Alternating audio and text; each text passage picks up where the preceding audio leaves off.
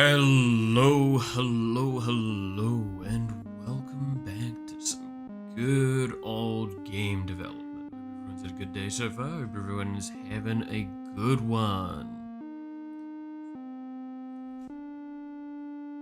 I'm not gonna lie, I am itching to go because I feel like I've not done programming properly in far too long a time.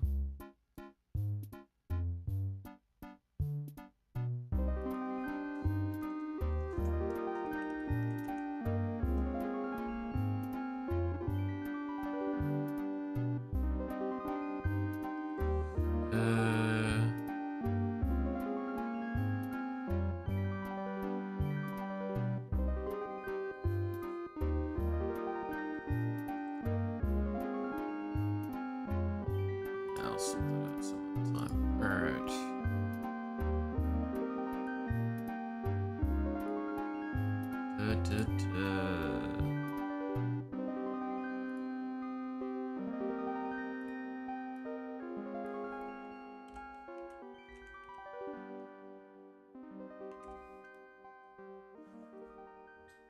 Alrighty. But yes, hope everyone's had a good day so far. I'm not gonna lie, to give you an idea maybe how excited I am for today in terms of programming, I actually genuinely woke up way earlier than normal. And like in a way that is kind of impressive to me.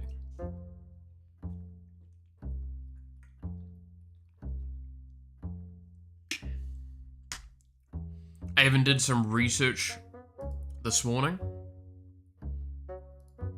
Also realize I haven't updated Twitch at all.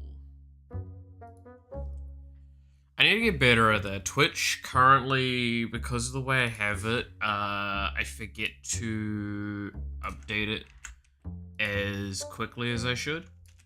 There we go. So it's not like, in a sense, automatically done like I used to do.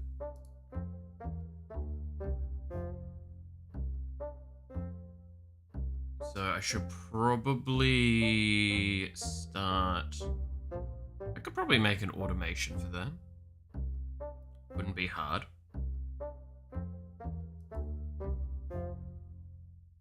I have a lot of automations that I can make now. Now, I want to also double check something. If I press this button, does this work now?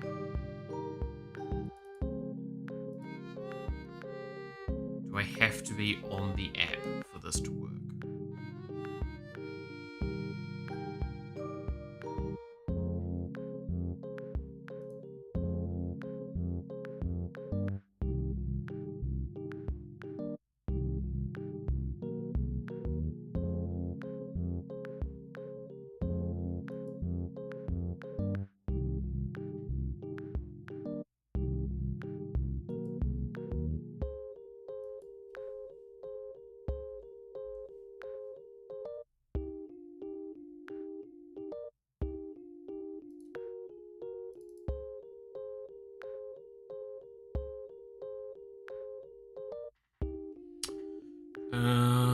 Because if that's the case, then that makes that less than optimal. It's just not working at all. Okay. I'll have to revise over that at some point then. Now, I know, so I still have my list of things that we're going to be working on as the priorities for the near future. Let me pull those up.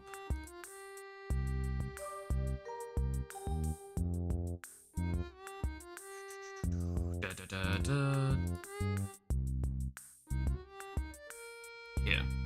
So this was our like little kind of idea of what we're going to be working on for the near future that we did up, I think it was on Monday. Oh, pardon me. So these are the kind of the priorities, and the numbers do indicate the level of priority. However, I do want an acknowledgement made I'm not always going to stick to that. And today is an example of that.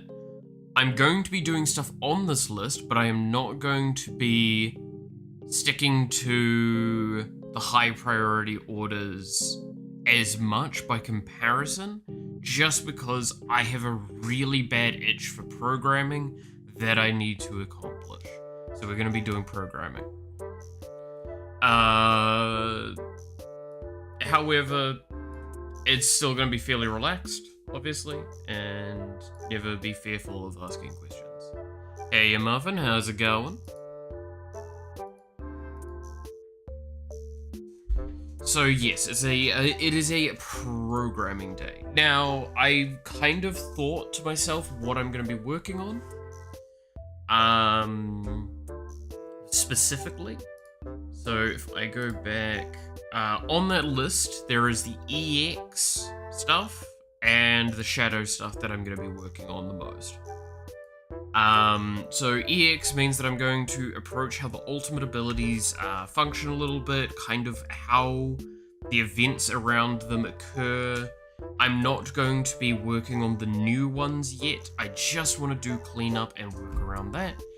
And then I want to see if I can do some stuff towards the shadows to potentially add a little bit more going on with some of that. We'll see. But the main thing is I want to work on the EXs. So it's going to be a lot of like going back and forth sort of stuff. So hence why I say today's probably going to be quite a relaxed one, but I'm just really itching to get some programming done. So I'm going to avoid looking at a lot of things and primarily look at stuff around the player, the EX code relative to that, and just general cleanup. By the way, Muffin, I came up with something that I'm going to work on. I think I mentioned it to you briefly in terms of programming for pathing. I've got a really interesting idea that I need to work on before I can commit to it, but I did do a bit of research this morning. A fair bit of research this morning towards it. I don't have anything at the moment. The only thing I kinda have on work for it at the moment is here. And it's gonna require a lot of work around that. So, there is a thing, let me get the term for it again, called Boids, I believe it is? Yeah, Boid. So, I'll pull up the wiki for it quickly.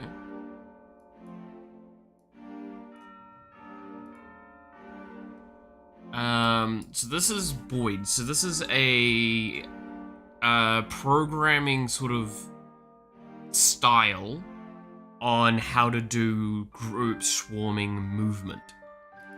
And the key thing with this is that it becomes less intensive because all you're doing is calculating velocity external to the object and impacting its velocity through a cycle through, instead of doing a pathing or doing anything else, and it means it can more organically move as well, which could give it a bit of improvement.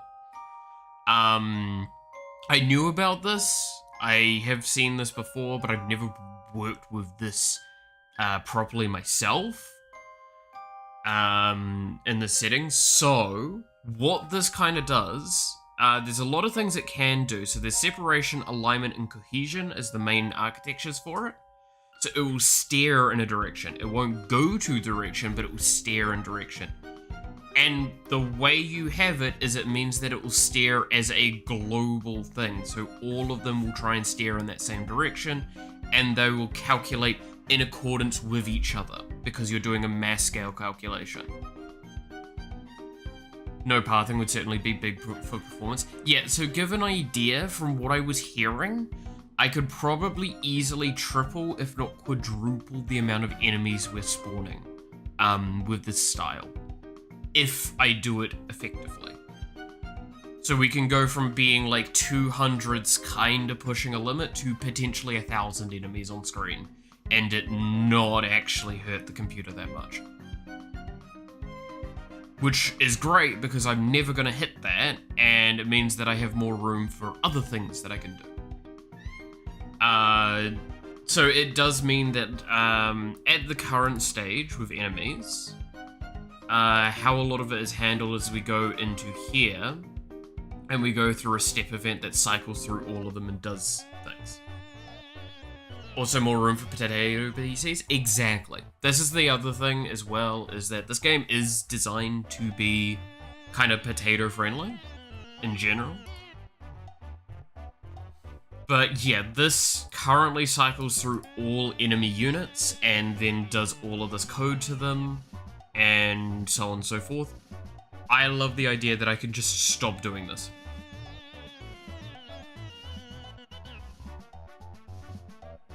That we can just like completely move away from these actions and the enemies become even more lightweight is the important thing.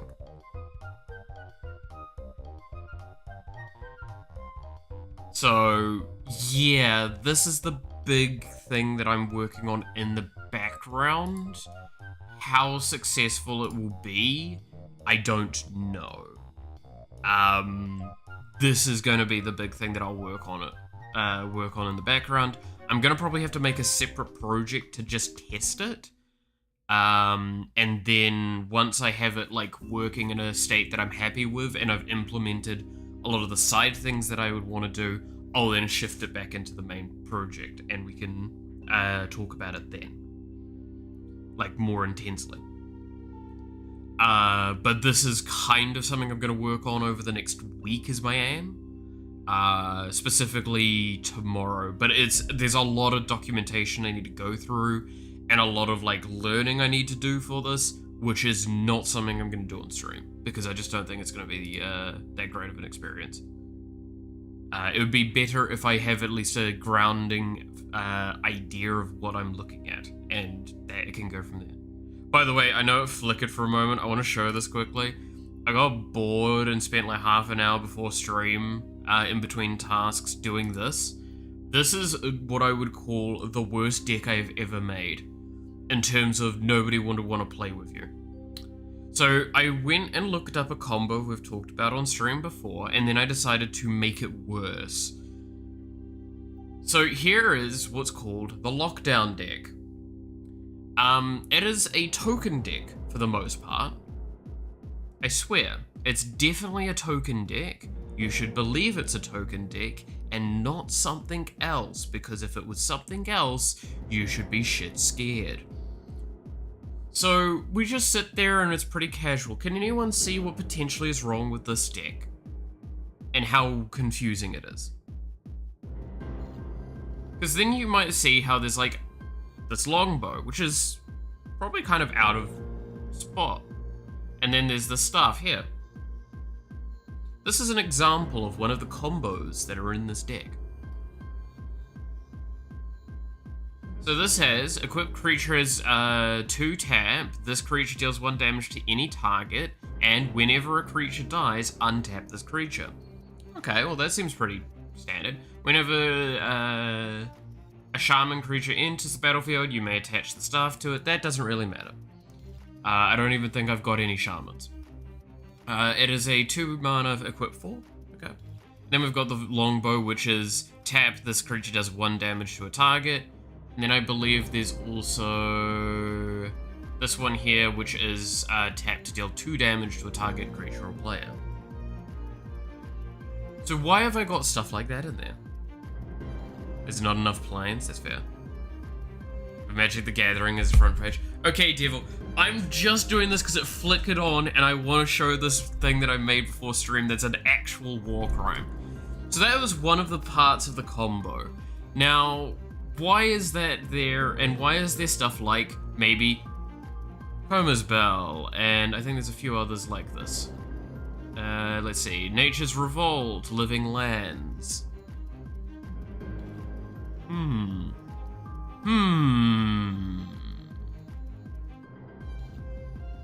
Life and Limb, All Forests and Sparrowlings, All forests are 1/1 creatures.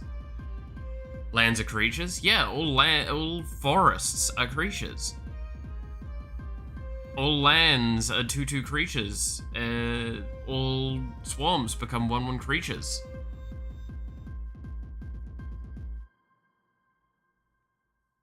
Right? Why is this all really good? Well, that's because I wanted to be an awful human being. So we've got stuff like Yavmaya's Cradle and Urbig's Tomb. So everything is a swamp or a forest if we want it to be. All lands. And then we have those. And then we had that combo that we showed that like I could infinitely kill 1/1s or 2/2s. Oh, that's not too bad. Right? I mean, it's kind of a bit of a dick combo, but there's a lot of cards involved with that one. Thank God there's not like some automated combos in this that potentially, oh wait, this gives creatures your opponents control -2, -2, -2. Wait a minute.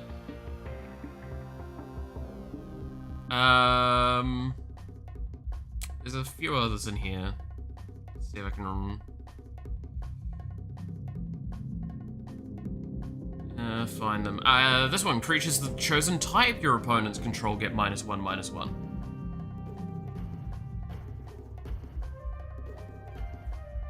So what if I said like, say, I don't know, lands, or with the case of this one, Sparrowlings.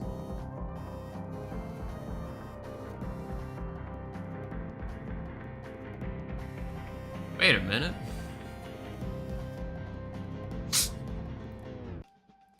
You know what's worse?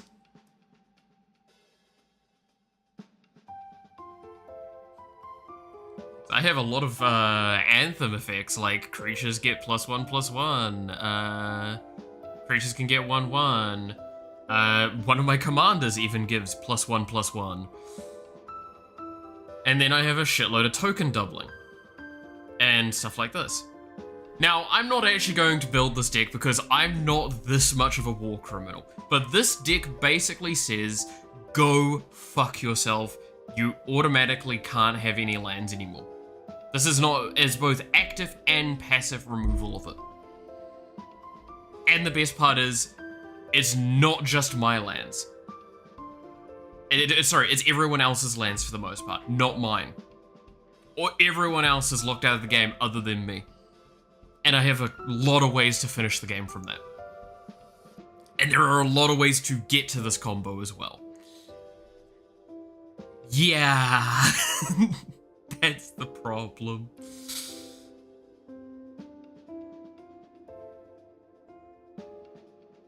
So this is why I say, like, it took that combo that I think it was you, Muffin, that mentioned, and then just turned it a little bit worse.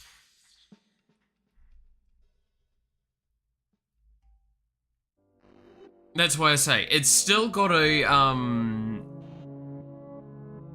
that they all just die off, naturally, under most situations. The one that you had, I believe, is an artifact one, which I don't think I ended up adding.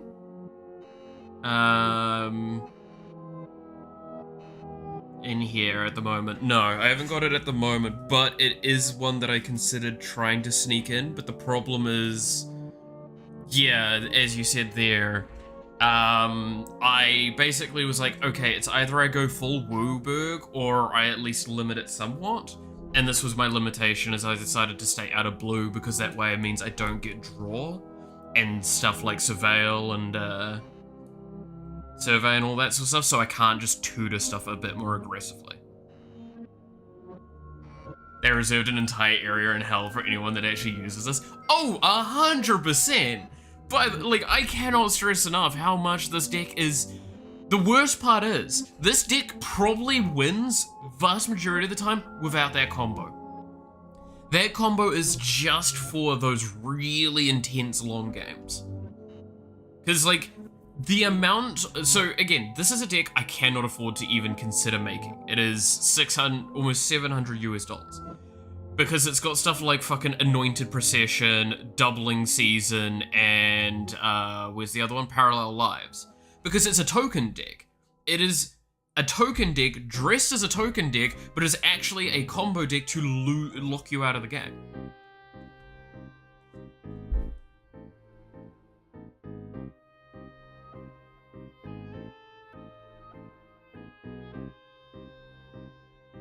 So the point is that when this works, you're just unable to play, and I'm allowed to play still.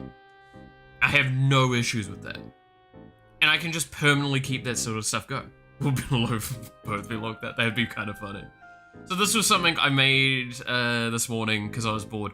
And it's actually even got 3 planeswalkers in it. Because like I couldn't see any reason why these 3 wouldn't be insanely good in it. Like, Liliana's probably the worst of the lot, but she's still a whenever a creature you control dies, draw a card. That's all I gave a shit about from her. Because there's not that many enchantments that kind of give me that same effect. She's actually getting treated as an enchantment in this one. I actually probably don't ever use her ultimate.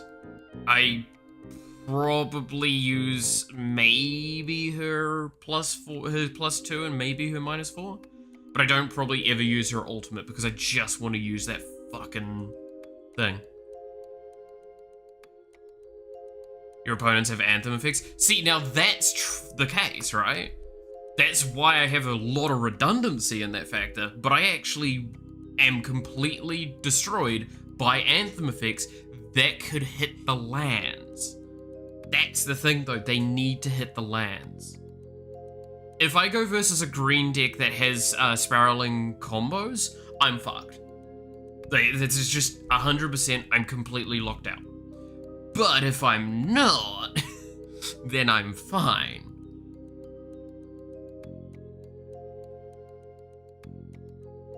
So it's a lot of ramp and a lot of silliness. That's what this deck's for.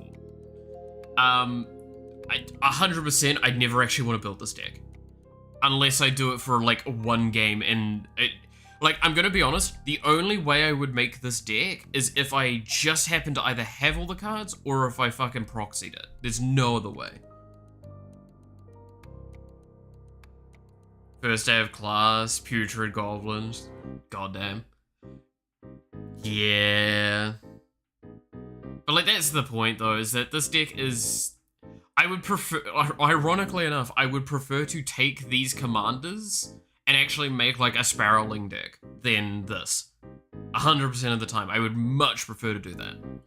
But I thought that this was just a funny little thing to make while I was bored this morning in between tasks. Oh, by the way, I'll show this very quickly. I won't go into detail. This is a deck that I've made literally with a bunch of my chaff cards that I had around the place, and cards that I was given.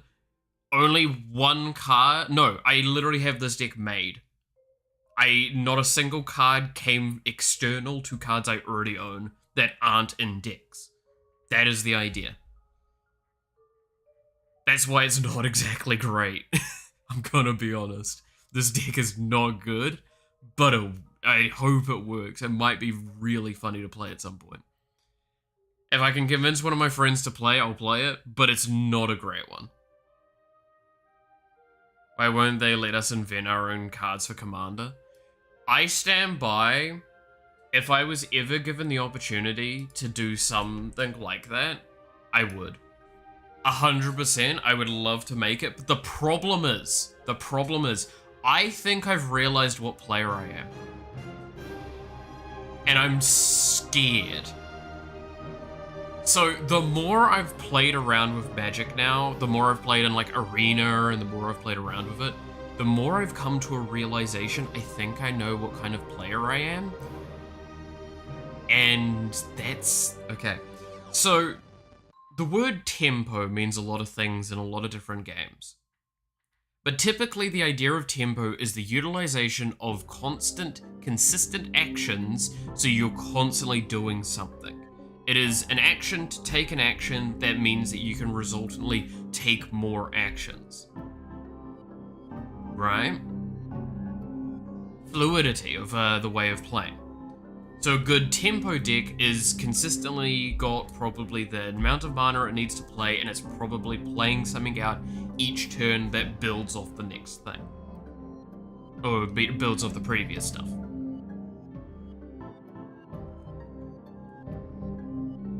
So that's always been a key element of how I play. I'm like that too, but after you do it in a bit, you realize it's more fun to do other stuff with friends. Oh, 100%. But like, that's the thing, is like, this is the styles I've always enjoyed. Even if you look at the Hearthstone decks I play the most, the Paladin deck that I've shown a few times, the one that's called the Grandfather's deck, the reason why that one wins isn't because it's got it, well, it is because it has an end game combo that OTKs, but it's because I can out-tempo my opponent a vast majority of the time. So I can just keep playing cards, keep up pressure, so they have to deal with that stuff, so it means I can go to my win condition. And when I was designing my Edgar Markov deck more recently, that's kind of how I made it, is it's made to play more tempo styled. It's designed in a way that means that it's consistently playing out cards. But you know something I realized that I enjoyed a lot? I really love Stella Lee. I really love that Spellslinger-like style, where it's about big turns, where you take a shitload of actions and just kind of play cards. And you try and network them in a way that means you get the most value out of them. I absolutely love that. And now I've been looking up different Spellslinger decks, and the problem is, Stella Lee is like the best still commander for it. And it makes me a little sad, because I kind of want to make something like different. So I'm going to be honest, if I ever got the chance to make a commander deck, I would make a Spellslinger deck. I would make a Spellslinger commander. That is what I would make. I've got a couple of ideas for how I would do it, but it would be a deck very heavily based off stuff like Magecraft. That would be the interesting thing. At least for me.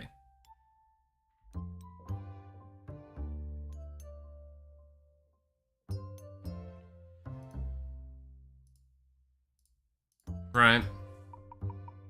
Because, like, I even tossed together not even an upgraded precon, just a straight up Stella Lee without considering the commander deck, together to see what I could make.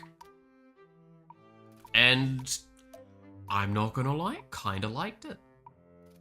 It looks really interesting. There's so many different ways to do it too, because, like, Prowess looks really, really tempting, but I really wish there was more Magecraft Prowess versions. Right? Because there's a couple that use that, but like, Magecraft is the one that actually still considers copies as well, because Prowess only considers casts. That's the important thing to keep in mind with that.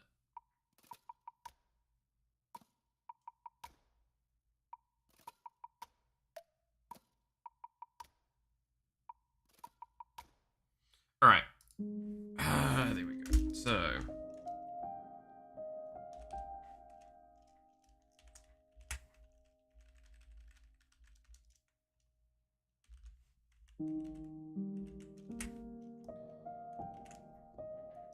So yeah, that's kind of what I want to work on, is make some of those sorts of decks. Because simply put, I've got silly funny decks.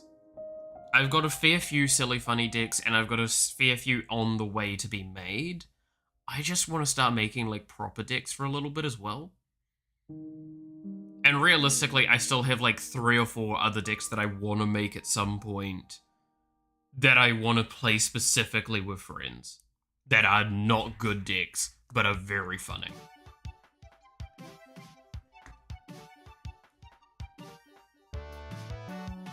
Again, I make the argument I want to avoid 2-card combos as much as I possibly can. But the problem is that, like, if I want to go play at a store, for example, I do kind of want to win at least one game, right? So I probably want to have at least 1 or 2 decent decks that are actually competitively viable. Hence why, again, that Edgar Markov deck is my big priority once I've sorted everything out and everything, because it will be the deck that is like, I fine-tune that to work, then I make 1 or 2 other decks later down the line.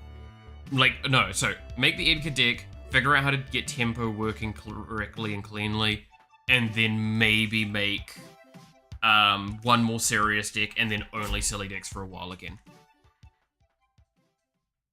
So that's why the deck building has been so important for me recently. Because, I want to figure that out. It's alright to have 1 or 2 card combos. So, my argument with it is it's okay to have some available to you. However, they need to be telegraphed and understandable. So the Niv Mizzet combo I have in my Stellar Lee deck is an example of what I think is a good 2-card combo, because there's actually a chance I lose the game before I win. It's a really good finisher when I'm on a 1v1 scenario. Because to reiterate that one in case it may be not known. So that one is Niv Mizzet Pan Run and Niv Mizzet Visionary, I believe it is. So Pan Run is 3 red, 3 blue, can't be countered flying. When you draw a card, deal 1 damage. When an opponent casts a instance or sorcery, you draw a card. The other one, Visionary, is you have no max hand size, flying. It's also 1 blue, 1 red, and 4 mana. And whenever you would deal non-combat damage, draw that many cards. So it means that with those 2 Niv Mizzets on the board, 1 pings when you draw, so then you draw for 1, and then you ping because you drew, and then it just creates this perfect cycle. Thing is, if the enemy total health is greater than my deck thing, I've lost the game. Because that's not a may effect in there. There is a you do this. If I recall correctly, none of it is a may effect. I can look quickly. While I'm setting some other stuff up as well.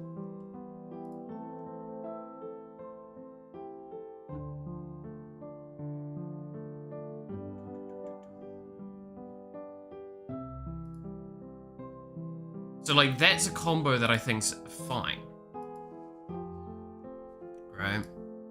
I think this is the one that I made last night, and I think it also has the combo in there. Let's see. Whenever a source you control deals non-combat damage to your opponent, you draw that many cards. Not may. You draw that many cards. Whenever you draw a card, deal 1 damage to any target. So, okay, correction, there is a way to break the cycle then. I don't target an opponent with the Pan Run.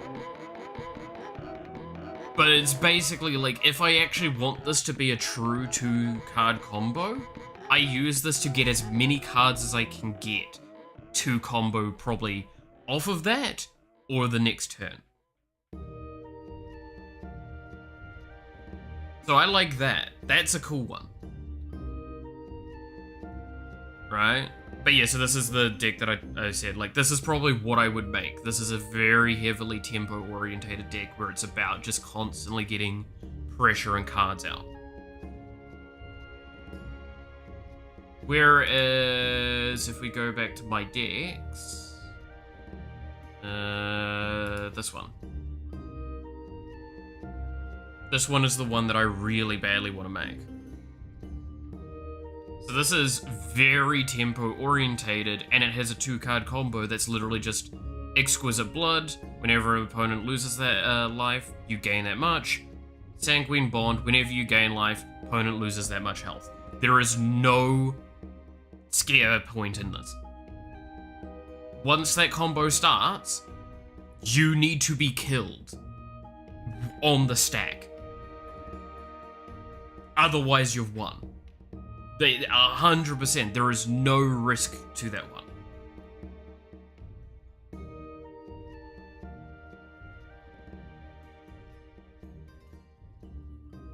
Any primal conqueror. Let's have a look.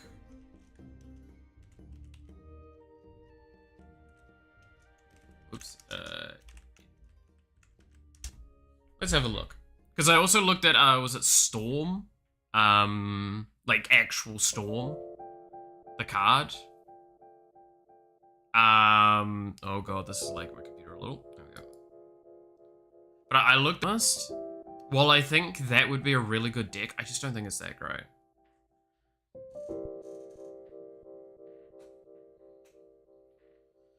Okay, Primal Conqueror. Enters the battlefield, each player exiles cards from the top of their I feel like I've seen this one. From the top of the library until they exile a non-land card. You may cast any number of spells from among the non-land cards exiled this way without paying their mana cost. So this is a red-green, is that 9 and then 1 Phyrexian to transform. Whenever deals combat damage to a player, they get that many poison counters. Oh, okay. Wow, that's a pretty fucking rude lethal. Only the red side, you never want to turn it around. I was about to say, because like that's a way to just win the game. When enters the battlefield, each player exiles. Red-green. Would you be able to Is there any good flickers in red-green? Why didn't you add like a very OP card though? So with this deck here, I have. This deck has really strong cards in here.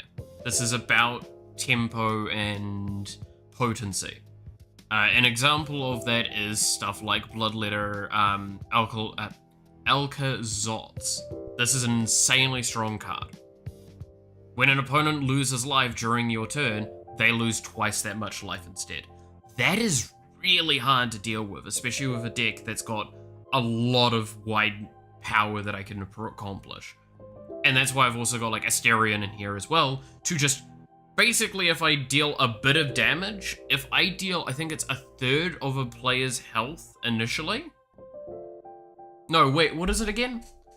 I need to deal equal to, base-wise, I need to deal a 6 of their health, and I one-shot them with that combo. A 6 of their current health, rounded up. You can phase it out and stuffs, or copy it and do the effect again. You want it to die soon so it can recast, so your opponents don't want to kill it, but it's so strong that they have to do something. Yeah, I kind of do like the idea of that. And it being red-green means that I can do ramp stuff in it, which is kind of cool. But yeah, like, so this gives an idea. I have really absurd combos in certain decks, not in all of mine. Because if I had, say, this deck here, this deck has a few win cons, but it's all about just being, like, silly and fun. A fun deck does not constitute a strong deck. Not for me, at the very least. A fun deck should have cool ways to win, but it should still be able to play the game. Hence why I say, like, my problem always has been with decks is that I build tempo really easily. This deck, honestly, its biggest weakness and its biggest strength is the fact that I just got several fucking counterspells in here. Like, outside of Swords to Plowshares, all of these are counters. Oh, actually, no, this is Void Rend's also not a counter. It's non-counterable, but it's destroyed non-land permanent. Sword to Plowshares and Void Rend are my just instant destructions. All of these are counterspells. This one's a really nice one. Counter target spell, the controller can't cast spells this turn. Have you played your land for turn? No? Well, that's the only thing you can do now. Go fuck yourself. But that's for one turn. Then we've got Refute, Negate, Counterspell, and Arcane Denial. All are hard counters. Then I've got a lot of stuff that's like Shroud, Hexproof, things like that, so I stay fairly safe from targeted enchantment removal. Is you have to do massive AoE ones to like really get the benefit out of it. Yeah, so this is what you're kind of talking about, with like the heat shimmer here.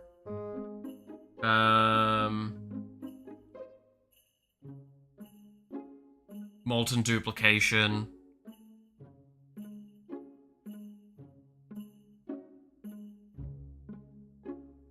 Conjurer's Closet. Yeah, okay, there's already like a lot more flicker cards and copy cards than I thought there was gonna be. That's actually really kind of cool.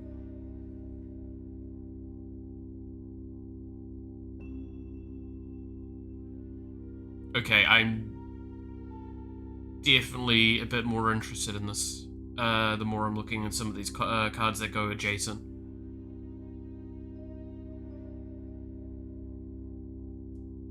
And there's Primal Storm version as well.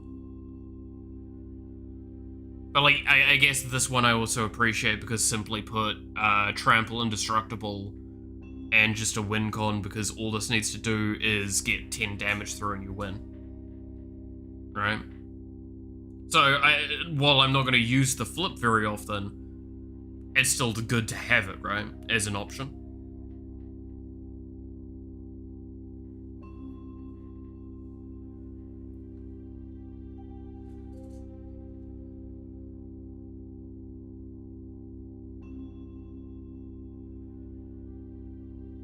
In case the game is, I definitely would be tempted to make a deck around that, though. Like, I wouldn't build it around the poison, or guarantee flipping. It's just an option, right? That's the important thing to keep in mind.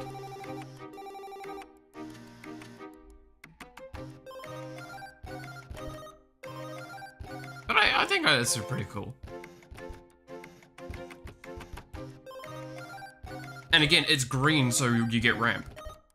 So, oh no, you killed my commander. Well, I have enough mana to pay for it again and the 4 times commander tax that I now have. Suffer my wrath. Yeah, I could do a deck around that. That'd be fun. How much actually is the card itself? Now that's the question. 15 US, woof. I'm sure I can make the deck kinda cheapish. But yeah, like that's a deck that I probably would enjoy. It's really weird to explain what I enjoy, because it's like, it's tempo with a combo top end.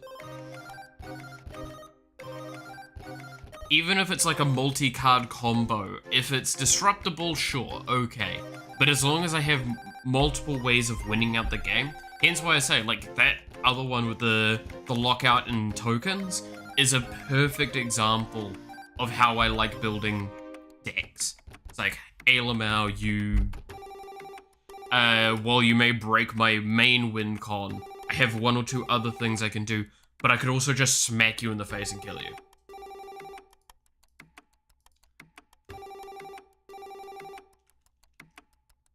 The weakness of a lot of those decks is that if you go into a disruptive control deck, so probably blue deck, in specific ways, like a blue-red deck that's actually designed to be an interrupting sort of one, would probably beat me.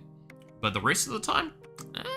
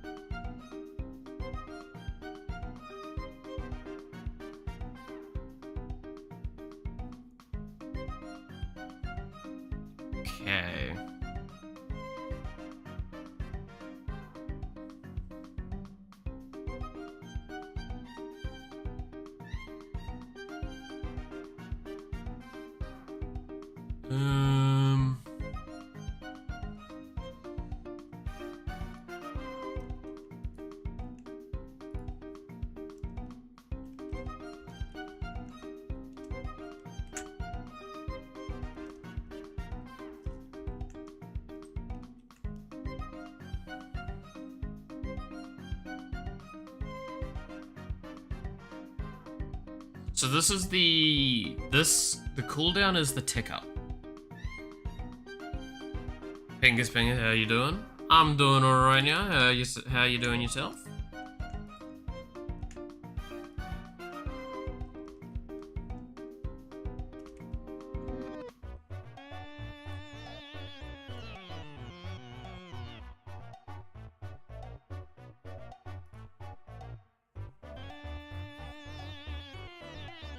Popping by, gonna have to leave in a bit again, but I'll be back afterwards. All good, all good.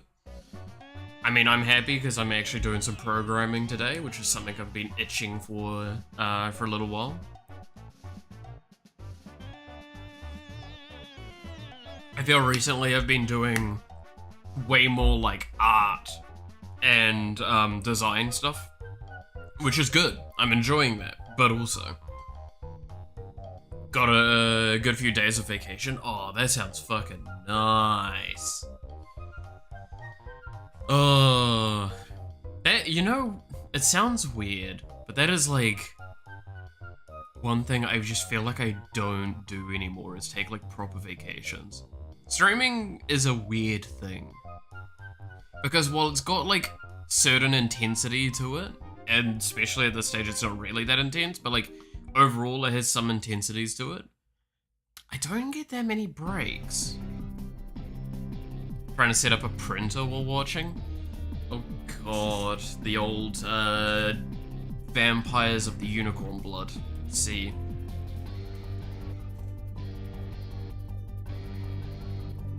Never fun they are, never fun.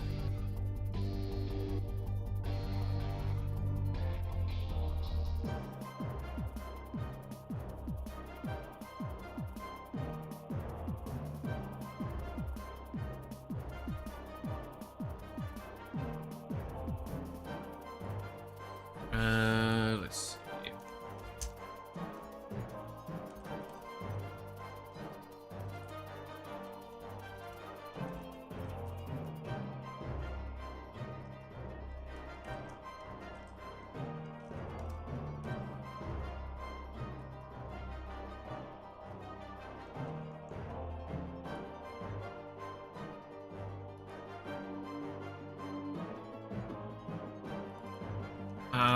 So this one is...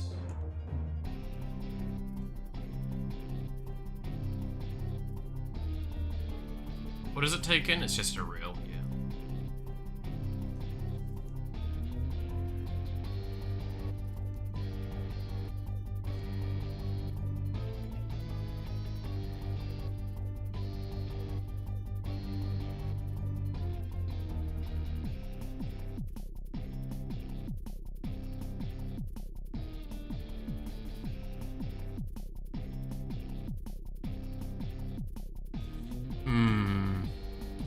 So this would be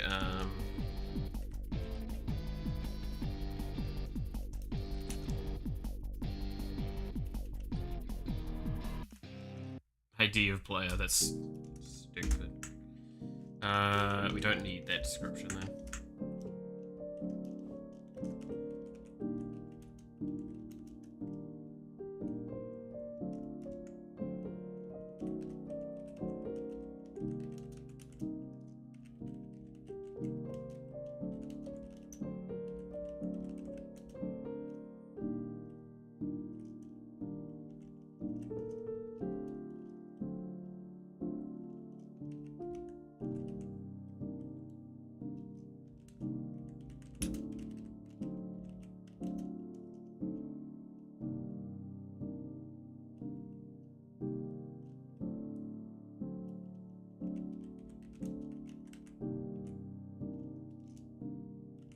There we go.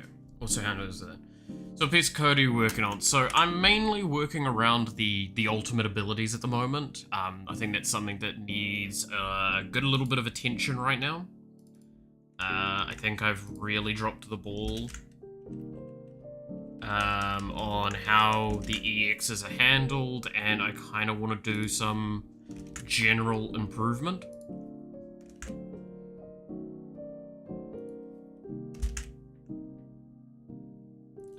to how a lot of this is handled and set it up for the future. This is one that I'm just doing because I need to start doing this to more places to prepare for when AD data becomes relevant. But I'm just kind of reviewing over how I handle the casting and the, like, triggers and stuff like that for it, and what might need to be cleaned up along the way. Because, you know, you gotta see how it's done to be able to actually fix it. Because I'm kind of sick of how scuffed some of them feel in some regards. It's the same with most abilities in general, and it's kind of too late for a lot of them. Because, like, a lot of stuff, how abilities are stored data-wise and made, to actually improve them effectively, I don't think is feasibly doable, because it would take, like, half a year to rewrite all of it. And I do not think that's the correct direction to go with this game at this stage. It's something I would probably do later down the line after the game is, like, being successful as a branch cut, and just work on, like, specifically certain things, work on those, improve them, and then I can post that into the main game and replace a lot of architecture there. Printer not connecting to Wi-Fi, so I'm looking for a solution. App sends me to a website, that it sends me to the next website, and then sends me to their app. No solutions in sight. Oh, I have been in those situations. Yeah. Like, genuinely, it's not pleasant. What brand, if you don't mind me asking? I don't know that there are some composition patterns for abilities and stuff, but I would need to research them more. Well, I need to research it anyway. Yeah, like, it's the way I do the effects in this. There is a couple of things that I do super manually that probably don't need to be done manually. HP printer. There's fairly good documentation out there on forums and stuff. All I say is, like, this is one of those times you just Google it and see what Reddit says or some shite, alright? Undoubtedly someone might have something towards it. But I'm sure that's probably something you've already kind of, like, done as well, so it doesn't really help. It's just one of those things that, like, I spend, like, maybe potentially an hour scouring through, like, necro forums to find answers for things, and I maybe find an adjacent answer that gets something working. It's always the big thing as well.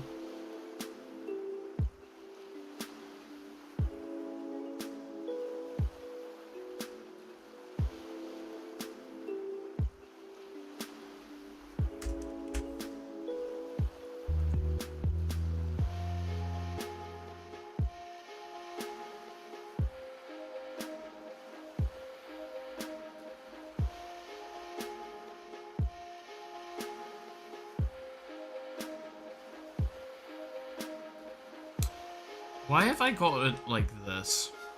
I wonder. I think that was me being quick and scuffed with that. That's the only thing I can think of, yeah.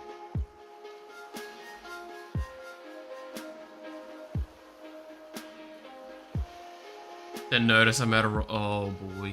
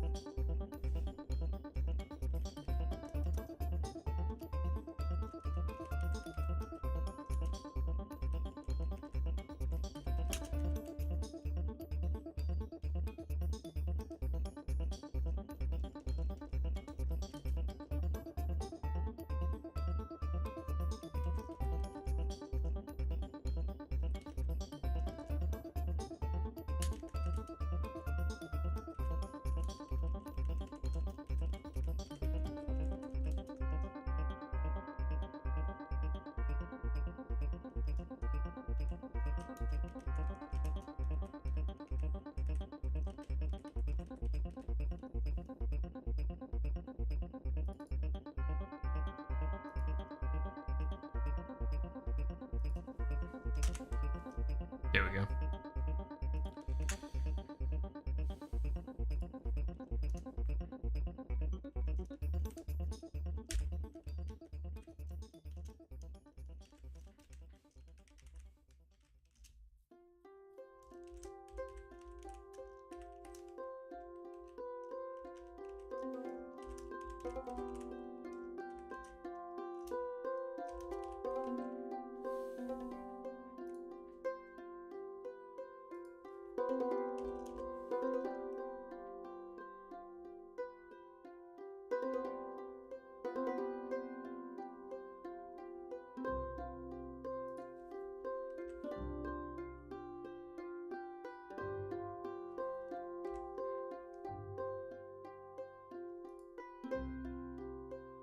Interesting, so it doesn't show equal signs?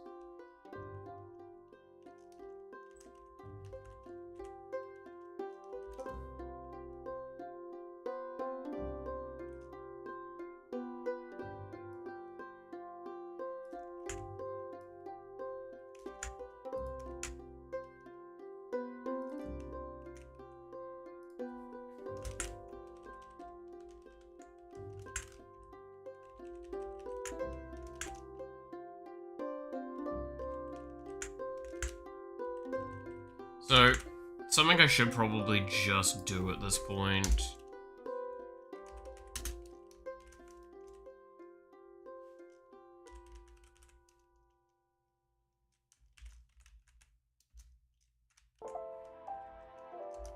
is this.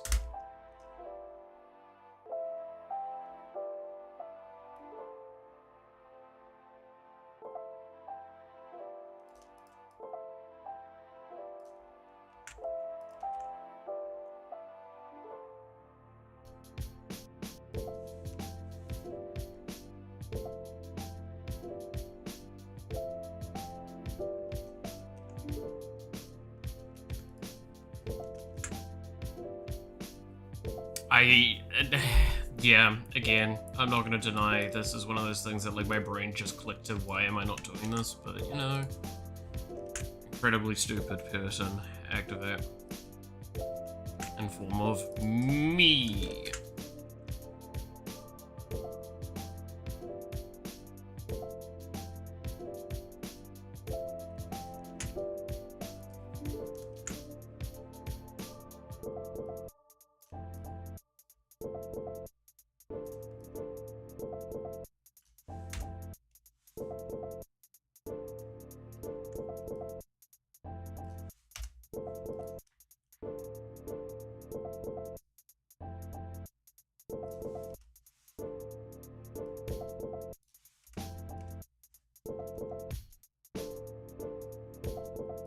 This minimizes the code a lot, makes it more readable.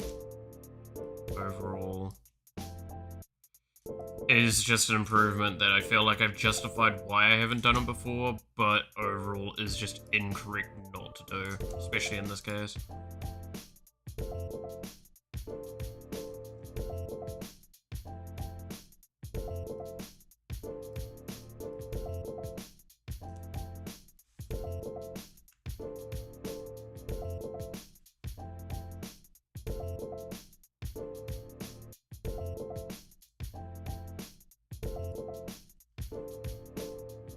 Wonder did that work?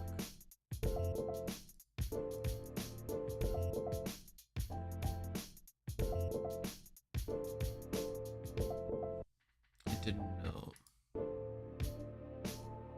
Interesting. Same argument should be made here.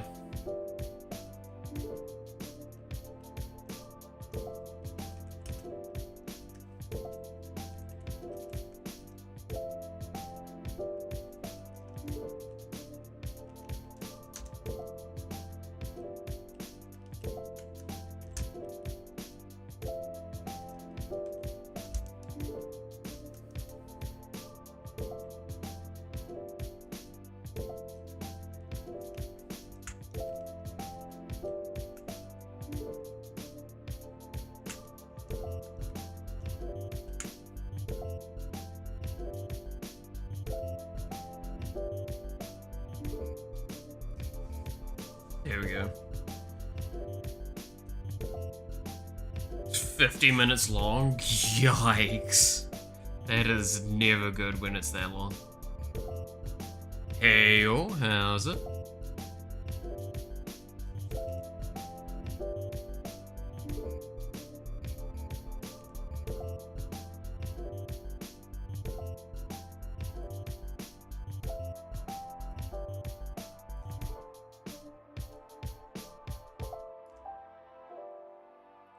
Okay, so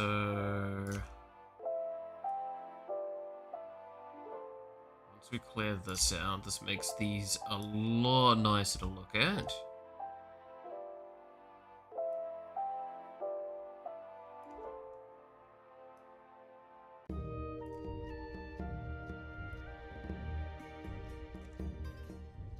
Let's see.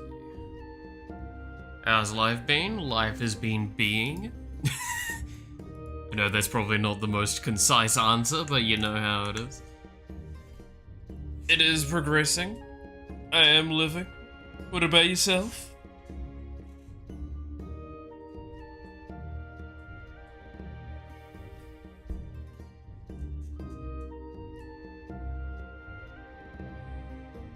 Okay, so those improvements. Then we need to also have the player ID stuff there. I'm gonna grab this.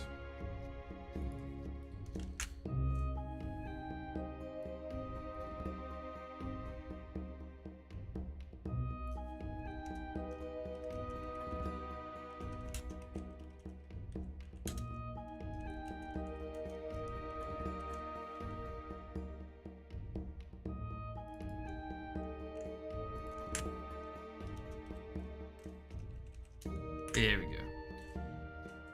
Just at a family gathering currently? Oh boy. Yeah, it's always fun.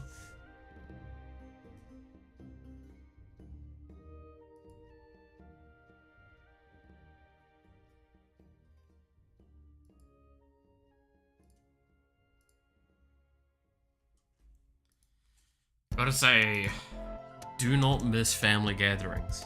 It's actually been quite nice not having to deal with that stuff.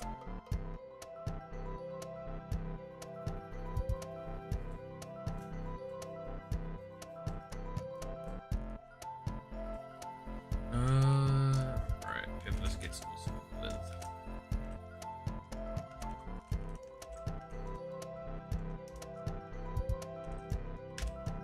player ID, that.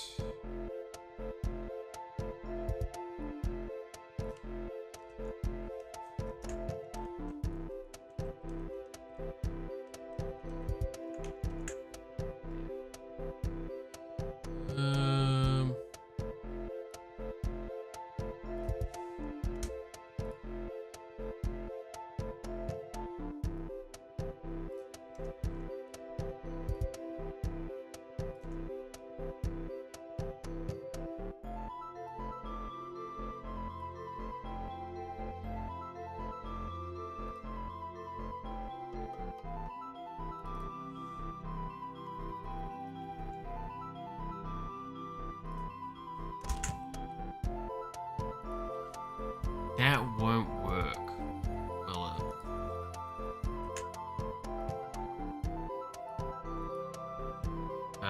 Function unit type. So unit type args.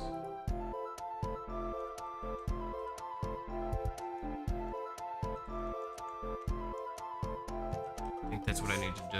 I'm gonna talk to Mum's side that keeps criticizing me for cutting your hair. That's... Man, why can't people just be happy with other people? Leave them to be what they are. You do you. Very silly. Very, very silly overall.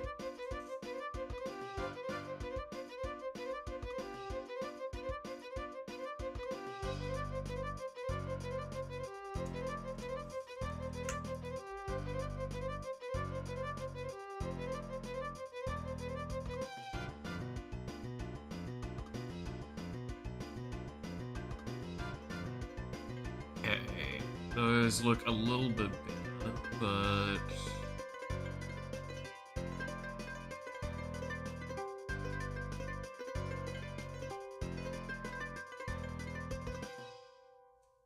I think there's nothing else for it. So, okay, let's go through these and explain what they do internally as well, so I know I'm not missing out on something.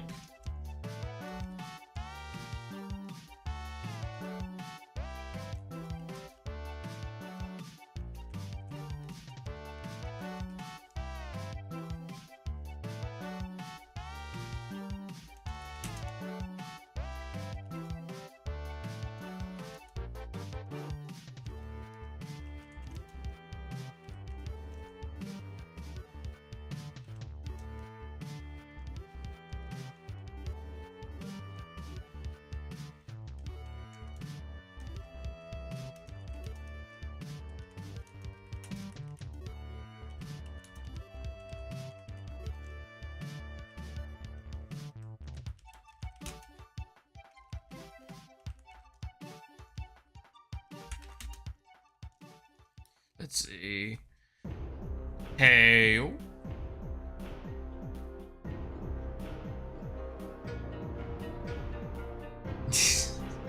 I hadn't stroke. What?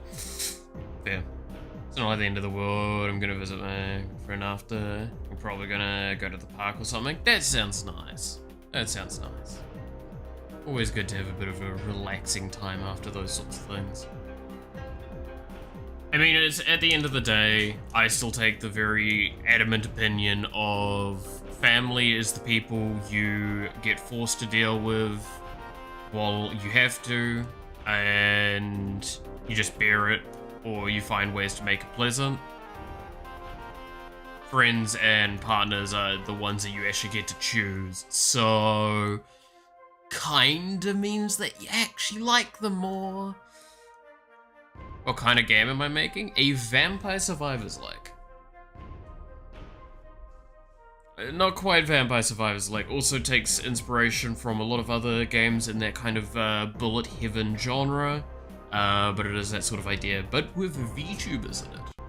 Yeah.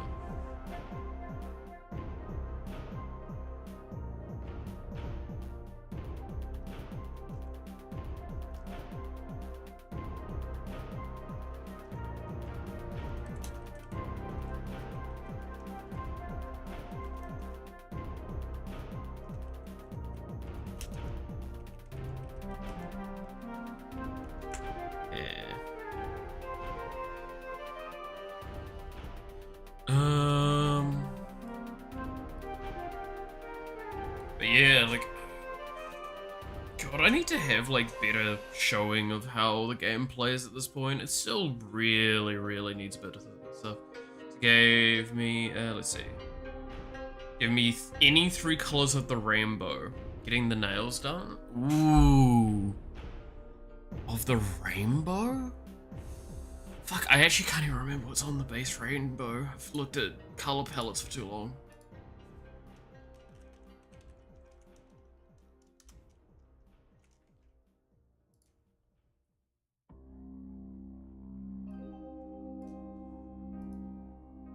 Let's see. Red, orange, yellow, green, blue, light blue, dark blue, and purple.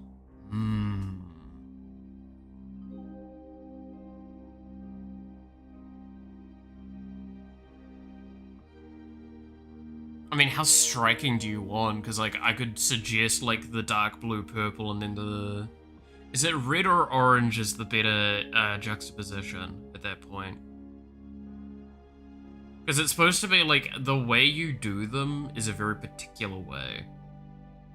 It's supposed to be 2 similar and then 1 opposite, I believe is how color theory works for that. I'm trying to remember. I think it's orange.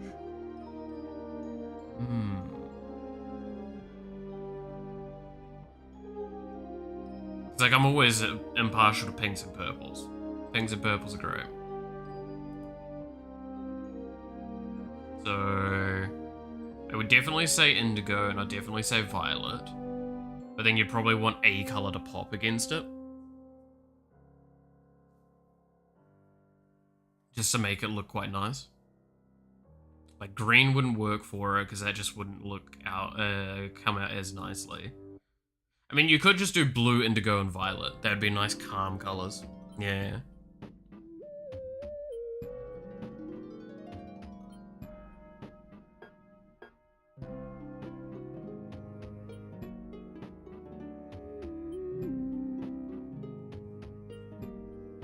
I'm not gonna lie, I have seen like really nice red ones recently that looked really cool.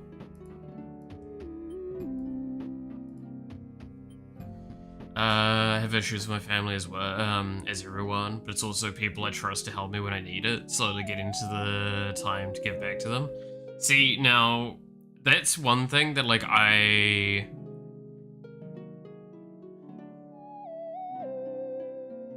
struggle with as well, right?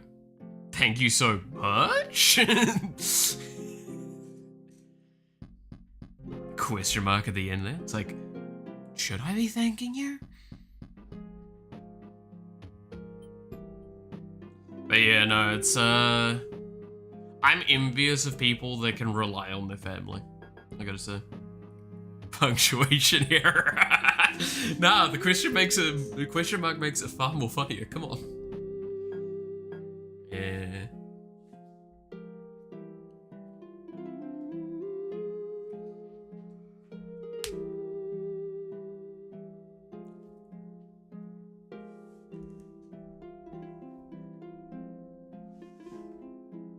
Like, I have a few friends I can rely on for that sort of kind of thing, but most of the time, not so much. I definitely don't have family I can rely on anymore.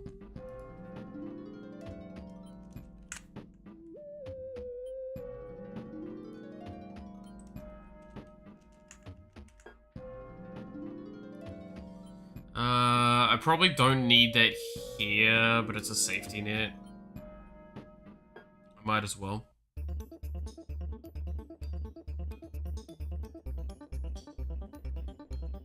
I get that not everyone can rely on their family. Well, I mean, like, I just am not even in contact with them because they've been so fucking awful to me, so...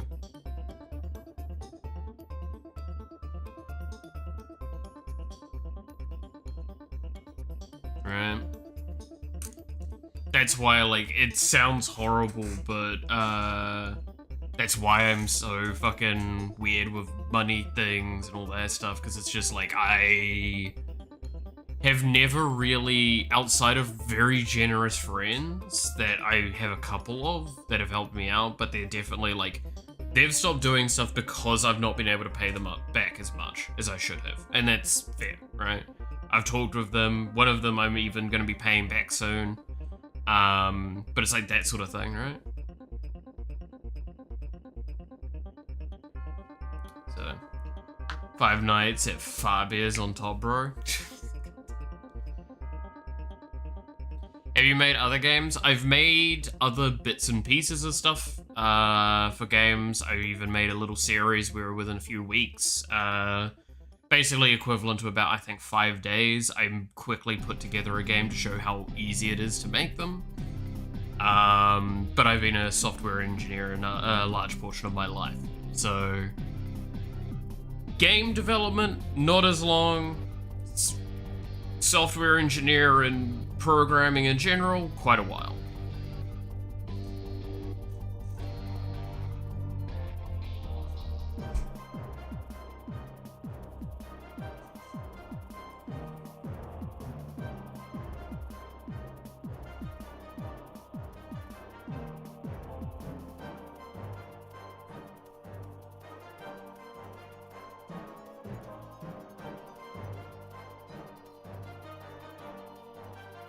But this game has been in development since...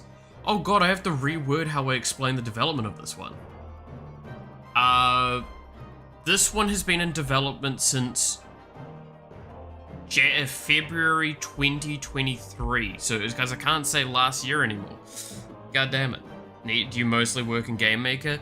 For this game, I've been working in Game Maker, for a couple of the other projects in Game Maker, but like one of the projects I'm working on in the near future is going to probably be in Godot, just because it offers things for that specific development that I want that this doesn't offer. My best mate only learned his father's death month from a friend. As I said, some people... Yeah, like... I voluntarily have nothing to do with my family just because of how abusive they've been. I know that some people don't get that choice. All sorts of situations. And that's why it's like, no one has got it better or easier than another. No one really worse in a sense. It's because it's all contextual. I'm not going to try and put that forward at all.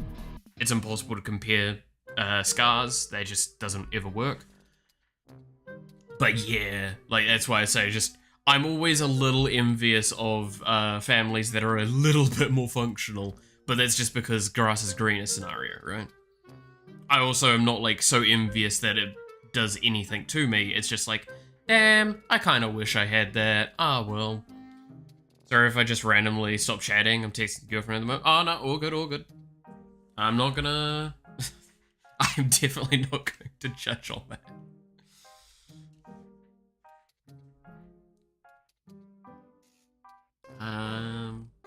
But yeah, there's never a really great answer to a lot of that stuff, is there?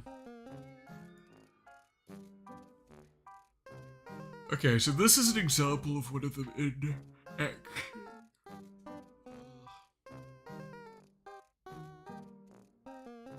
So we now actually have the global enemy stun, which is good.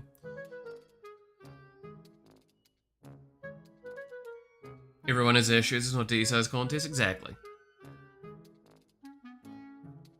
They have a girlfriend, what the fuck are they doing here? You know, I see no issue with that. Hey. Well, remember that one, we've had a lot of different kinds of people come through now. It's actually quite interesting, how many different people from different walks of life have popped through. We'll always be very curious about that. Alright.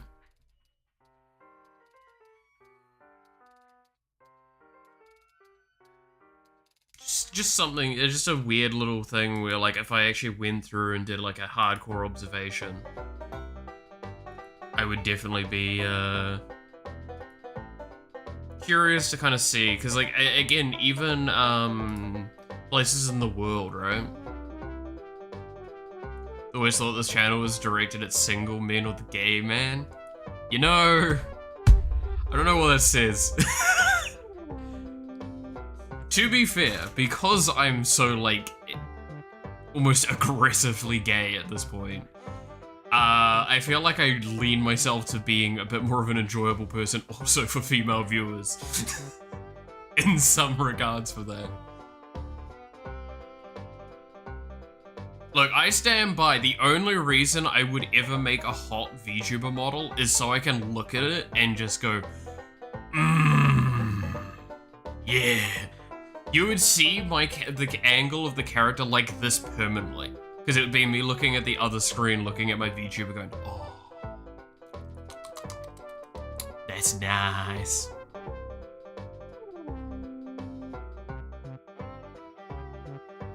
"2 days, the curse is real." Jeez. Well, hey, yeah, at least... yeah, no, that's... Hopefully they were a good few days. I can't say shit, eh? I remember the EU portion of my life where the idea of a relationship lasting more than a week was like a dreaded thing. Also, yeah, I'm gonna put my hand up, I was a playboy for far too much of my life. And you can easily call me an ass for that stuff. Because I was.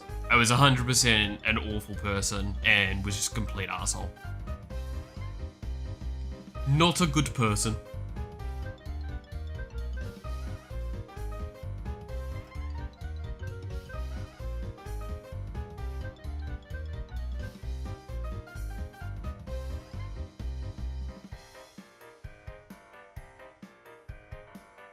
Yeah.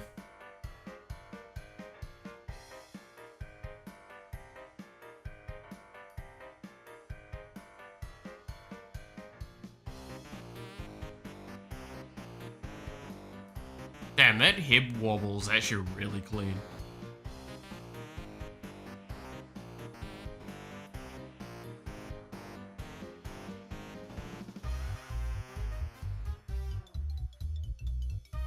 Gotta love it. Speaking of, I am so close to like just getting that fucking model fully paid version, right? So tempting. I will do it. I just can't do it this coming week, and I don't think I'm doing it next week. Yeah. This relationship lasted about 5 months, but 2 days at uni and she broke up. Too salty about it. More the girlfriend that followed. Ah. Fair.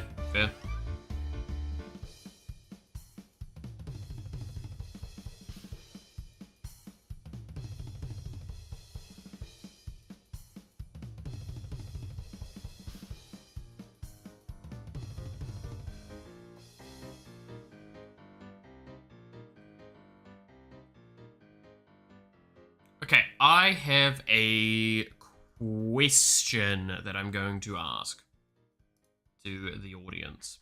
Y'all can answer this however you see fit. So, in the game, there is a stat. There's also this for assist, but Happy New Year's to you as well. Hope you've had a good couple of days into this lovely, lovely New Year so far.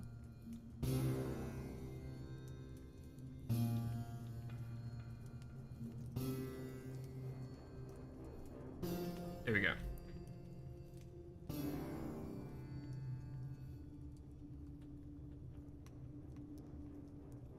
So, EX amplification. This is a stat that exists in the game. The idea of this is to amplify the effect of the ultimate ability. Now, the question that I'm going to pose is that what should get amplified?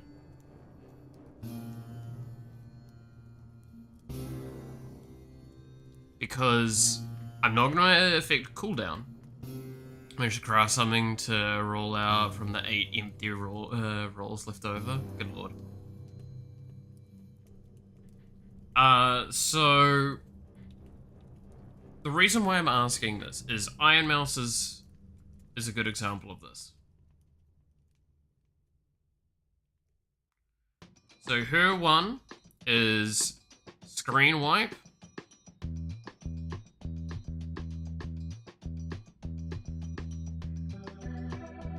Plus vacuum.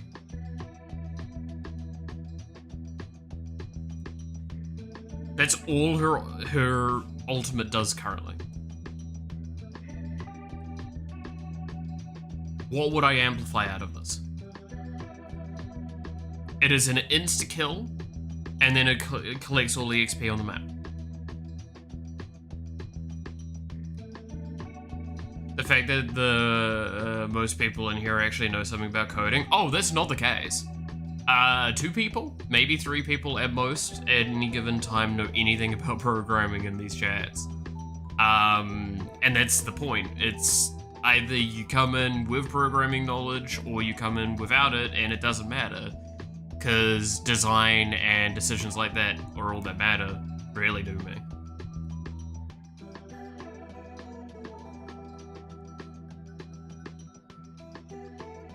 Could the EXP multi or bonus? That's a good question, actually. Could we add a multiplier to the EXP picked up this way? Shouldn't upscaling concern be left to the implications of the ability, so it can depend on the ability? Yes, well, exactly. That's kind of the point, is like, I need to figure out approaches, because this basically means every ability needs a lever, and I need to figure out what those levers are. I don't know what the heckin's going on half the time. Exactly. I only come in here for the conversations. It's fine. That's the best part of it. But I do think that the EXP multiplier or bonus thing is actually a really good idea there. Because there's an argument to be made that way I can give a very low bonus initially, but the amplification obviously increases that bonus. Yeah, I wouldn't be against that being the lever. Because like there's an argument as well for, then we'll go on to Mary's ability. Mary's one. So it is give all of his, is it his passive? I think it's his passive, all passive buffs.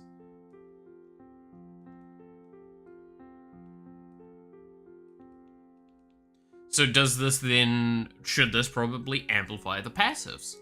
The buff that's giving like that? Probably. But it's just like, that's where you start getting into this kind of questioning range of like, how specific and how like wide should that concept be?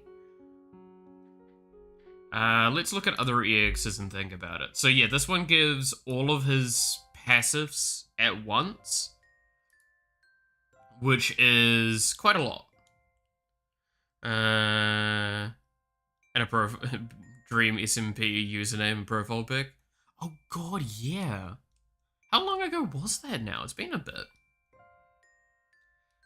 Caissons is increased to damage, crit chance, and cooldown reduction. So again, I just amplify the buff that I guess I give from those, right?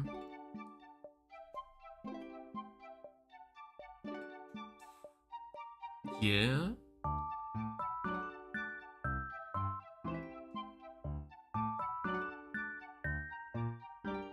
Finding solutions. Of course, learning the situation applies to be, but not necessary. Yeah, well, I mean, like, that's the core thing about it all at the end of the day is, like, even if I'm programming, it doesn't really matter if you know programming. It's just playing around with it.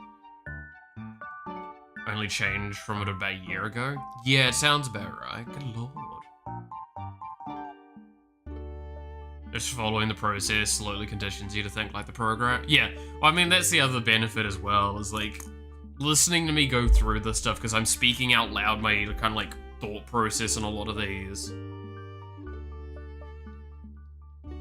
enables the viewer, to probably kind of get a glimpse at how that goes and all that. But it even doesn't matter at the end of the day.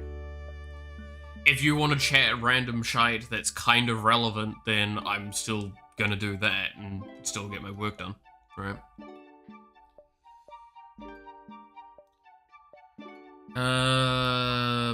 This one's easy. I'll just amp the damage. Yeah, okay, so I like the XP idea.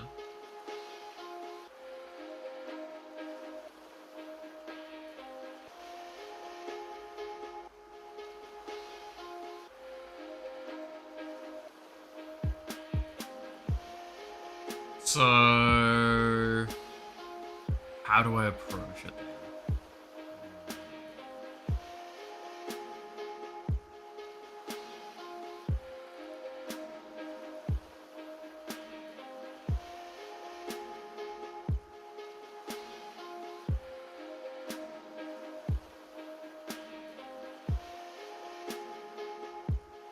Where are the stats for Rock? Yeah. Okay, so that's the duration. So then we want to have XP quality.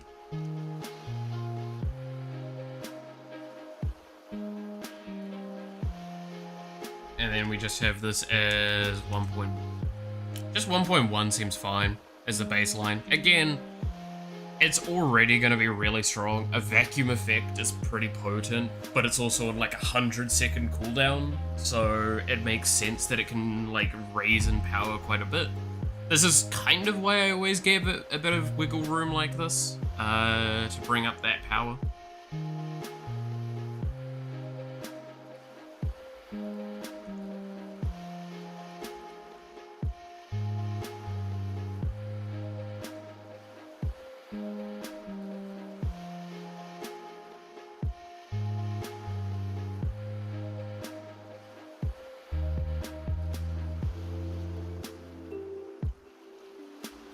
I feel like I'm gonna change some of this stuff. So I'm gonna actually change Hellborn Rock to be what the air assist was called.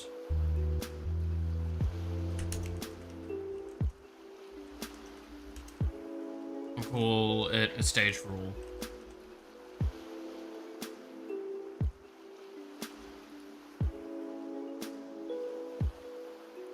This way I can...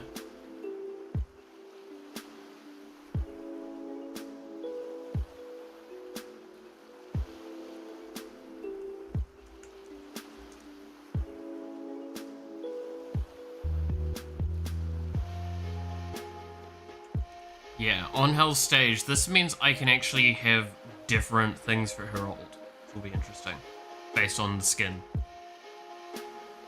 I see you're doing like what I did for Microflawed and listening to the features we could influence. Yes. I got my nails done about a week ago, by the way, and love them. French tips with pink, bow charms, and pearls. Could be easier to buff how EXP dropped by enemies killed by the screen wipe, but I don't know how your code is structured. I don't have something like that currently implemented, but I could do that.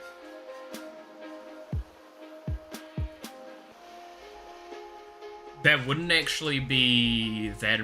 I mean, there is a cheat for it.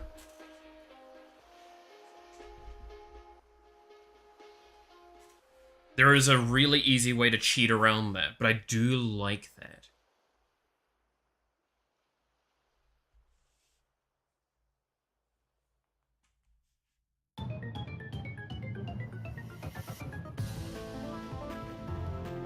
But wouldn't that influence, like, the player to then...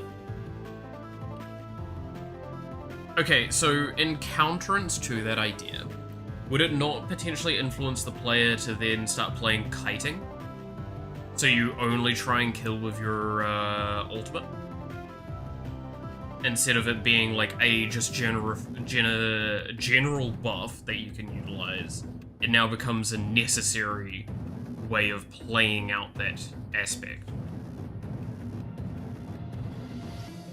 I feel like that's my concern with making it so it amplifies EXP from things killed by the ult. But then you could also make counterance, but doesn't also having it so it amplifies all EXP thing, then you would not want to pick up EXP, only with your ult. And because this has got team elements to it, then it would probably be more toxic that way. Yeah, actually that's a really valid point. It would be worse to have it amplify them on the ground. It would probably be better to just amplify what's killed. Yeah. Remembering watching your streams on the bus after school. God. That's... Don't do that to me. I don't need damage. I don't need that much psychic damage. I've already... Oh. I've talked about this a little bit, but you know, I've really started... A lot of my hairs are turning grey now. Specifically in my beard mainly, but like my beard's actually starting to get little grey spots, and yeah, it's at that point. Is it intended to be multiplayer? Yes, it is. It is intended to be up to 4 players. It has not currently got any of the core functionality for that, but a lot of the data structuring is allowing for that.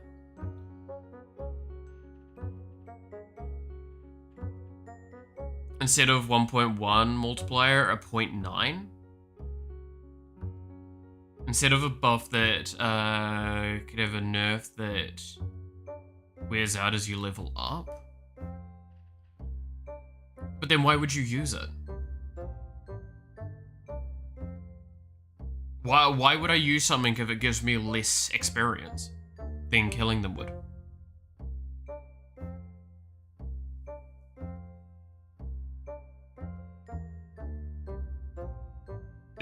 So the reasoning with that is it's the same reason why a lot of things nowadays, like Mume and holocure is a good example of this. Mume and holocure used to remove everything from the screen, or has a chance of getting rid of EXP. Now it doesn't. And that's because it just doesn't feel enjoyable, right? Losing something, having a negative.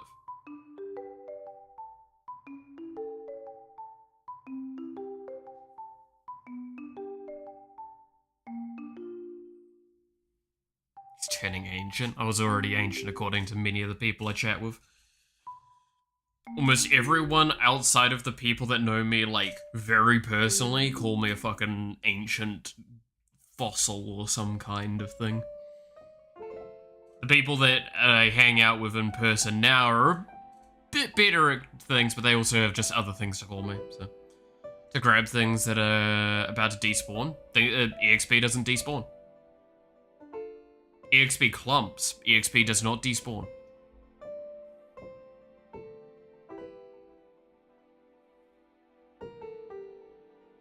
There is so you never truly lose out on EXP value. You only gain the value. Like, it only clumps to different locations and tries to clump closer to the player. I actually have a very intense code designed that every once in a while it gets all EXP that is currently off camera and collates it into a singular crystal to spawn kind of on the edge of screen, right? Hell of the ancient dad, hey now. That one time I got stuck in a tree. It's not been one time, I think it's been more than once. Screen wipe, map wipe, or actually some distance from the player then. I can't actually remember if it's full screen wipe or if it's full thing. Let's see. Yeah, no, it's just full map wipe. It is a full insta-kill to the map. To anything that's not a boss. And probably not an elite when those get added. Basically basic enemies. The trash mobs. That are running at you all the time. Because this code here is what we do for it. It's with enemy unit parent, so just units. Insta-kill target. And then it attributes itself and attributes the name of the ability. So we can use that for tracking methods that aren't actually currently still working. We need to do that at some point. Low-key though, should I have a bagel or toast? I like bagels more. If I buy bagels, I go through the bagels first, usually. Bagels are great. I haven't had a bagel in months now that I think about that. God damn. I think the last time I had them was when I was making some breakfast bagels one time. And that was like actually... That might be genuinely like 7-8 months ago.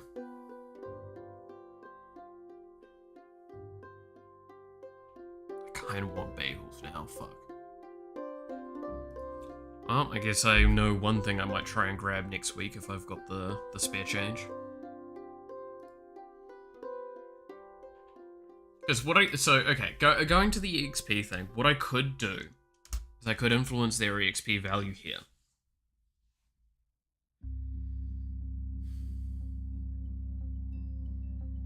So, how I would do this would be, is it...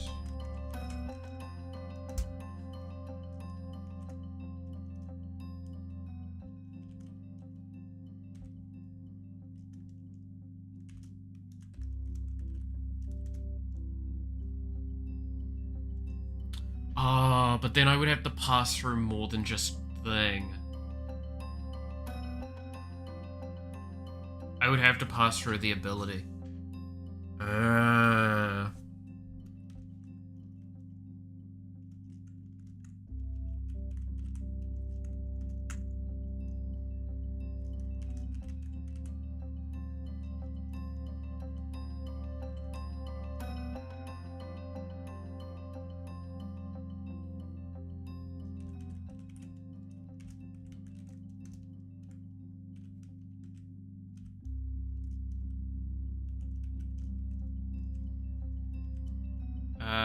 Is it that one or is it that one?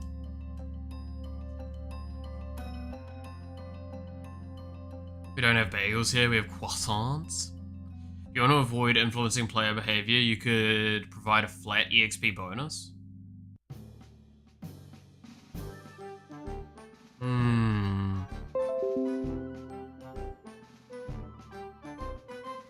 Oh, Windows update. Yeah, shut up.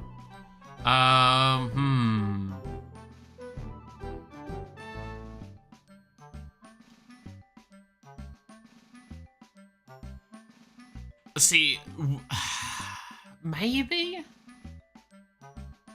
I don't think that would be incorrect, but I don't know. I think I like the enemies killed drop better EXP with it. And I think we'll go with that one just because while it does influence player personality a little bit, it creates an actual interesting choice scenario where it's like, do you use it just to clear, or do you use it to try and get EXP? You could take the COD Zombies approach. The knife one-shots enemies, but only for the first few rounds. It needs to level up to keep one-shotting. Oh no, this ult is intended to be a screen wipe, and it will always be the screen wipe.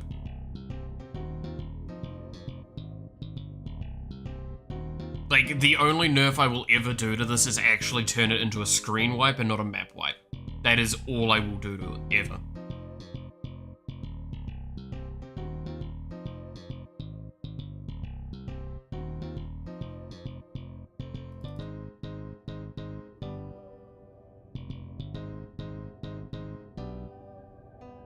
It is full capitalization.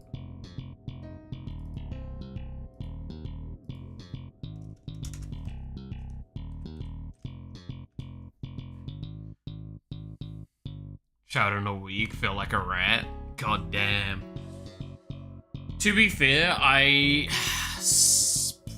like shower like twice a week now. Just because I don't really go out, and when I do exercise, I have my showers.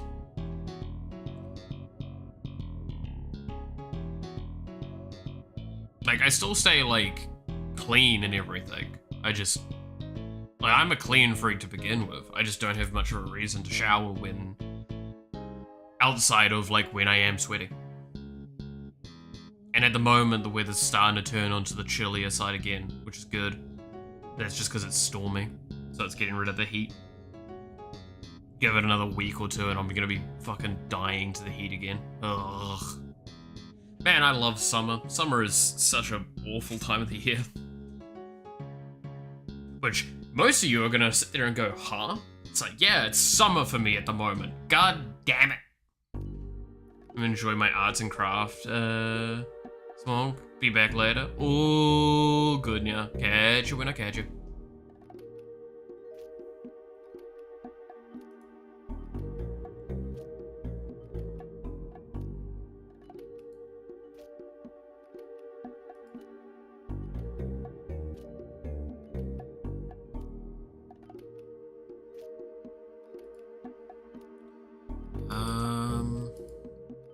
So here, this is probably what I'll do. So then this needs to have a pass through for ability value 1, and this can be called value, and this can be called, put as value here, and then this gets a value here. Boom.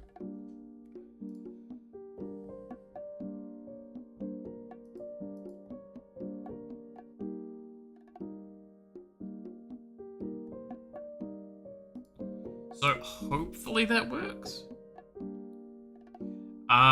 What is baseline EX amp? It's just 1, right? Yeah. So, it means enemies killed give 1.1 times experience, increased by your amplification. Because the other thing as well to kind of acknowledge is that this does mean there is potentially a build avenue. Electric Avenue, no, sorry. A build avenue where you play Mouse to her ultimate, which would not be very good because it's long cooldown. It's 80 seconds. 80 seconds. I might have to raise it, we'll see. But it's an 80-second screen wipe. You could potentially reduce the cooldown of that and increase the amplification. So that might be an interesting thing. I forget you don't, I don't have drinkable tap. You don't have drinkable tap water? That's concerning. Do you have to, like, filter it or something? How do you handle that? So, right.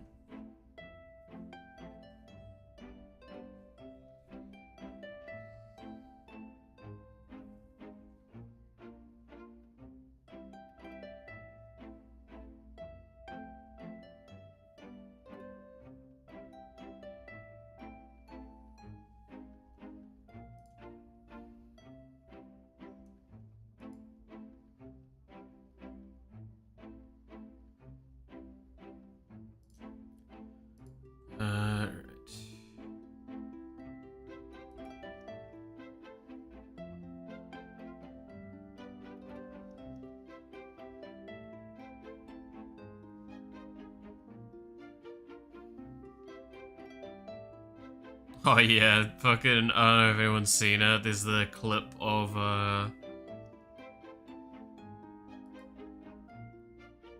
was it Doki Bird, where like there's that one person in the Marvel Rivals lobby that is like super misogynistic, but also not at the same time in the really weirdest way, where they're like, oh, you have, was it 27% accuracy on Mantis? You must be a woman. She responds, going like, but I'm also a woman. Like, I am a woman over here. It's like, yeah, but you're a good.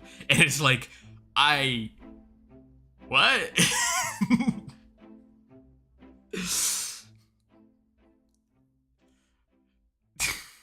That was, yeah. Yeah. Gotta love him. Gotta love him. Oh god, yeah, I forget I can hover over and show these. Mental gymnastics. Yeah, it's fucking insane. I love and I hate it in like everything about it. It's just so funny to me. Value EXP.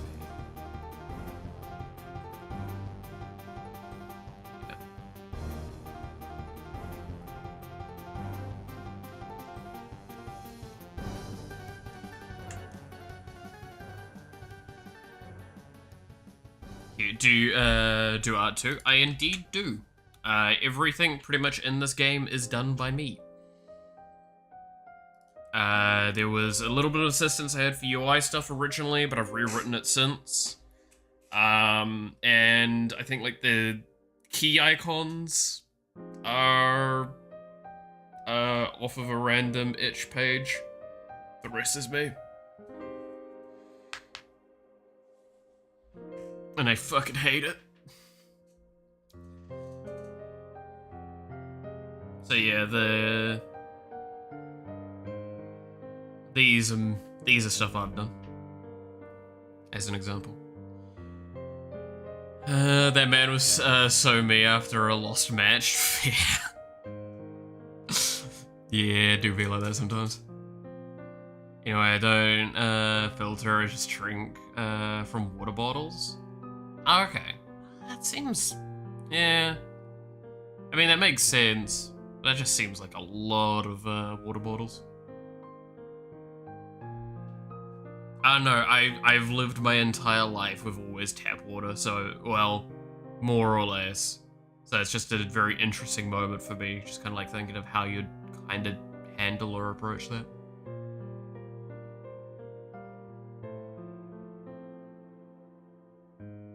Where are my balls, Summer?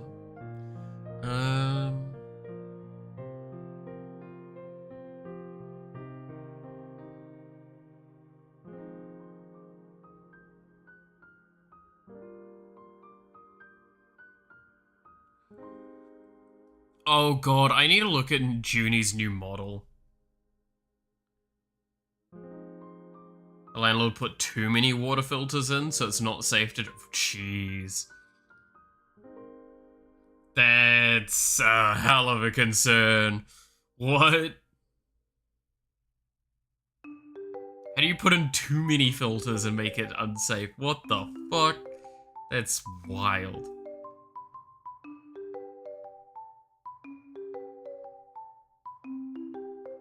Used to make tea. I mean, depending on why it's unsafe, if you boil it, it should be fine.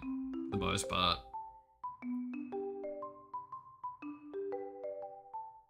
It would be the key bit of filtration you'd need to do, dependent, right?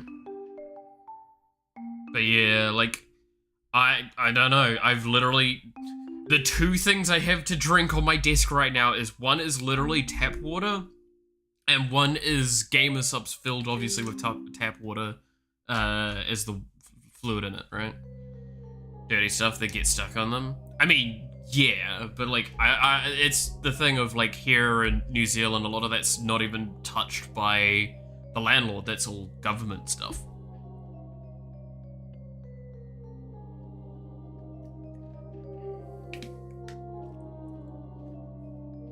The random huge eyeball. What?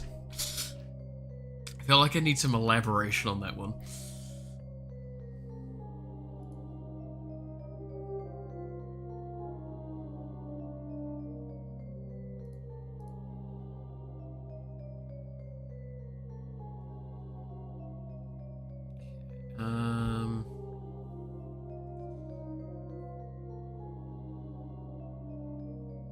Think they had too much tap water? Maybe that's why they're seeing the eyes on the wall, yeah.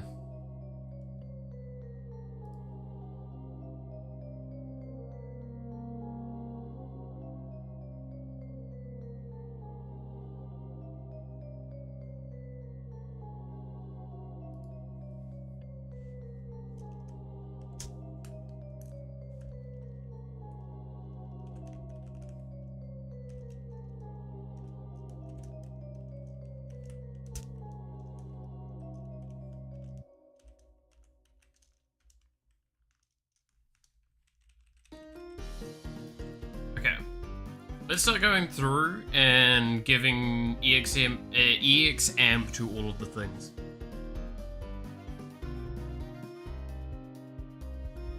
I made a wall decoration of an eyeball out of clay and now it stares at you. I mean, that would explain the situation, yes. There are more questions now that need to be answered.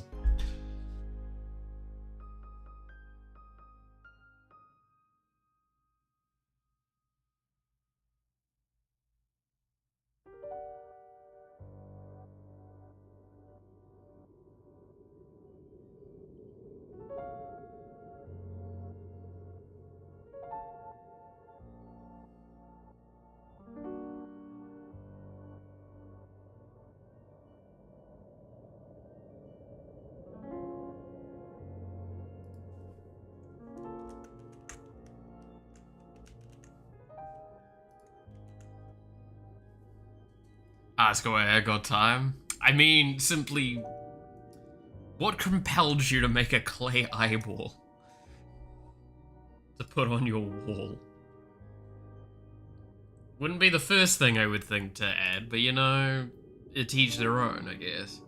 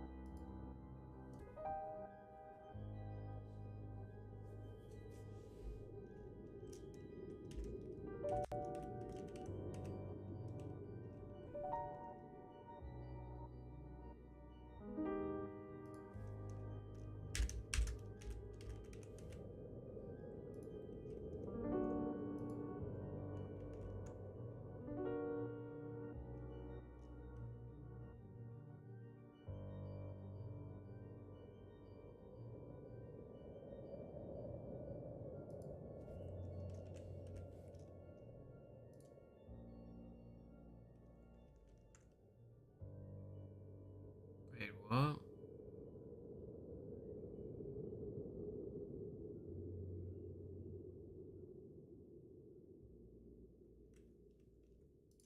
Okay. I find creepy decorations music. Honestly, that answers pretty much all the questions then. That's fair enough. I too find silly stuff like that funny from time to time, so yeah.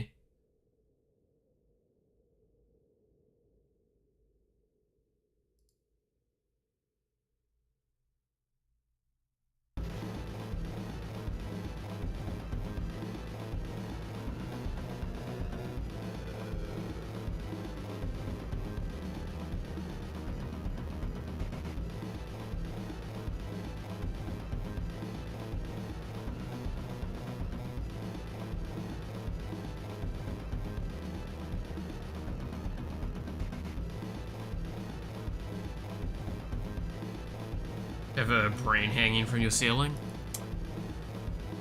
Please tell me it's for legal reasons, it's clearly a model, right?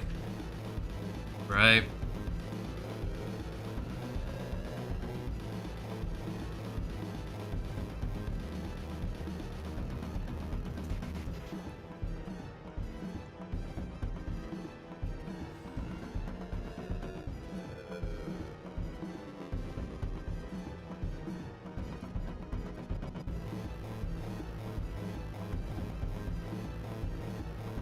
I see what it's doing. Yeah. Okay.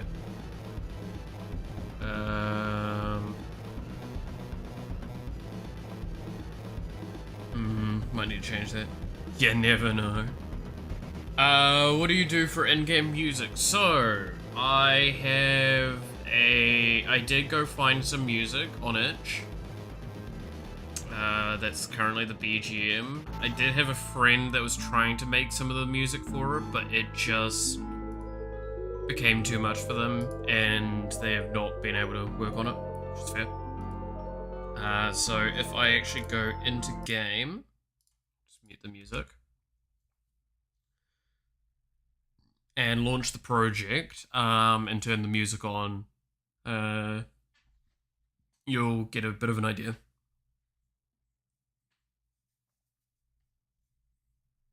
The only cool thing I have in my room is a little mountain of empty cardboard boxes. I also have something like that actually in my room.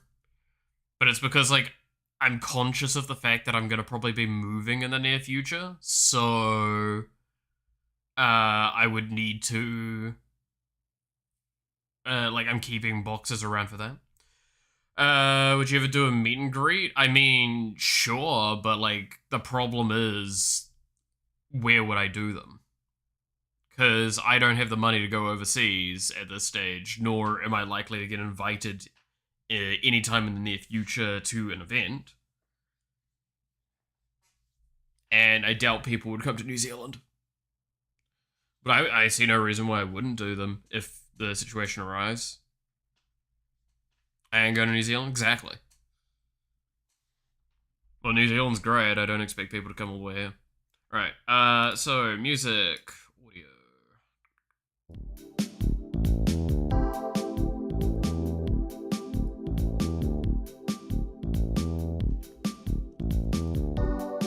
So we have this is the lobby music. I would like a bit more chiptune-y, but you know, it is what it is, right? I do like this. This is nice.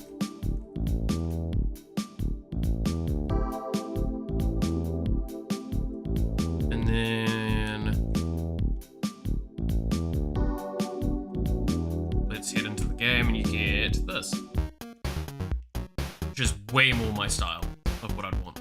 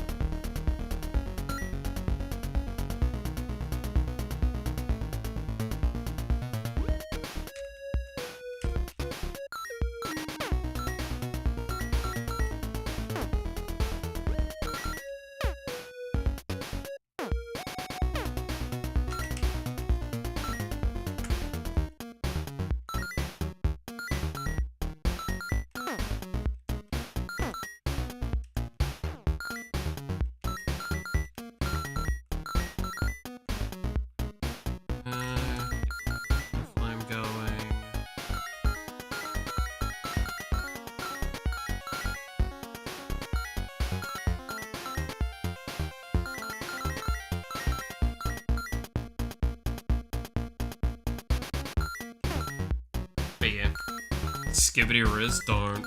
No, let's not get onto that again. Everyone hates when I start talking about that stuff because I start getting like super analytical.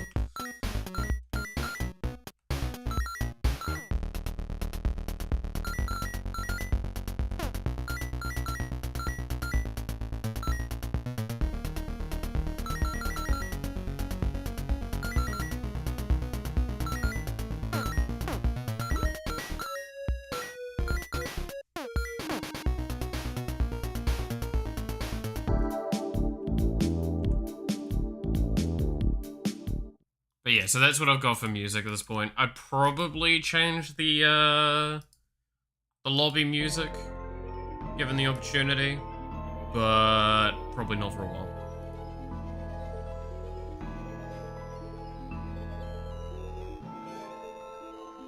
Oh god.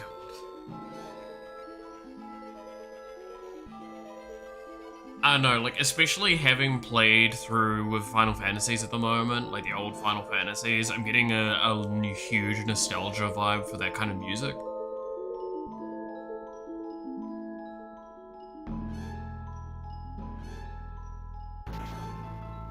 Looks like there's quite a bit built out already. I'd hope there is. It's been, like, we're basically hitting the 2-year-old project marker now with this thing.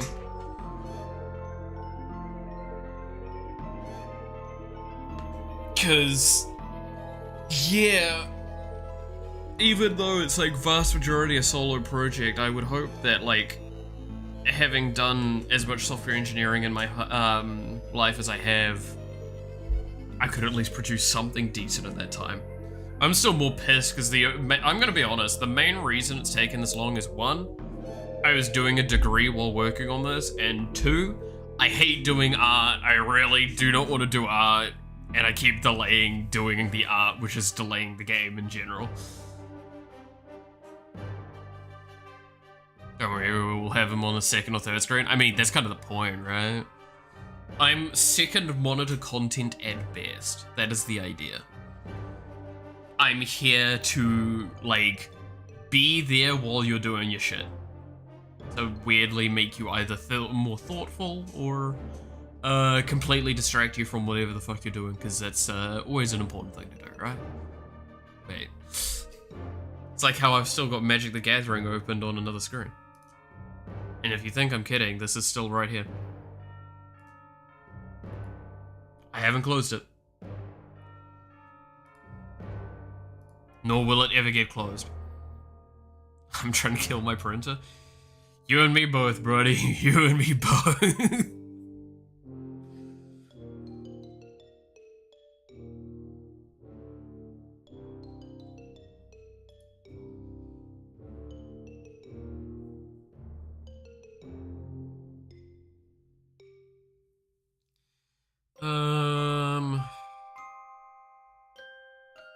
Okay. So, let's continue going with the process of adding in the amplification. So we just added in it to Mary's thing. I might need to do more work with Mary's alt, I feel. But I think this is correct.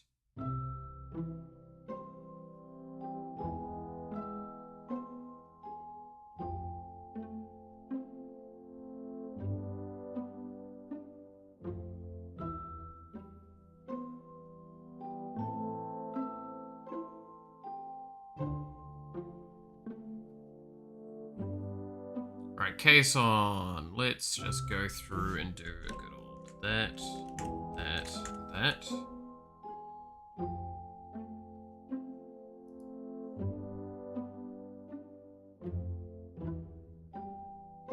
And then,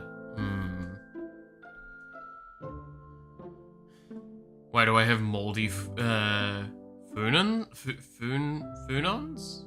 Futons? Was that meant to be futons? Or is that supposed to be like... I have no idea.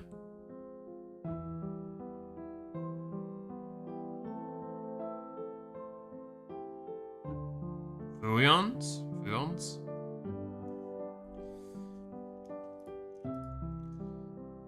I mean... Type of chip? Oh, okay. At least it's not a decomposing rat. Alright, we don't need to be reminded of how fucking foul that was. Good god.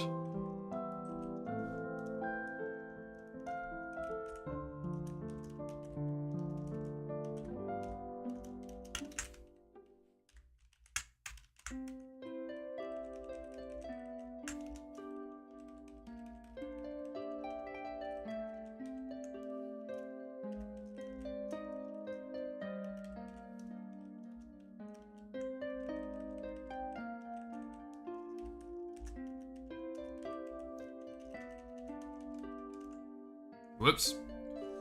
Where did I end up? Oh, at the top.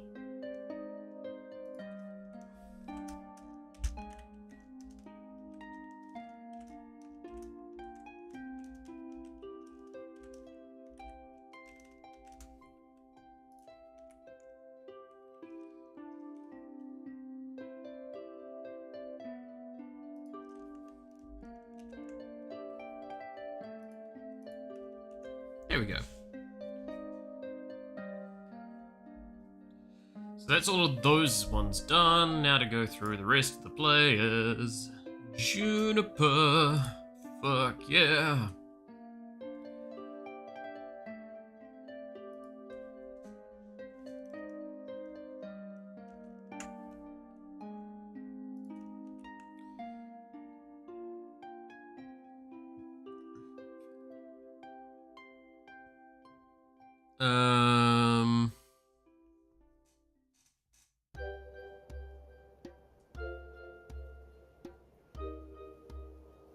I'm probably just... Do we just make the damage that...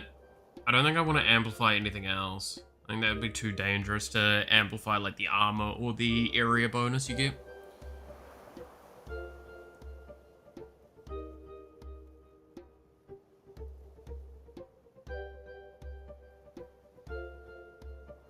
Alright, Booby!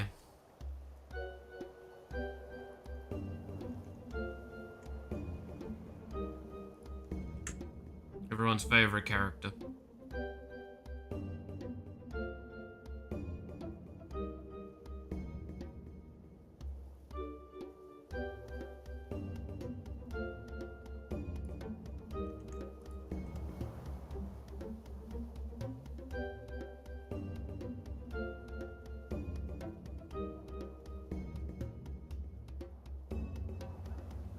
There we go. The best part is whenever I think of Booby, I just think of that one time from the song where if you, I think it's you press 2, it's just Iron Mouse screaming Booby. And it just becomes funny once you repeat it enough times. Which is never a good sign.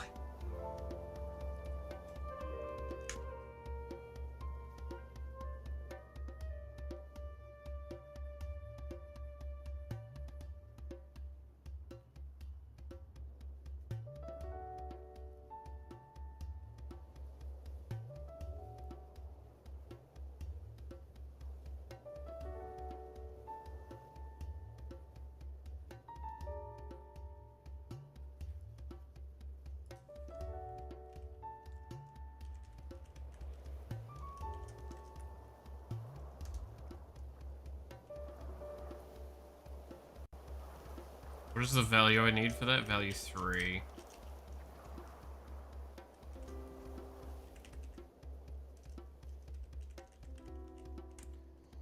I love boobies, exactly. Anyone want some moldy chips? You know, I'm good. Even though I'm kinda hungry, I think I'll live.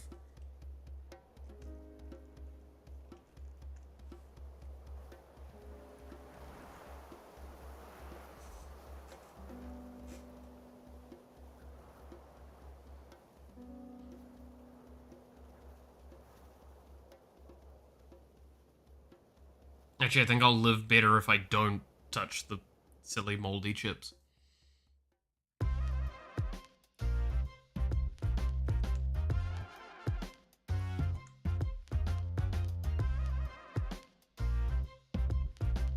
And then now we're at the point where EXs haven't been done. Cool.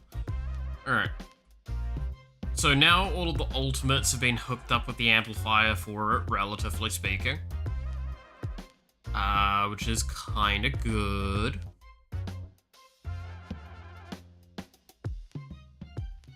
Means I won't feel bad if I add something that gives ultimate amplification.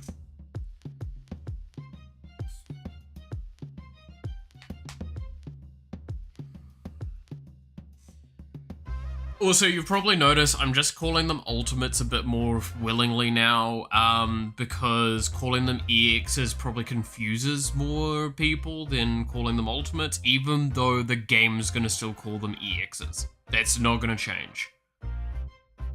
But, like, for the fact of explaining and the design decisions and all that sort of stuff, I feel it's relevant to just call them ultimates. Right? Your brain can handle that a little bit better.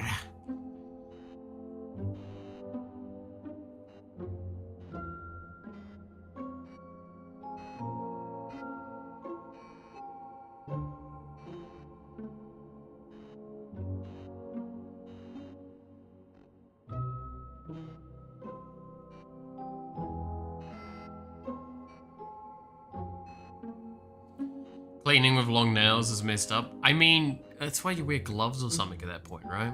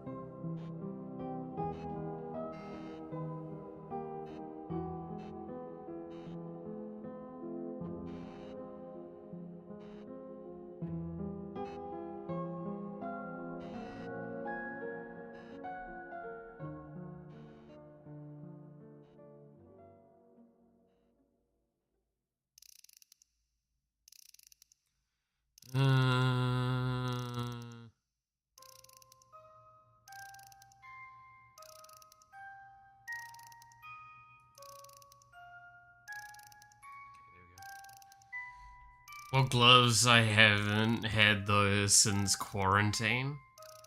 I mean, sounds like a bit of a skill diff if you ask me.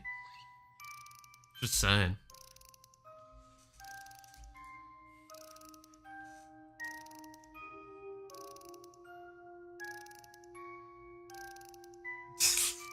I feel so mean for saying it that way.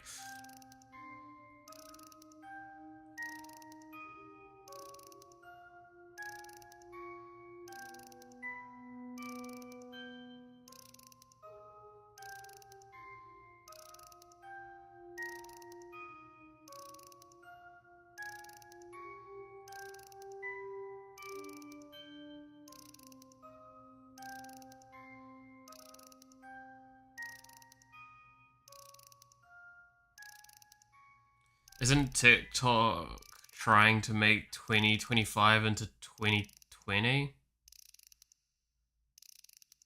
I'm not the right person to ask. I've not had the tiki-talkies ever. So, the only tiki-talkie stuff I know is what we just heard, which is a clock. Yeah.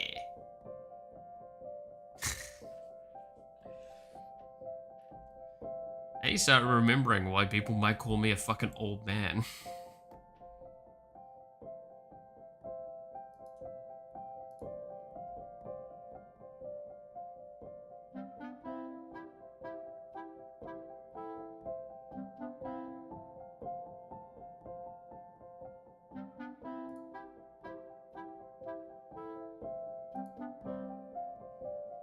I'm half Mella's age and I don't know what this is all about. Are you half my age? do not believe that. I refuse.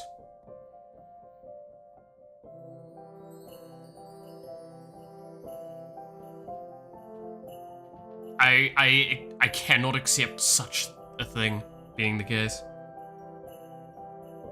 I'm 24-year-old man. I'm not that old!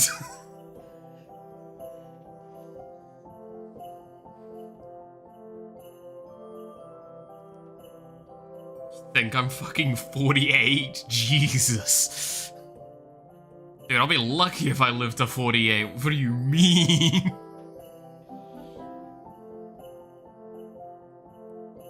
Got a ticking time bomb going on here. You think I'm gonna play around till I'm 50? Woo! Dude, I'm speedrunning life. What do you mean? I'm gonna no clip this shit in a minute. No clip into the next level. Let's go. Accidentally gets stuck in the back rooms. Ah, shit. Oh no, I'm in the back rooms. Whatever will I do?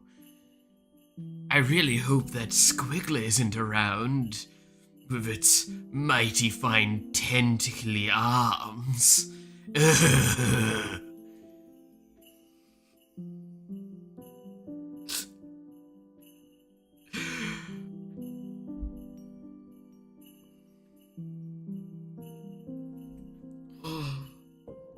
Pretty sure you owe Moses some money? No, Moses owes me money. That ass.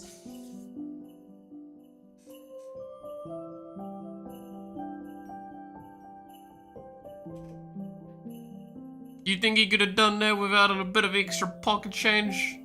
I had to buy him a coffee and he never paid me back. What an ass.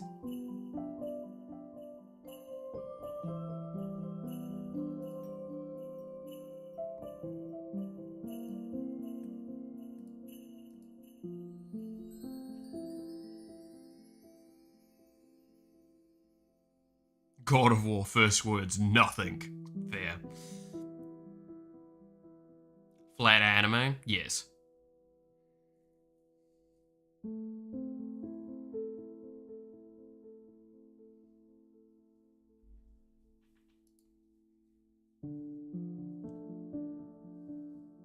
I just want to be included in the conversation. Fair. Have I crossed the line? What?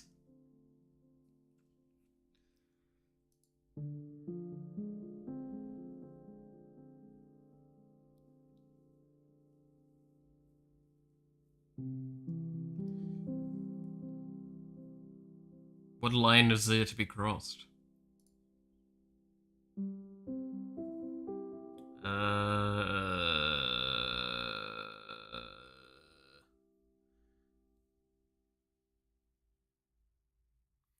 Bad people must be cruel. It turns out we're all weak. Are you just like quoting straight up in lines? Because that'd be amazing. How do you even send an empty message? I'm sure there's ways, right? There's probably ways.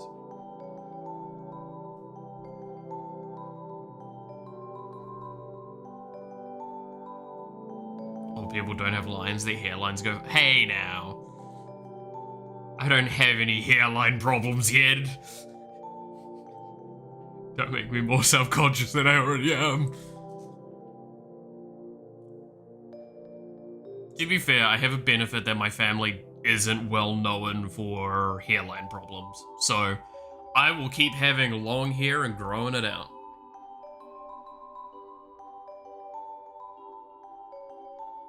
That would be nice and important.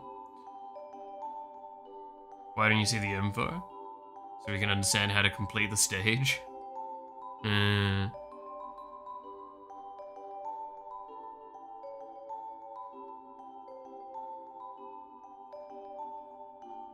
But yeah, like,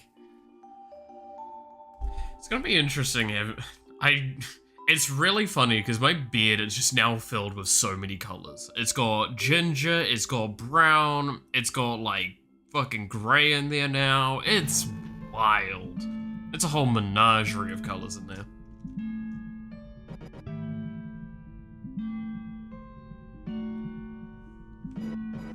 avoiding risk is the top priority. Reasonable, reasonable. I also love that I can actually see... Let's see, because the O is... I think the O is a Japanese character, right? Because that's new. It's an interesting way of having it written. It looks very fancy.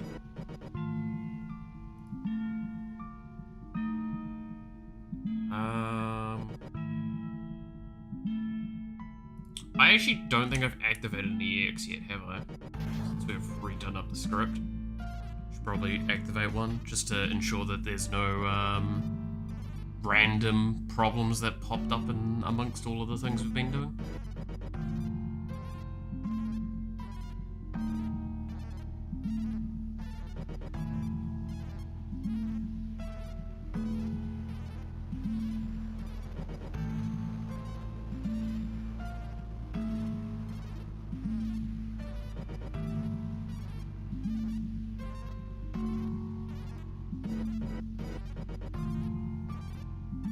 God, we're at the 4th of this month already.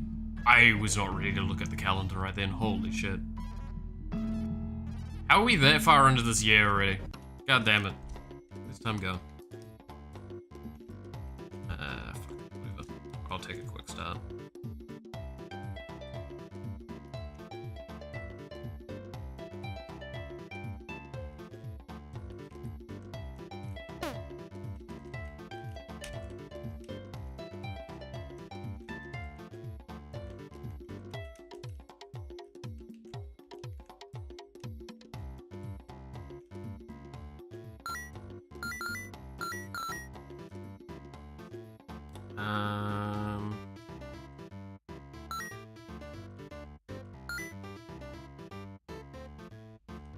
Oh, the wind outside, good lord.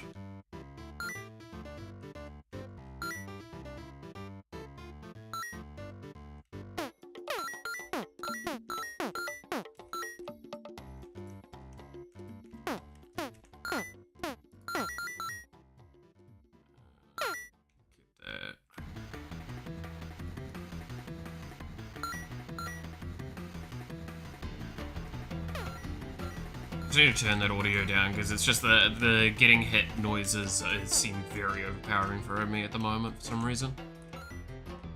Figured it out. Nice. Can't wait to suffer at the hands of blank imagery now.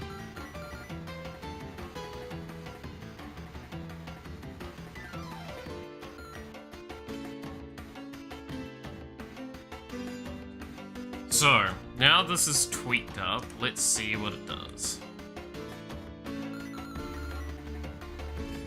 Okay, no issues. It's recharging again, cool. There is no concerns with EXs not working at this point. That's not like integral to the EX itself having potential problems. Good.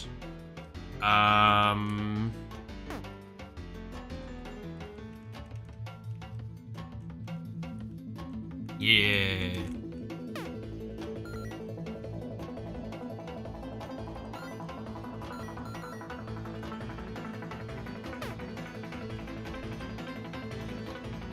I feel like I need to play some games to hear like what audio feedbacks they do, contextually. Because one thing I'm worried about is that I just feel like there's a lot of audio missing in a lot of spots. I don't know where it needs to be. Example being, for that is like, I am like, here, right? The garlic weapon. Where is the audio supposed to be for it? Is it just when I hit enemies, or is it when it triggers itself?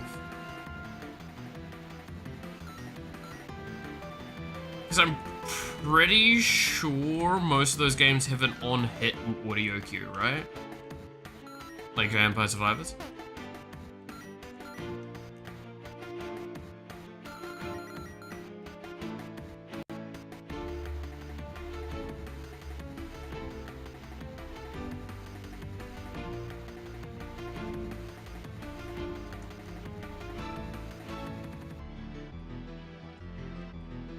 I feel like Vampire Survivors does.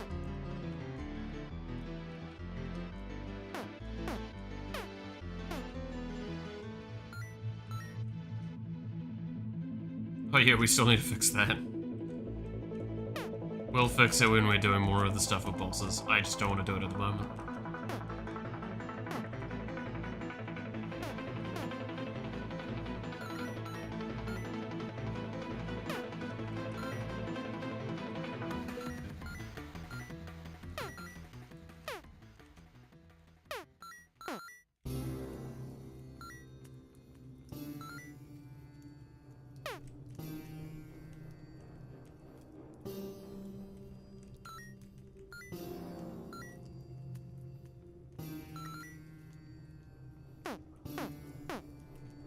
Oh, shrine.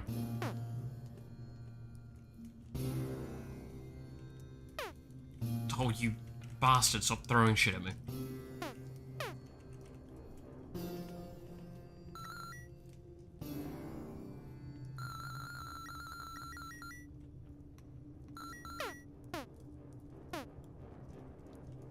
Alright.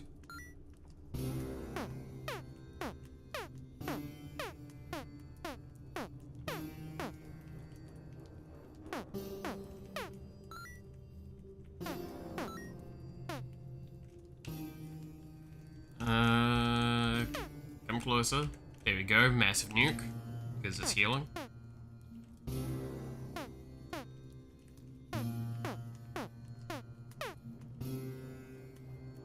Try and level that up so we can get more area values out of it.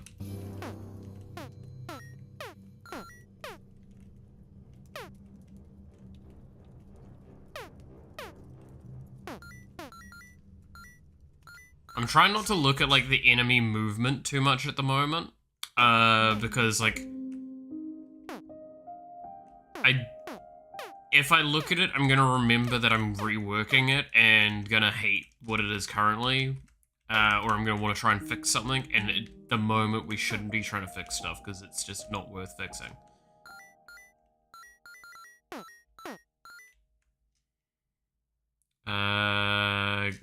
Get Idle Song. Idle Song's really good if we can get that one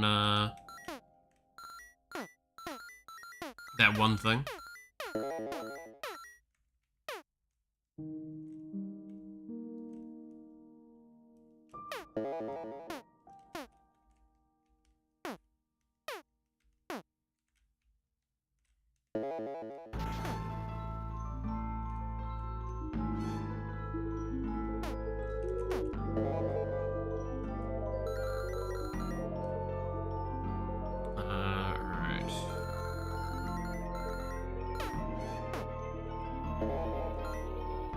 Oh, that was a lot of EXP from that one. Okay.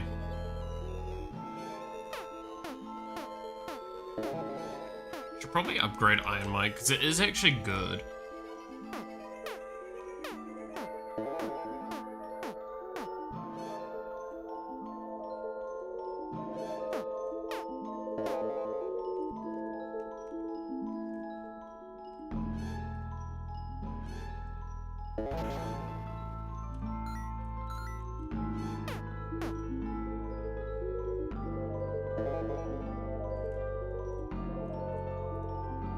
I just need more healing.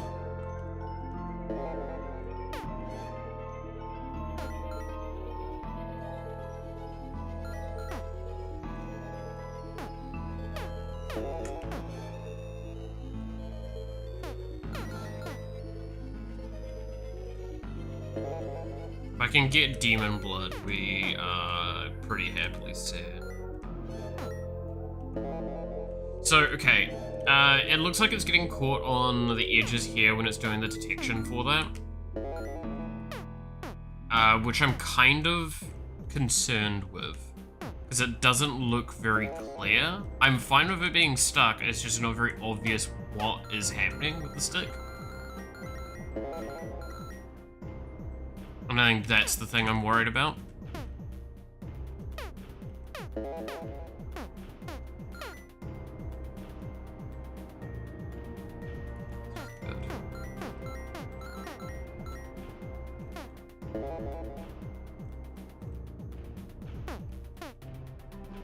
God, that heals for so much on Iron Mouse. The, potion.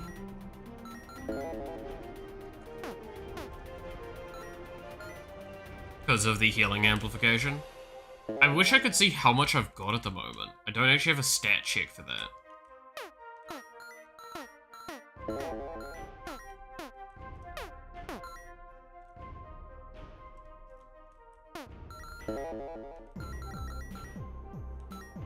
To be fair, I also don't really deal that much damage right now, which is a bit of a problem.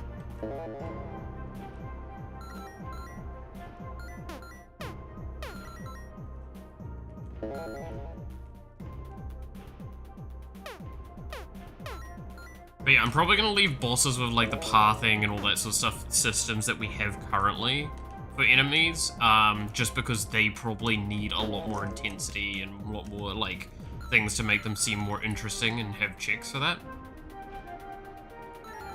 Which is just that kind of important aspect.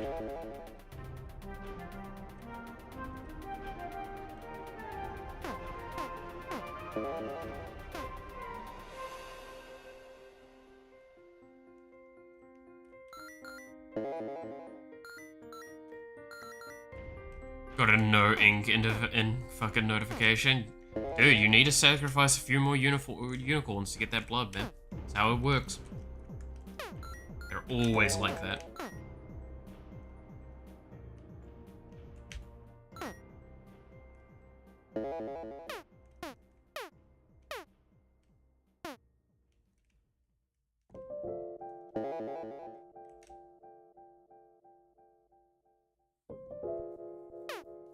Where is the nearest shrine? This is when I wish I had the Shy Lily assist, where it would tell me where the near shrines are.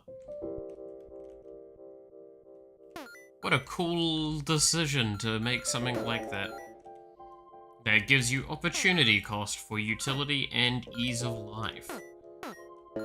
Man, the designer of this game must be really smart to think of something like that.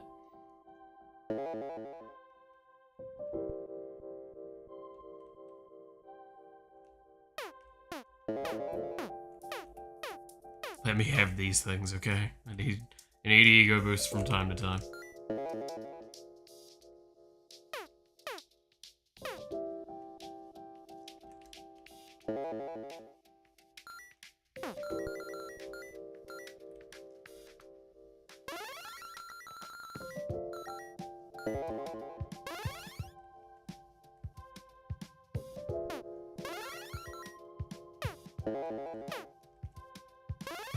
Well, I do have the boss killer weapon now.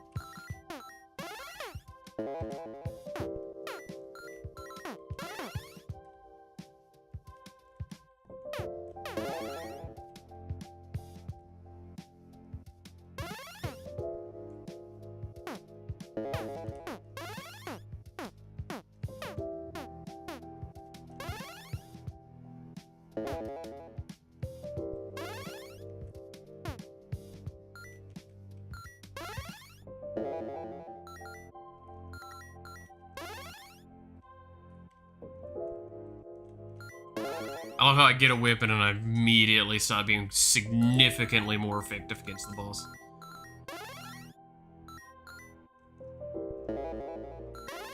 And it's still just a level... Dude, Moth Goop is so strong. It is such a weird weapon because, arguably speaking, it's not great. But, like, when it's good, it's good.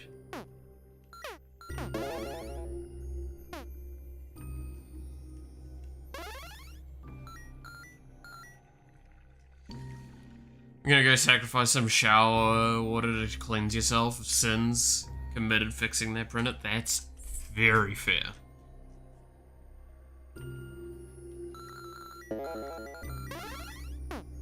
You are more than entitled to having a bit of a cleanup on those situations.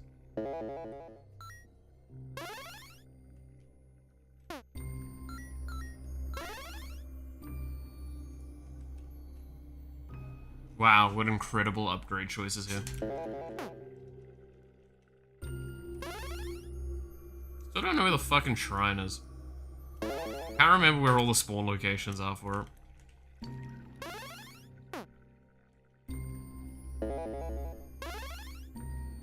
And there's like one over here, but I think I've already passed the main one of it.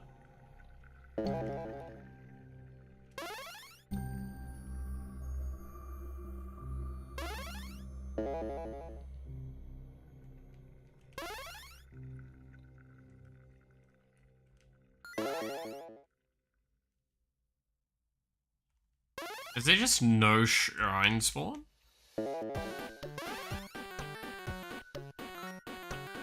Yeah, there it is. It's somewhere around here.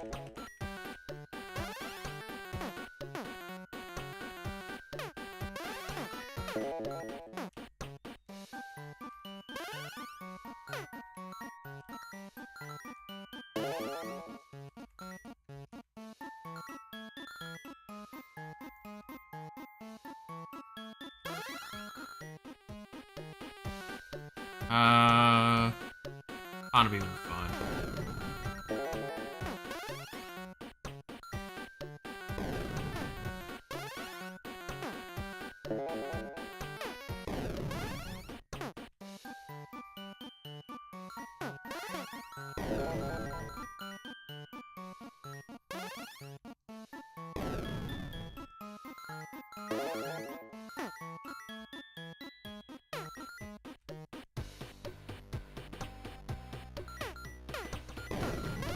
Man, I'm not hitting some of the stuff I really want to be hitting, huh? Demon Blood and Mothaholic are the two that I definitely want to be hitting.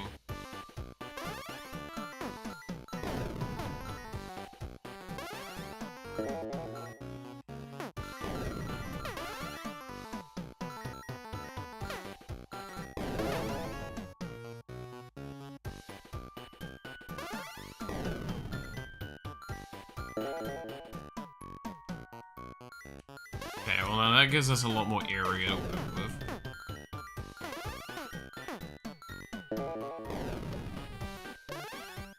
That gives us a lot of that. Here's the other here's another shrine spawn.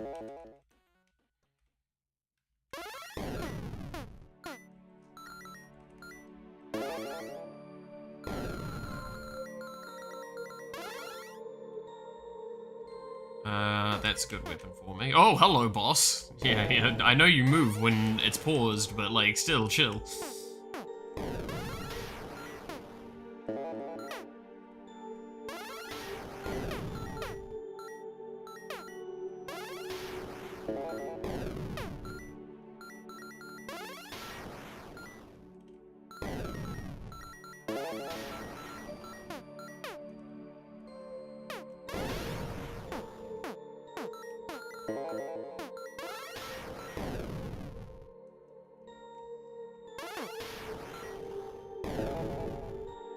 Yeah.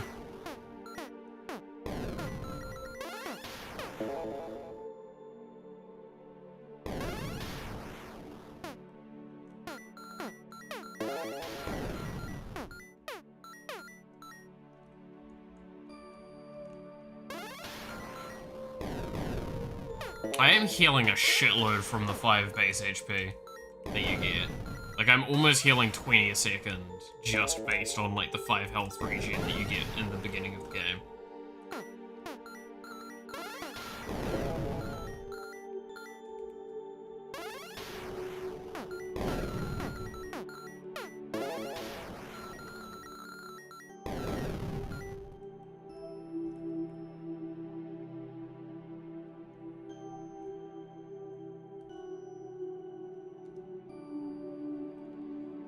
What do the shrines do? So the shrine gives you a challenge you can accomplish. At the moment, all it is a wave of enemies kind of like walking in a direction. There's more that are gonna come through, and then at the end you get one of these crates, which the crates have 2 locations that they drop from, the shrines and the bosses. And they're basically just a free level upgrade. But they'll also have access to special rewards as well. At a chance of occurring. Also, I know that my model's lagging a little bit at the moment. Yeah,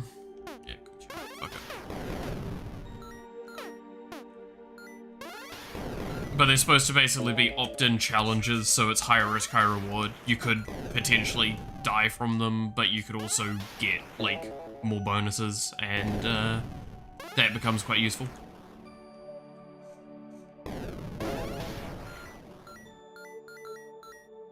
The design from them came from a mixture of Deep Rock Galactic's Survivors game and also League of Legends Swarm game mode event, Yumi and Belveth challenges. Mothaholic, that's one of the big ones that you've got. That gave us that's gonna give us a buttload of stats later, long term. All a yarn wouldn't be bad. But might as well just take more armor.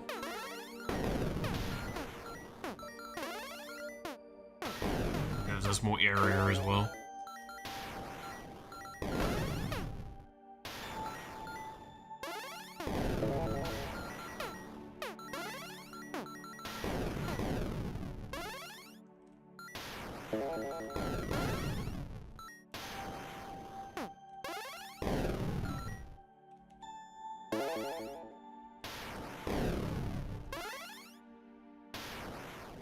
So yeah, shrines at this point, especially because of the low difficulty of them overall and because of low variance, they're extremely worth hunting down to get the bonuses out of them.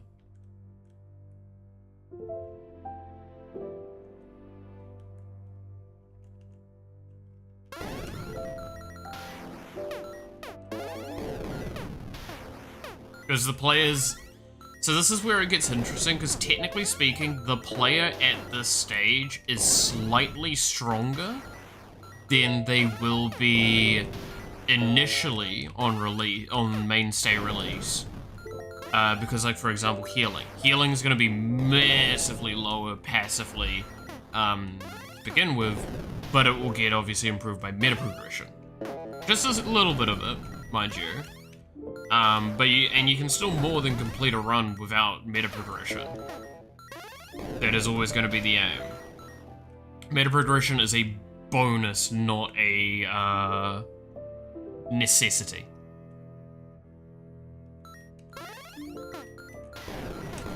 Which is the failure a lot of games tend to have.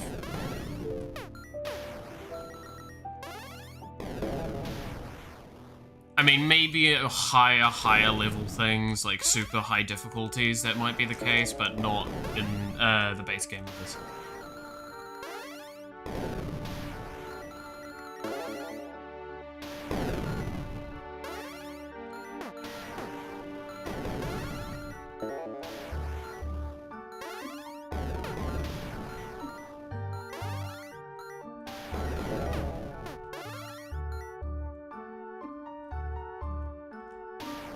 But yeah, you can see how like there's these enemies that are moving to the left instead of going after me, whereas pretty much all of them are going after me.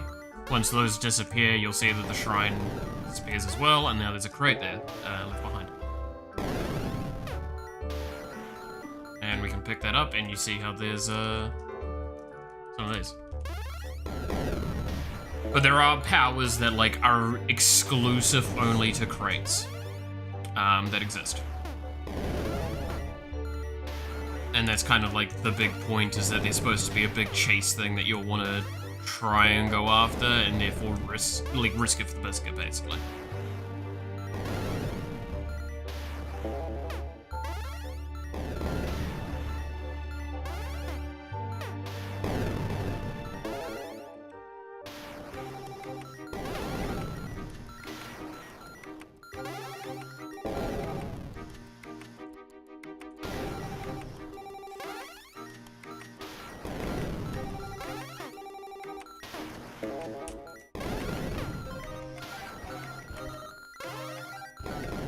I'm all for giving the player the choice to ruin their own runs.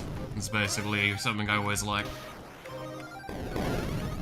And it gets to a point when you're at the higher levels, especially with like meta progression considerations, where like in Swarm, Belveth trials were no longer an option, they were a thing you did, because they just gave you enough of a benefit that no matter what, it was worth going after them.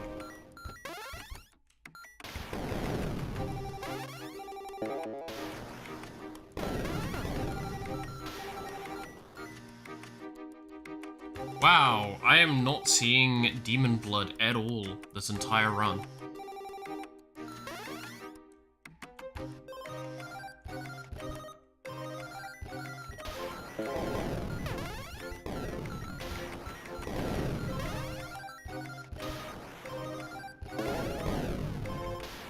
Well, the game is starting to chug a fair bit more now.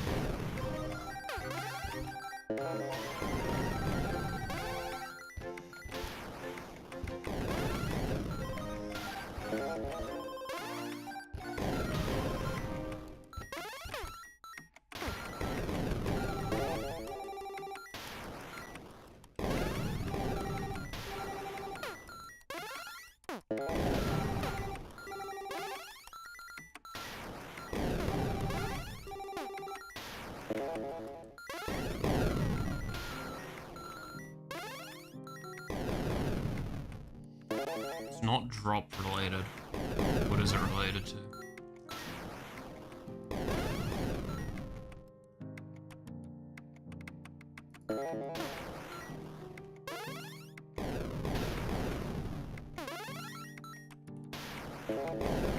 It is update. A little bit of draw, but it's mainly update. I'm gonna have to run the profiler again, aren't I?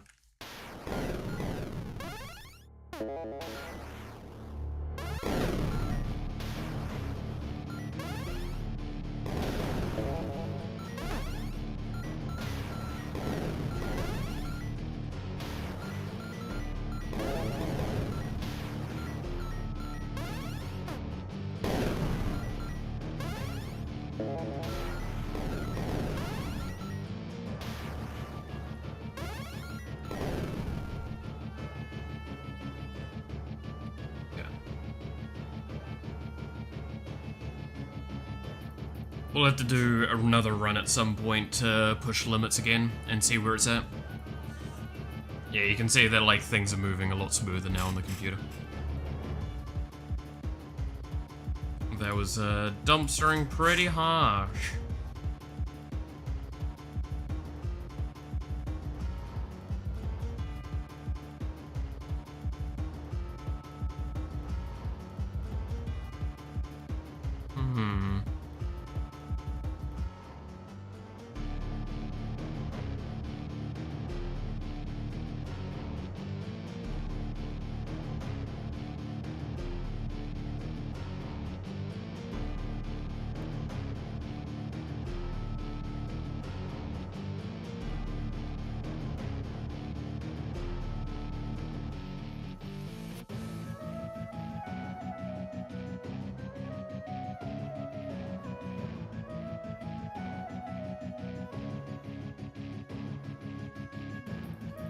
Just don't check that. Cool. Alright. Oh, now the computer is rebounding a little bit. Okay, so... The fun part is, by the way, is that the EXP from the alt killing wasn't very substantial, and that's fine. We don't want it to be substantial. It's only a 1.1 times multiplier, so it's only 10% more experience value. Which is very, very minimal.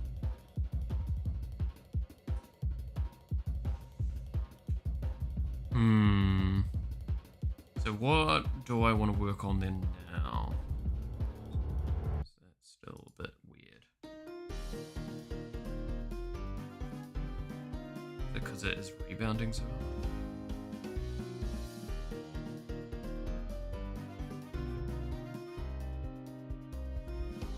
Activate.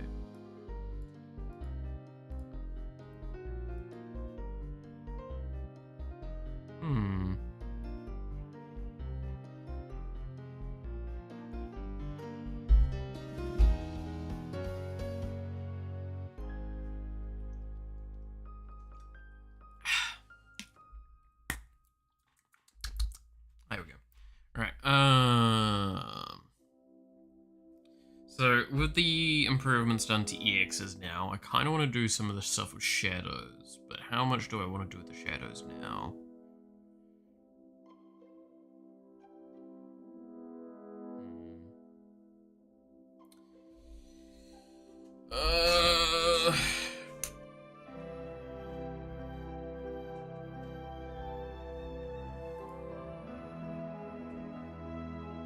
Go to UI.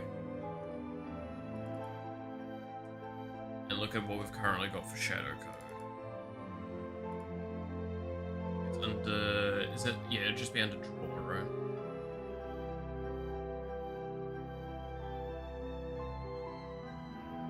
Yep, here it is. Alright.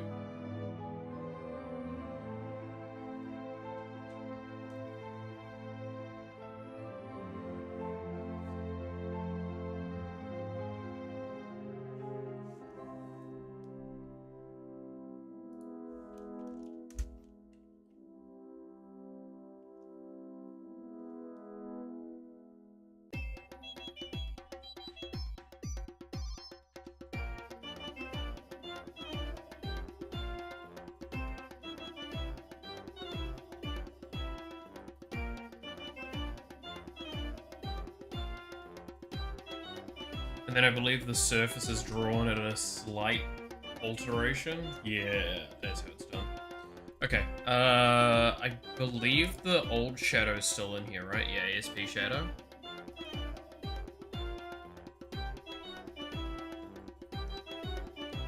So...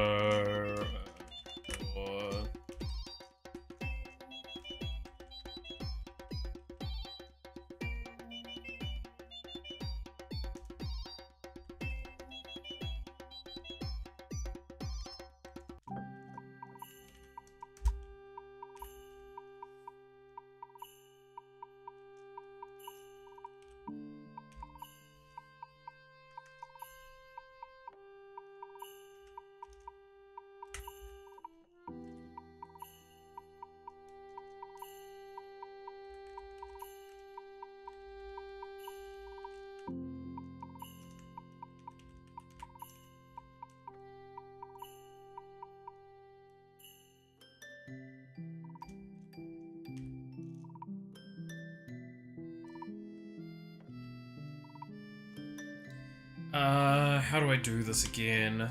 What was the equation? It's...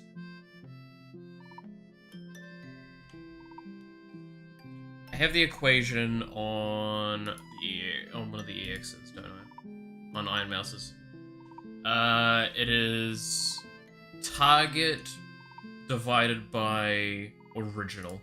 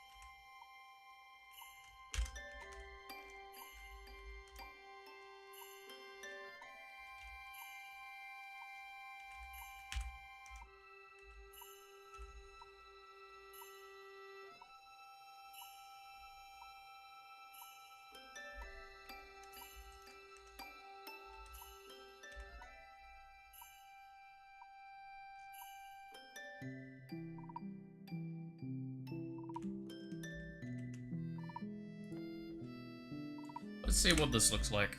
We should be able to see this in the lobby. I'm curious.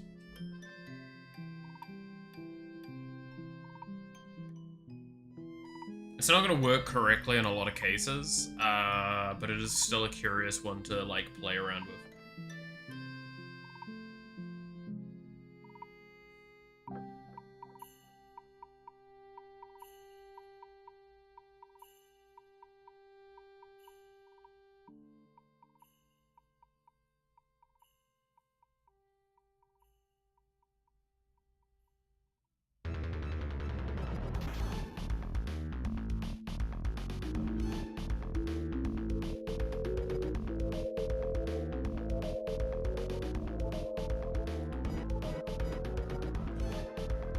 Oh boy, it's not liking this.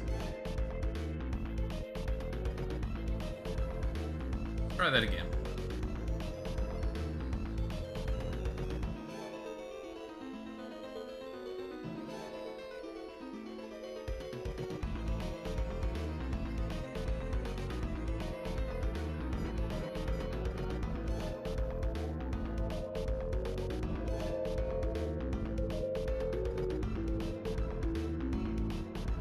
Did it ever like you, anything you did? You do have a point.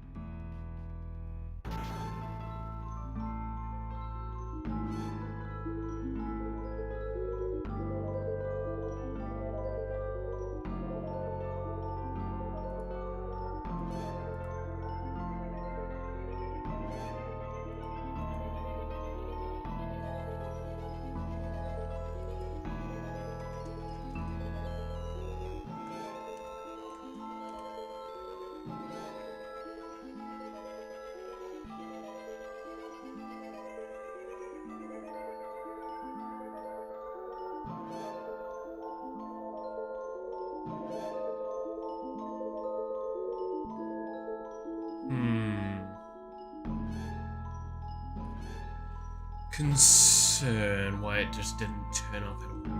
There's a couple of ideas I have towards that.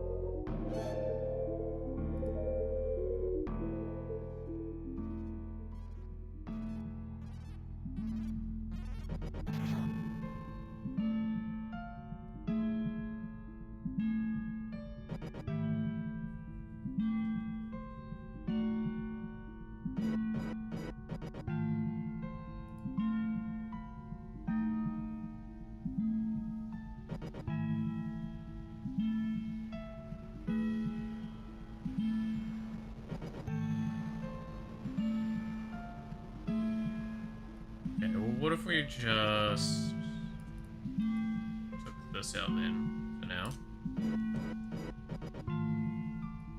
Maybe it's too small to see.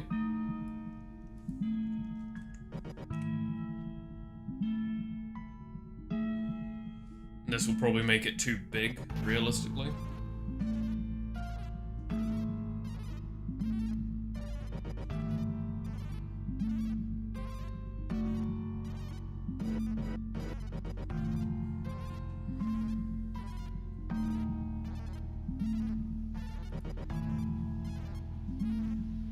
But if it's too big, then at least I can still see it, and we know that it's working, which is the important part.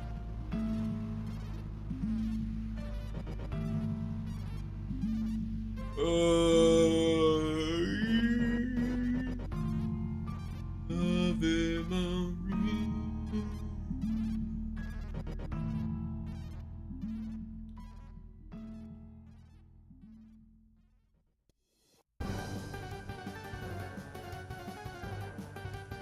Okay, that looks wild as hell.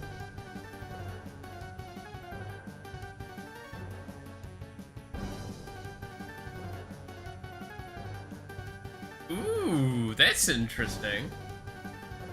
Cool. Alright.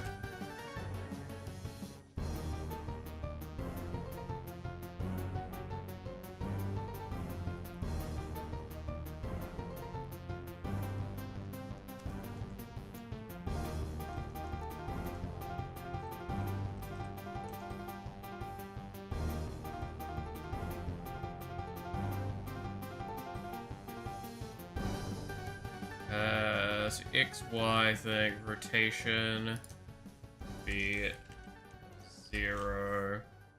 That's all correct now. Scale, Y scale.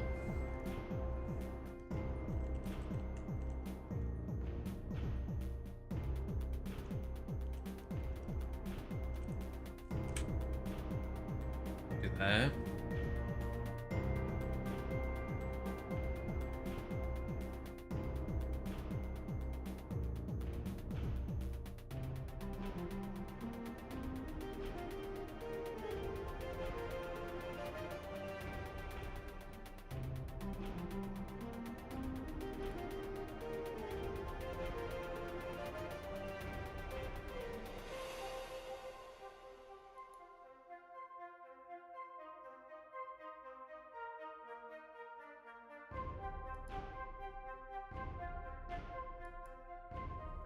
There we go. Being a little weird at the moment because just things on my computer in the background. See if I can handle this.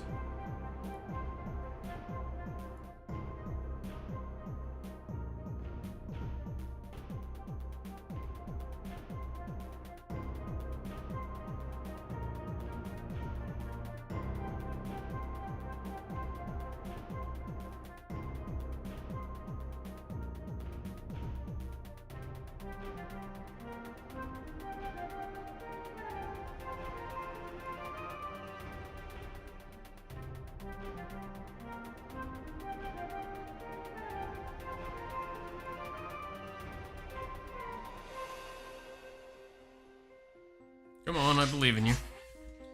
Come on, computer.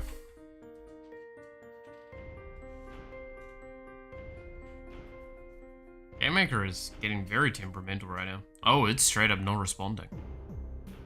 Oh. That's, interesting. Yeah.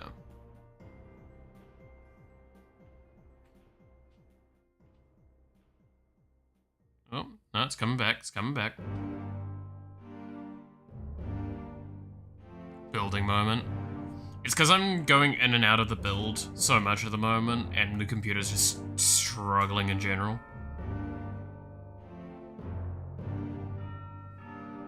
I would like to try and get the building and initialization refined up a little bit at some point.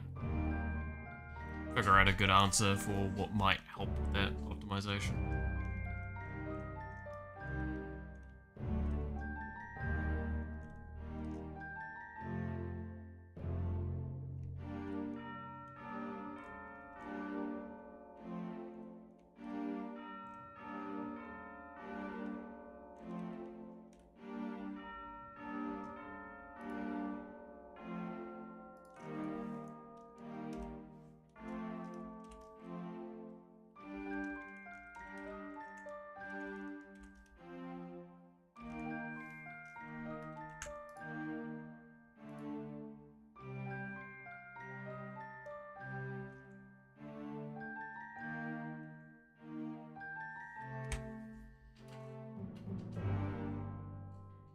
Alright. It's kind of funny because you can see a little extra thing because of the way we're building this at the moment. When you're in the lobby room, you can actually see where the other empty slot is of the character because they are there, they're just obviously hidden. Just very funny.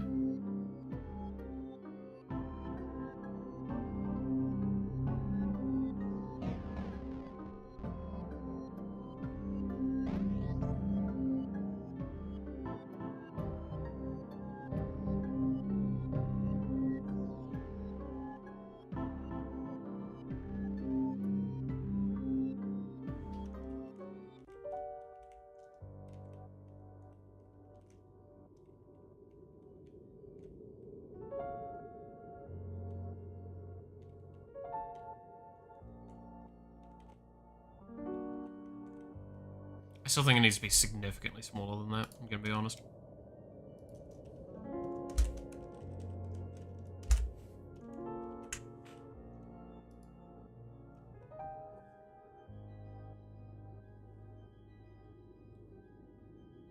When the invisibility spell doesn't work on your shadow. Exactly.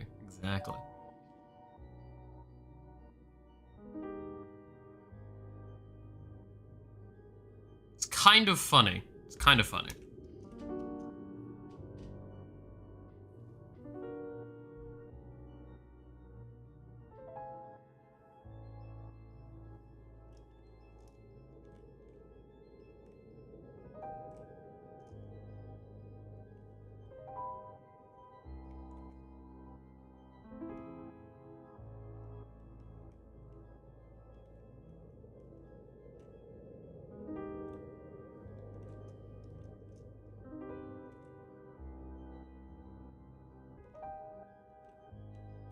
Actually, I wonder, is it the same size? It is. Okay, that's cute. Because, yeah. What character could possibly be right here? I would never know. Oh look, it's Iron Mouse.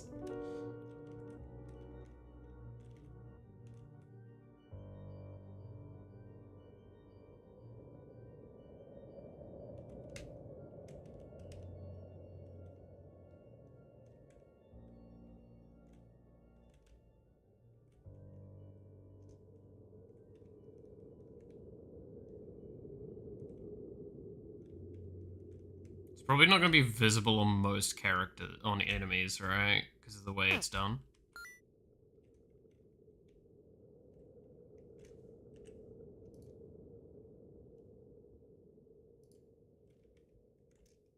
Which probably make a thing, though, for checking if it's drawing itself before drawing the shadow. So we'll write a note here about that.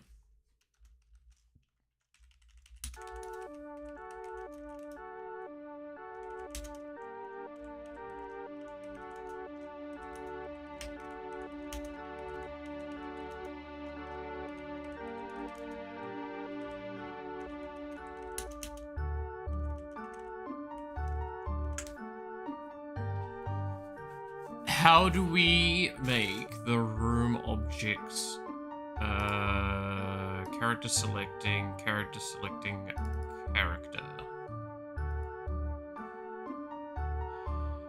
How do we hide what it is?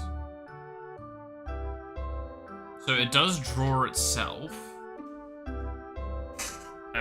Sprite index is -1. Okay, so that should be pretty easy then, because for now, all we would need to do is...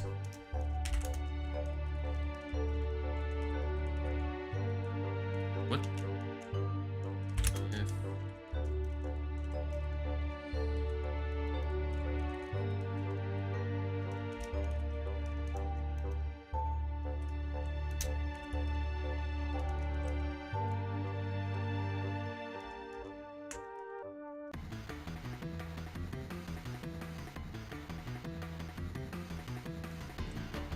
There.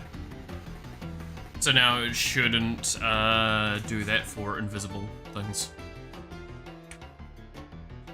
Will that do that for when it's transporting between rooms? I can't remember if I do a -1 during that time or if I just stop draw event.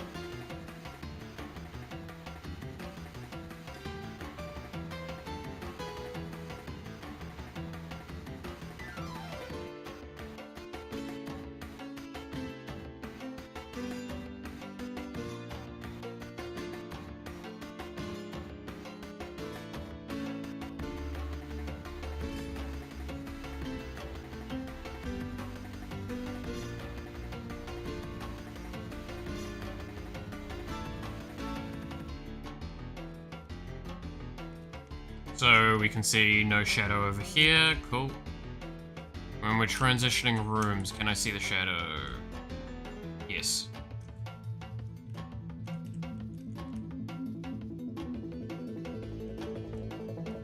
Okay, so I don't -1 during room change. Might need to do that. I think I just stopped draw event. Yeah. Oh, that's easy enough to fix up. I just need to make a conditional. and change it to be the sprite turns to that. Because I think the sprite gets set on pretty much all of the fucking actions it is.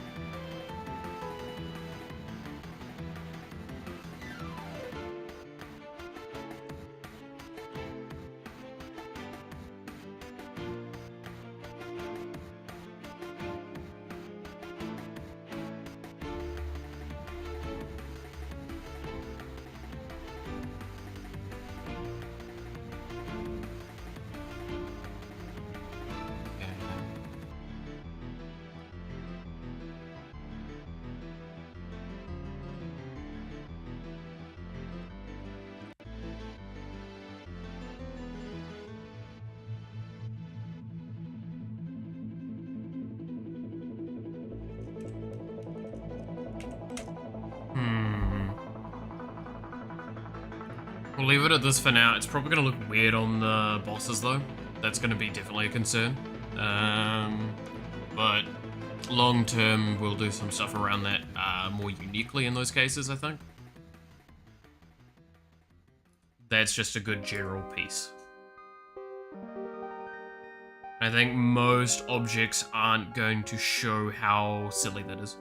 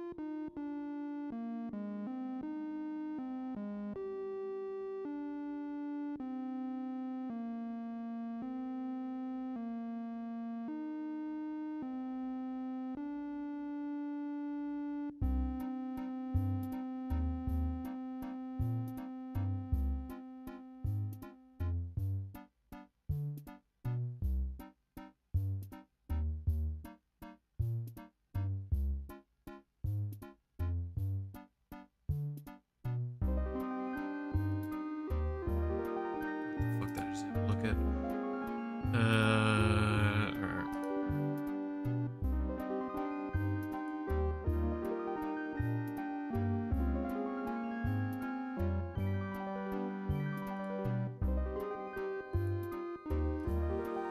Okay. What else? What else? What else? So those are the main things. So we're probably just gonna go back to art. I think I'm gonna play around with some design stuff for a little bit. Some like concepting. So I need to launch a sprite.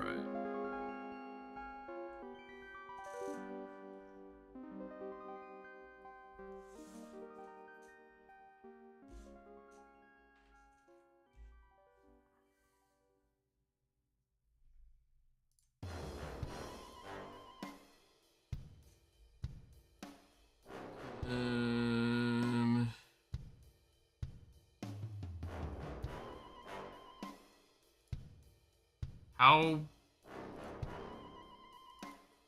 big are these things? They're 256, 256.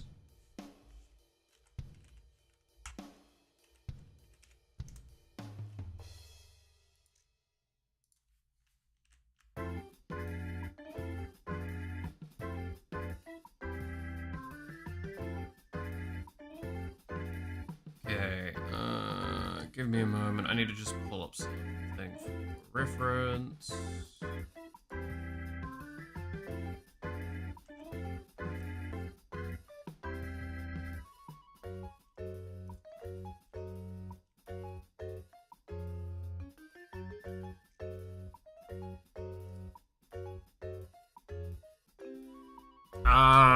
So what character was I gonna work on? It was Doki, right?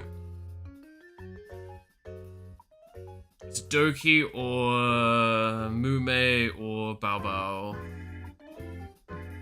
Those are 3 that I need to work on at minimum. I'm gonna do the Doki one first. Boki. Doki.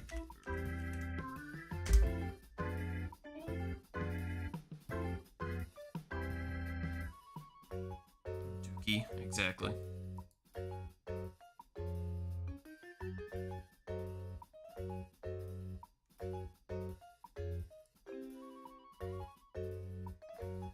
I need to have more to drink.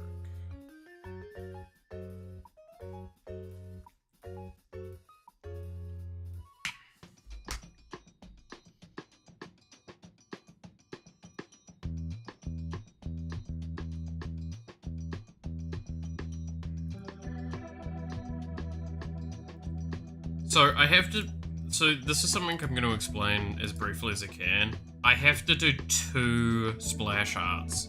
It's for this. Because we're going to be doing a skin for Doki on release as well. But it's going to be a very minor skin. So I need to do one that's kind of like the baseline, and then one that's just her special one that is going to be done.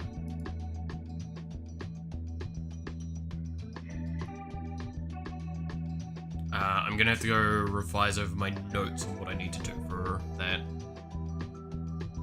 So I'm gonna be doing like a bit of figuring out poses and stuff like that.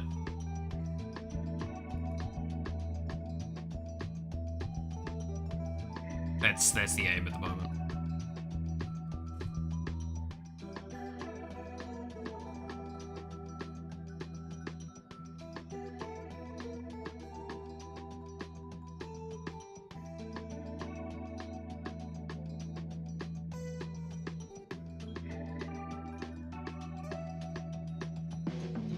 Retro Doki and Bounty Hunter Doki. So this is where it's like confusing. Do we think Retro should be her base skin or not? Or do we think that Retro should be a skin? And the Bounty Hunter should be more her base version? Because I feel like the Bounty Hunter makes more sense now at this stage for her base version, and Retro being a skin.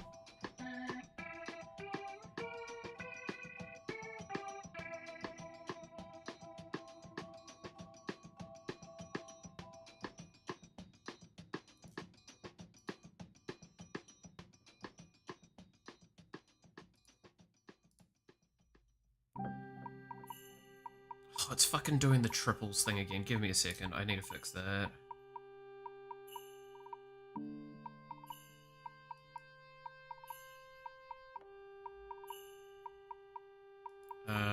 What is the easiest way to fix it? I think it's to close this, isn't it?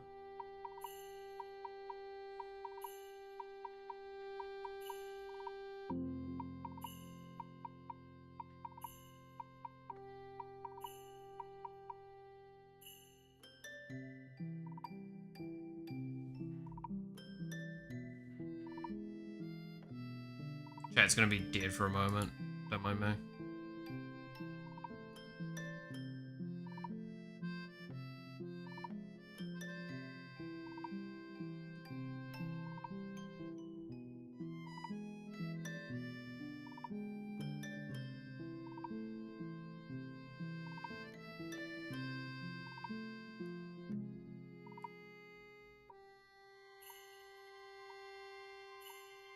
Boom. Okay. Should be fixed.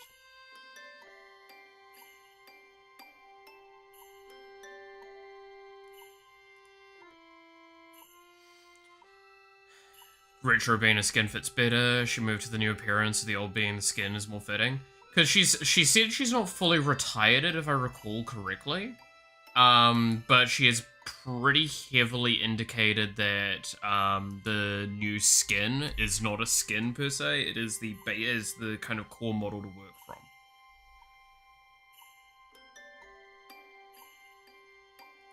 So I've got to do 2 for this one and then a retro eventually, but I'm not going to do the retro now.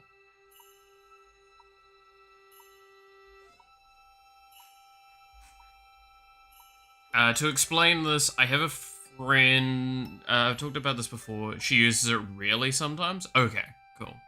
I didn't know if she used it anymore or not. Like, I haven't seen it in a hot minute. But no, so I have a friend, I've talked about this before, that has helped out a lot and has been very, very kind to me during the process. One of two core people that really have made up a lot of what actually has gone towards this game and given me the space to do so. And their favorite VTuber is Doki, and I basically asked them, so they said they kind of wanted an icon at one point, like a profile pic, and I basically said, I'm gonna do a whole skin based on your requests, and then you can use that, and all that. And it's gonna be a skin specifically designed, just kind of celebrating you in the game, but through that character. Their request pretty much is the bounty hunter outfit. However, they requested having Dad on the top of the head. So what I'm going to do is I'm going to do one skin without Dad and then one skin with Dad. And that's going to be the main thing.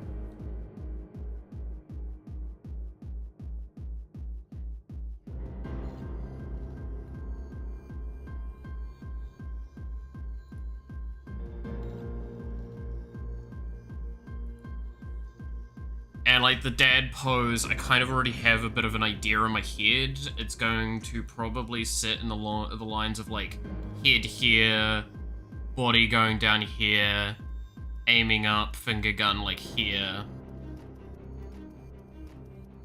and then dad on the head here.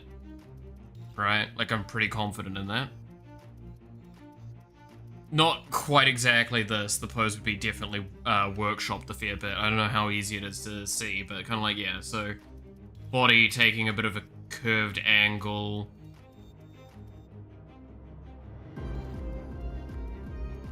So aiming up and kind of like doing a gunshot sort of thing.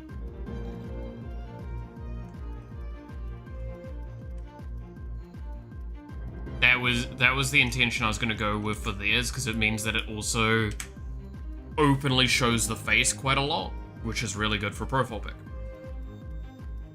But for her base version, I don't know what I'm doing. Not quite. I do need to remind myself. Do I have a note for it? No, I do not.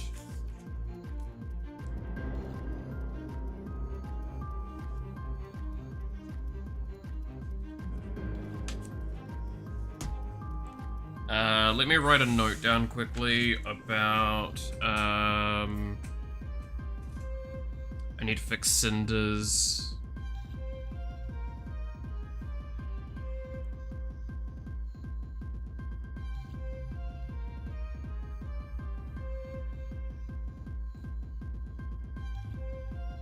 And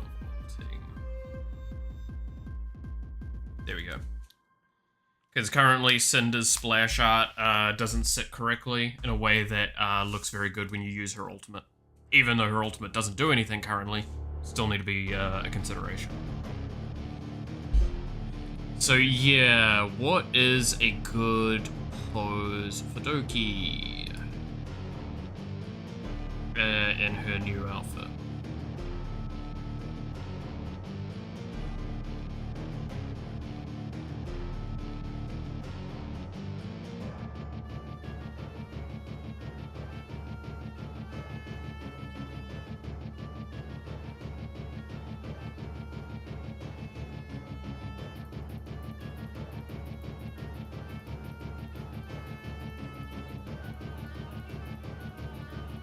Actually, I should probably write down the other splash art properly.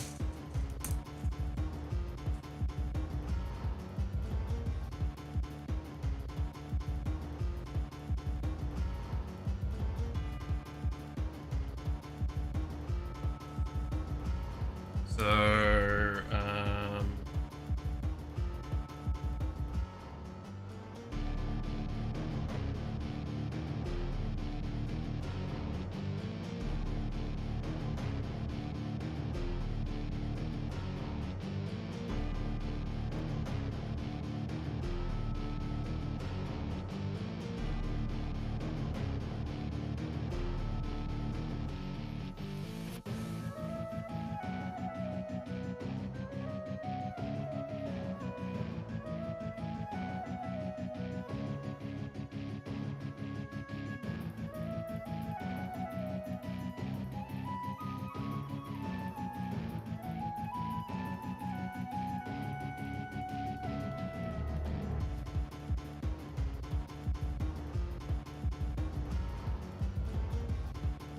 looking up at Amber. Also, I just got fucking jump scared by my goddamn headphones. I absolutely hate the noise they make when they're running low on battery, because it just goes straight through me. Oh, it's such an awful noise.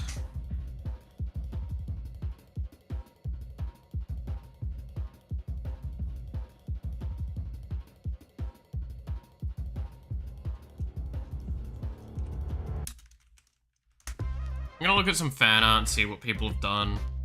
See if there's an interesting pose I can think of from them. I do kind of like the idea of maybe this kind of pose. That wouldn't be too bad.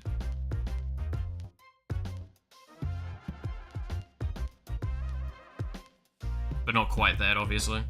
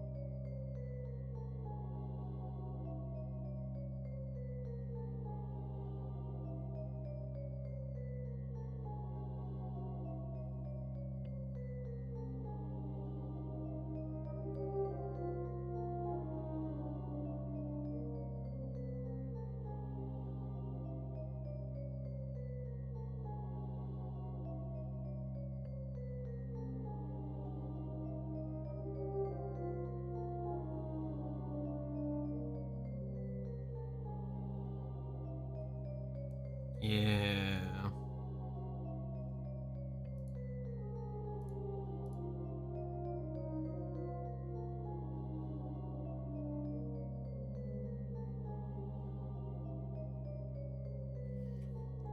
So, what? If I was to do something kind of like action-y like that, because I gotta do an action-y one for Turkey. There's no way it can't be like her in action movement.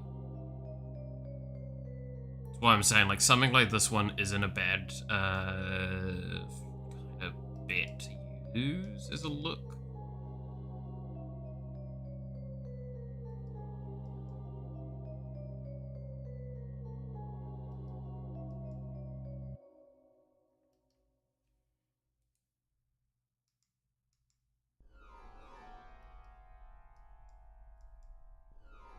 But like, it would probably have to be...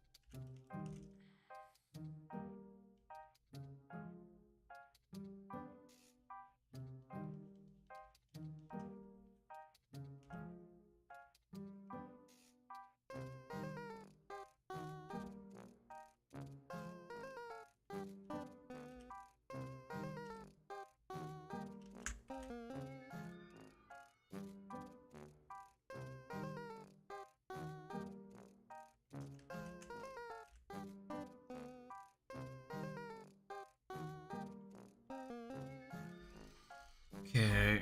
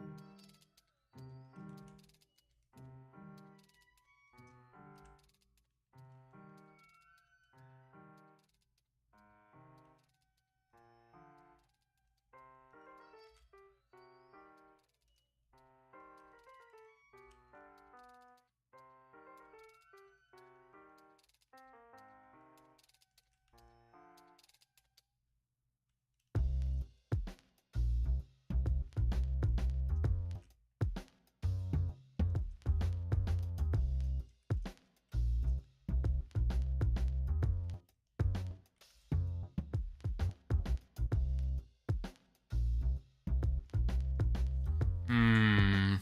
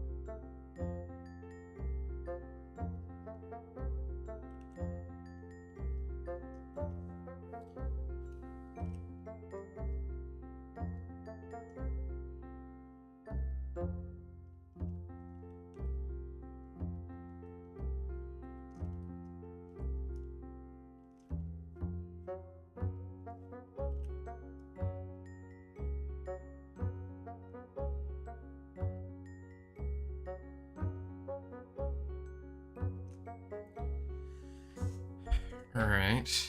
Okay, okay, okay.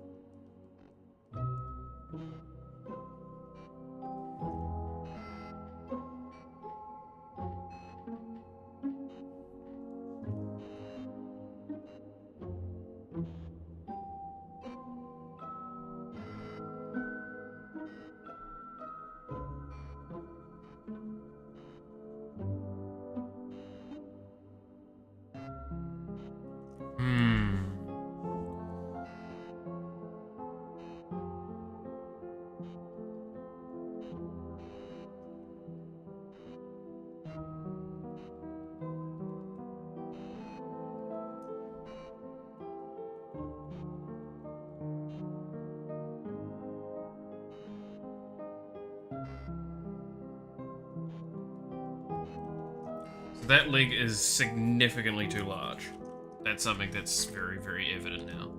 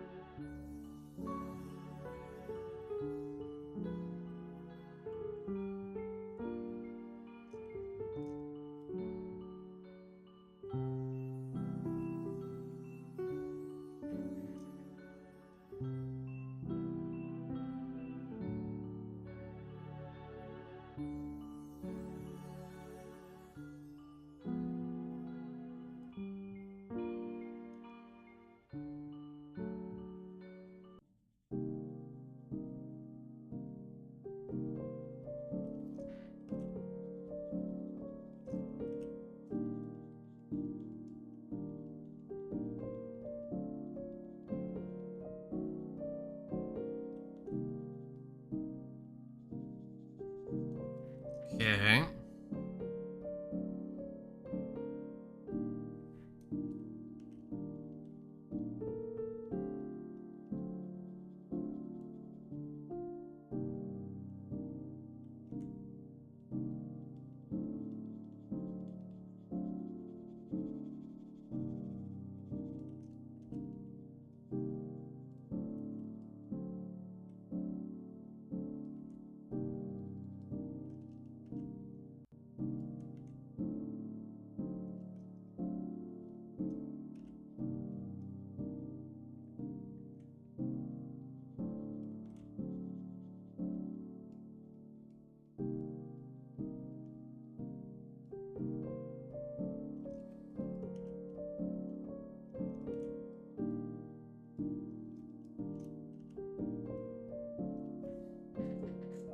That leg's still way too far down.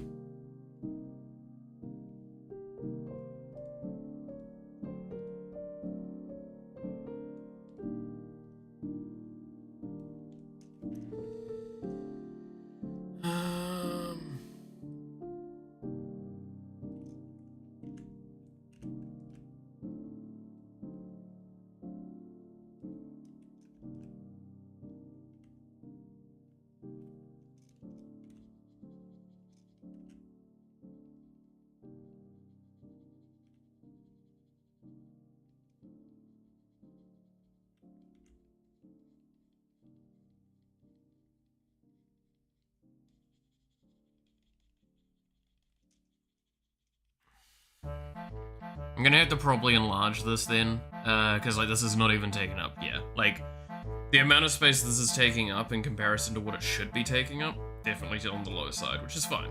It's why we're doing initial design stuff now, right?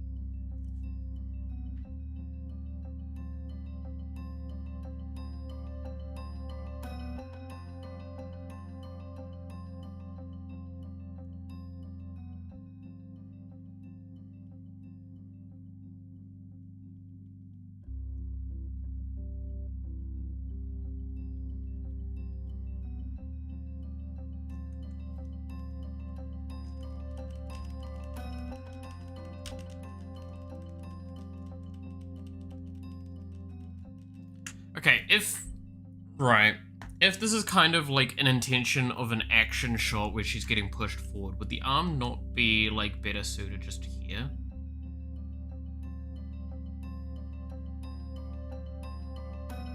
Find the spot.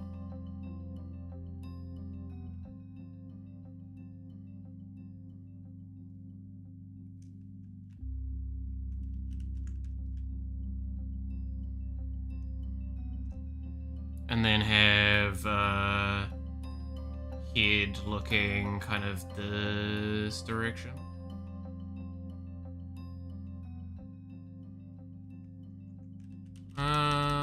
No, head looking forward.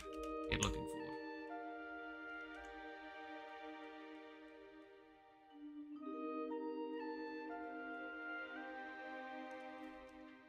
Because then I can draw like a bit of an explosion behind or something. I don't know. So, and then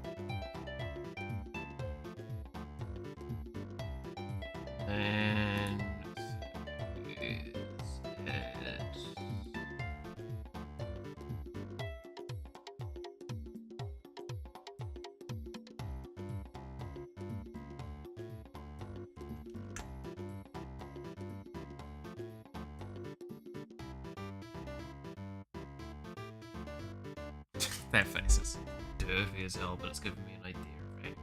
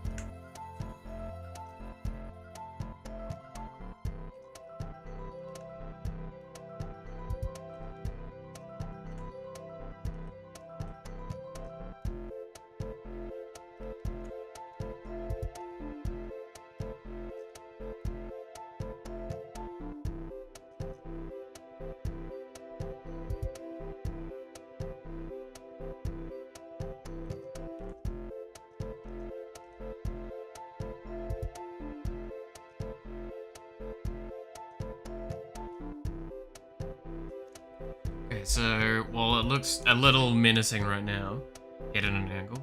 Like, I'm thinking it's kind of facing downward. And see, because, like, I was thinking it's kind of like that sort of, like, body's turned to this way and head turned that way a little bit. But, like, I'm gonna be honest, if this is designed this way already, I might as well have it facing forward, but, like, tilted down. Because then it feels like she's kind of jumping into the camera and looking forward into it a bit more.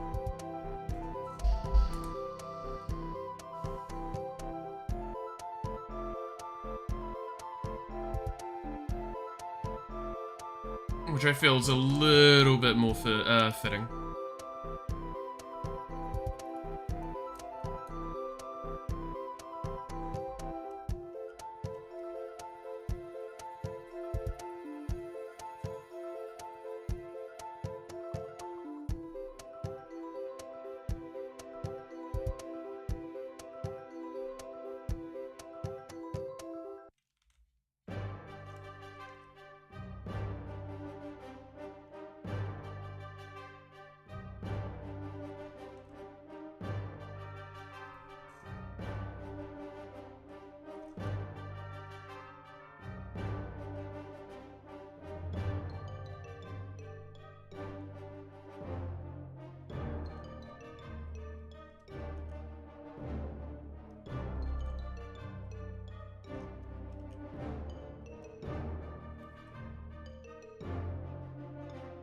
Yeah, the proportions are all off at the moment, and that's fine, because I'm just trying to figure out the pose. Like, I can very heavily see that the body's too long still, and the legs are just too large. And, like, this leg needs to be made more forward.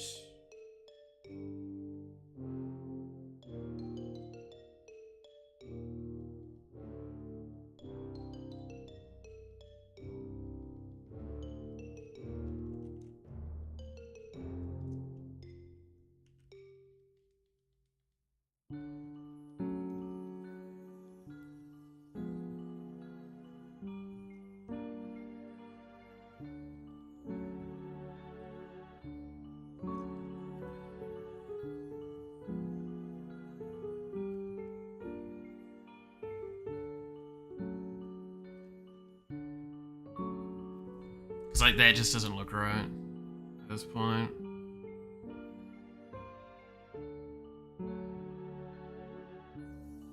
Doesn't help that, like, she's got very strange proportions for her, because it's very angular in certain spots. If we look, like, here, you can see that, it's a little hard to see on screen, but, like, just in general, the proportional sort of structure that they've gotten for her design is really, really rigid.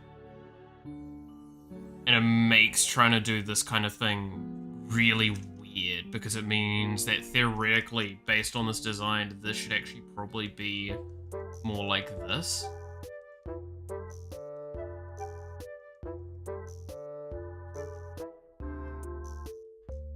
Which isn't my style normally, but, you know, like, again, fits the character.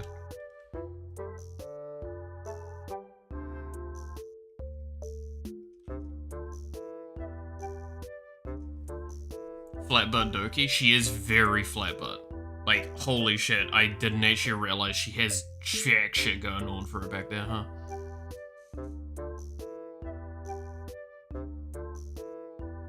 But that's why I say, like, it's very clear what I need to be doing here is I probably need to actually just grab this bit here.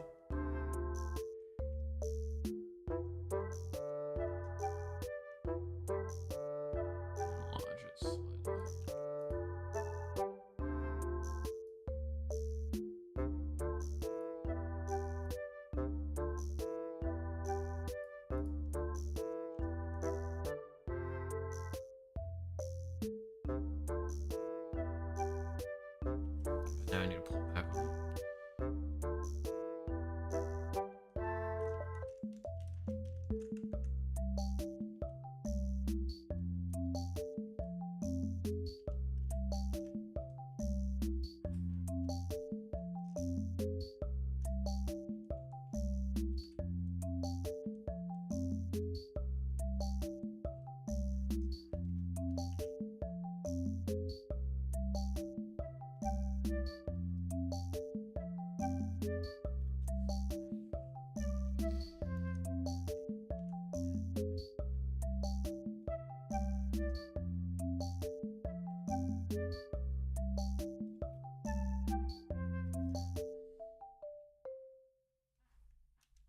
And I need to twist, whoops.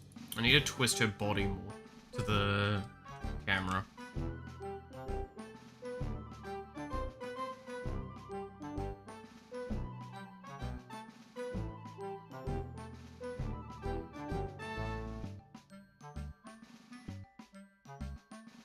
Because at the moment she feels a little too front on.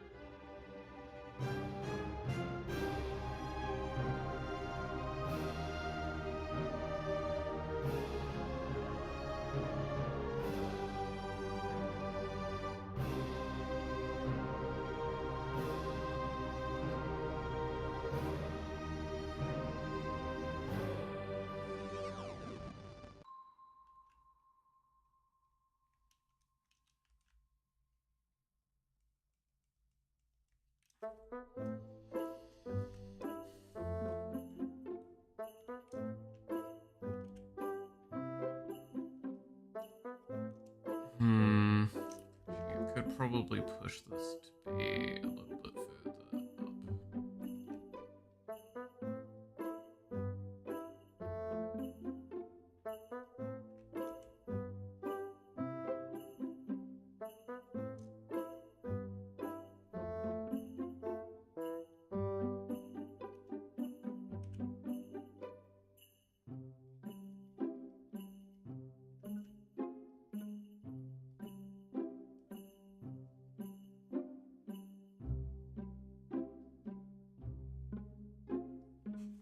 A little bit more like that.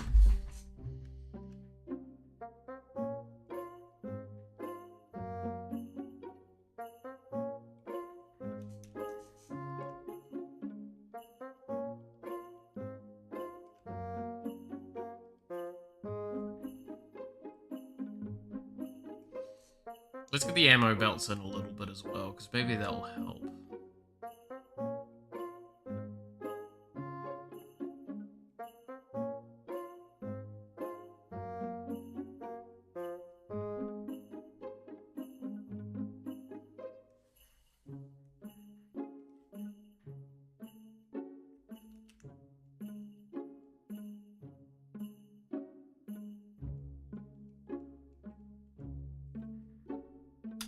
Not that color. Let's go with pink instead for this ammo.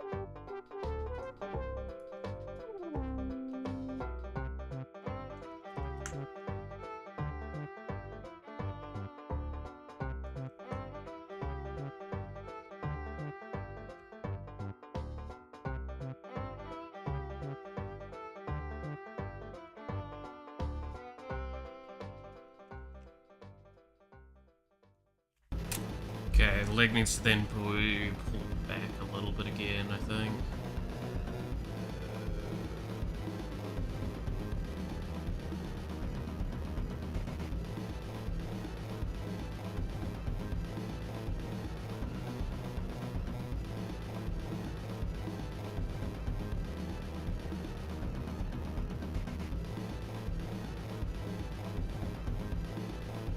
I am not good with these kinds of designs, man.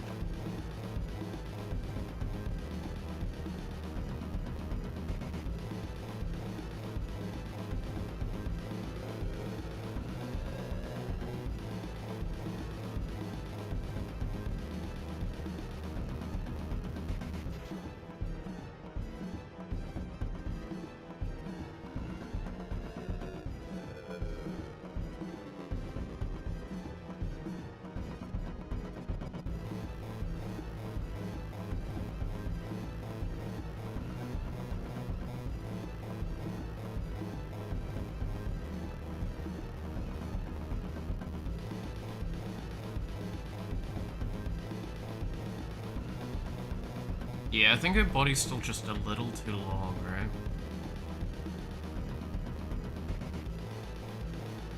Like this area here feels just too, big.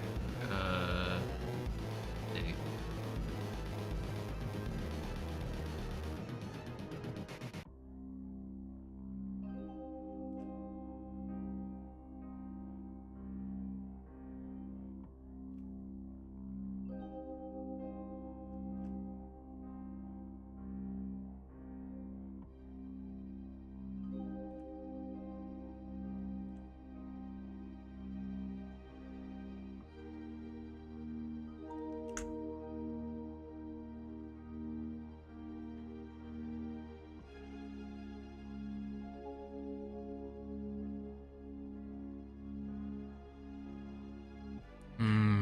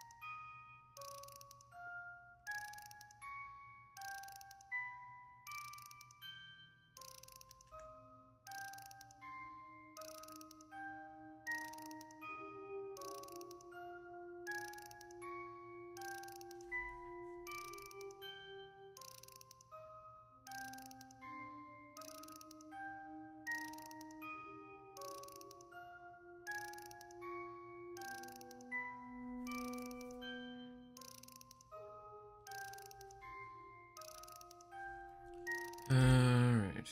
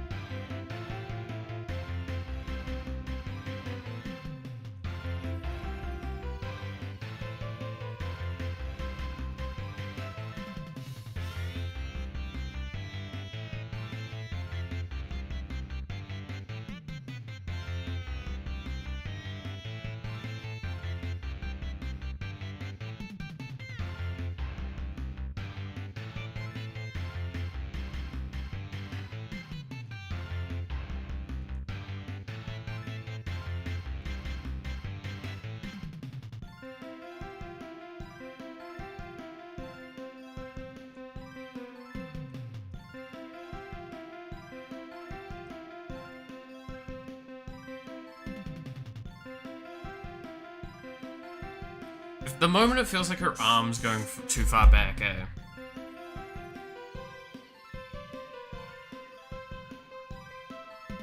Like, it doesn't feel like momentum, it feels like she's just broken her arm.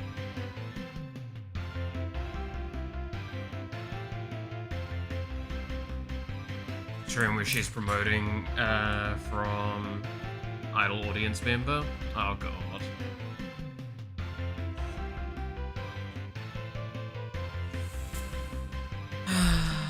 Yeah, I knew it was today. I'm not gonna lie, it's making me sad. It's bittersweet. It's bittersweet to see Fauna go. Absolutely adored her. She's a very awesome person. And yeah.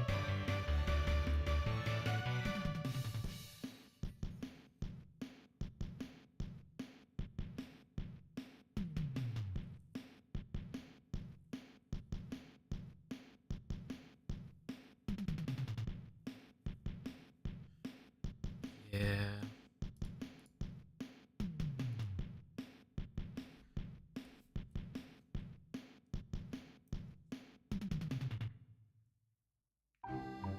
My suggestion for the pose is 2 guns with both arms up at an angle. I could do that. It's just like, in her base design, she only has 1 gun. So I'm not saying it's not possible, it's just that, like, that's an aspect of my design philosophy that's coming through right now. Fauna has said that she will continue stream, but, you know, not as Fauna. Yeah, we all knew that. Like, this is the thing, is that a lot of corpo VTubers are now moving into as indie space because they have that enough as a backing to probably justify it.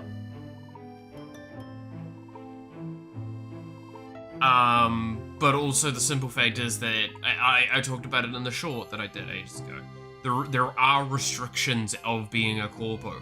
While it has a lot of benefits if you manage to get in, the limitations can be, it can drown you out quite easily. Like, it can drown out the you in the process. Because you have to keep in consideration, there are things like scheduling, advertisements, you are restricted within a scope of certain aspects you're allowed to do, so on and so forth. So there might be a decision from upper management that's happening that is going to impact how that all functions, and that's why we're seeing a fair few of them disagree with that and move on. It's each their own, right? It seems that everyone's been very respectful in this situation, so therefore we should be as well. You can do a finger gun with a free hand? True, true. And that wouldn't, like, be out of place at all. I'm just, like, very conscientious of how it will be. Like, is this arm here looks like it's just getting broken just because of the angle? I think I need to bring it up to more, like, in line with this, maybe, and bring it kind of, like, leaning a little bit more that way. But yeah, I will, look heavily into what's going on with the Fauna streaming at a later point. Especially while streaming, like, I wouldn't be able to handle it very well.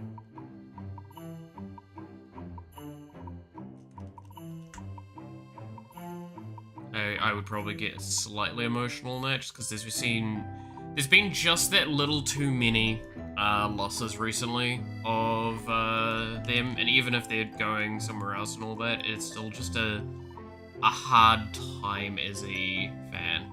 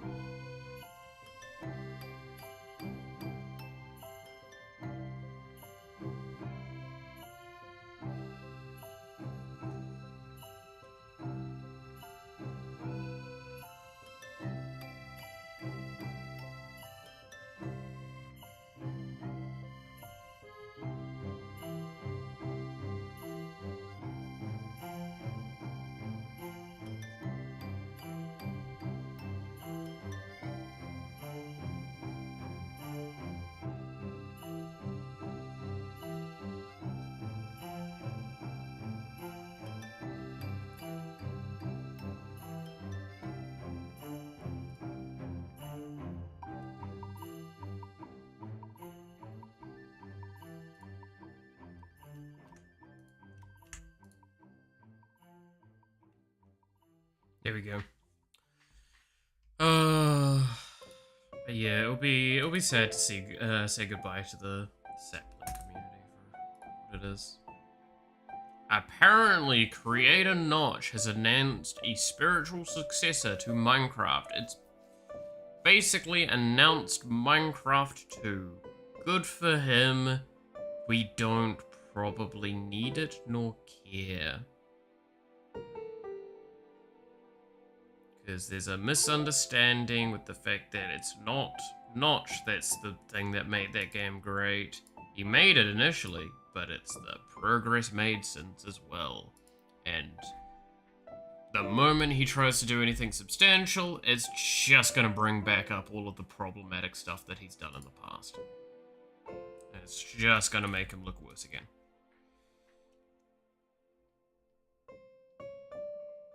In case people forgot, he's actually banned from Minecons because of how fucking problematic and such he's been. Is the textbook definition of what happens when a Redditor gets too much money.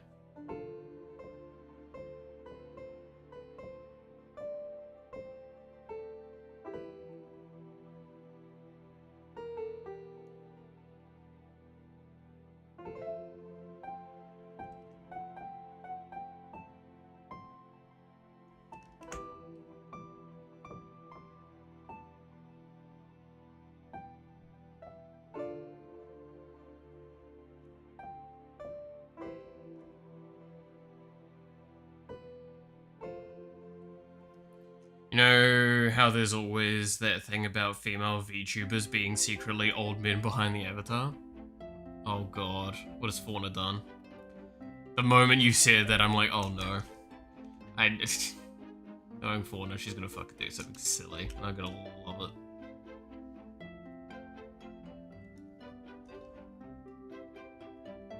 Alright, why don't we start rumors that you're actually a young woman behind the avatar? Oh my god, no. Oh, do you have any idea how poorly that would go for me? Be fucking hysterical. But like, holy shit. Because then like, the worst part is, then my voice change is gonna break, and then everyone's gonna think that I'm a- Shit, I mean, no, it's, yeah.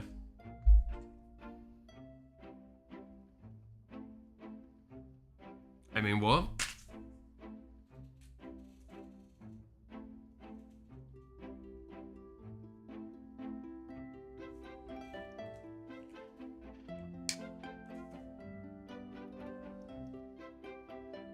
Be ready for all the weirdos at your house. Oh god. Dude, I'll fight them up for the fucking club. It's been a long time since I've gone clubbing.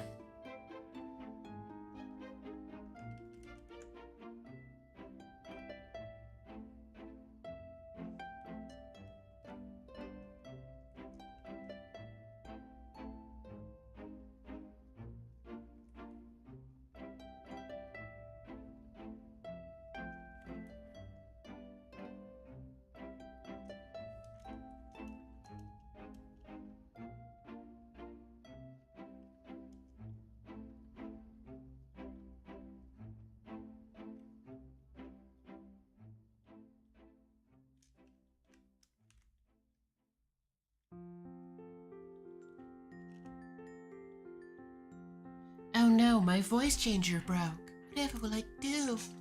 Ah!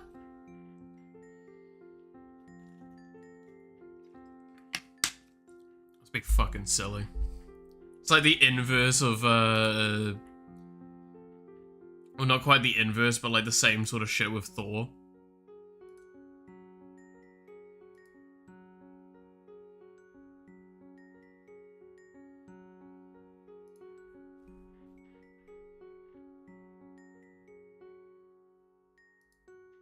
My Sunstream thing was labeled chill vibes. What?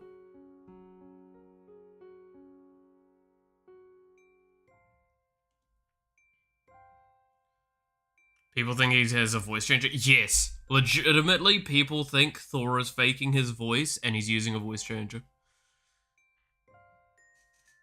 This is not a joke. This is a genuine thing in his community. That people think that.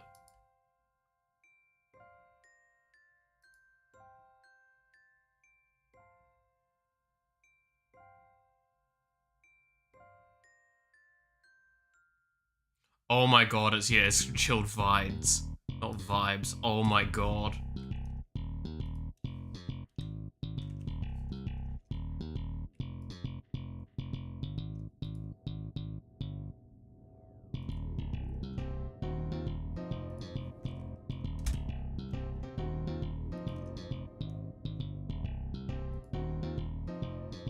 I mean, what? No, it's vibes.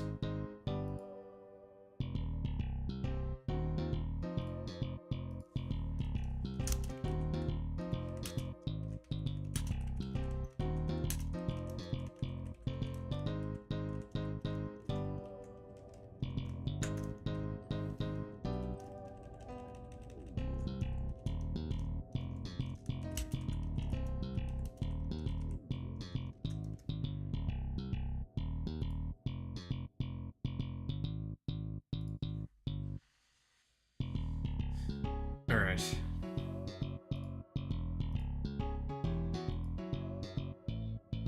That doesn't affect this thing, does it?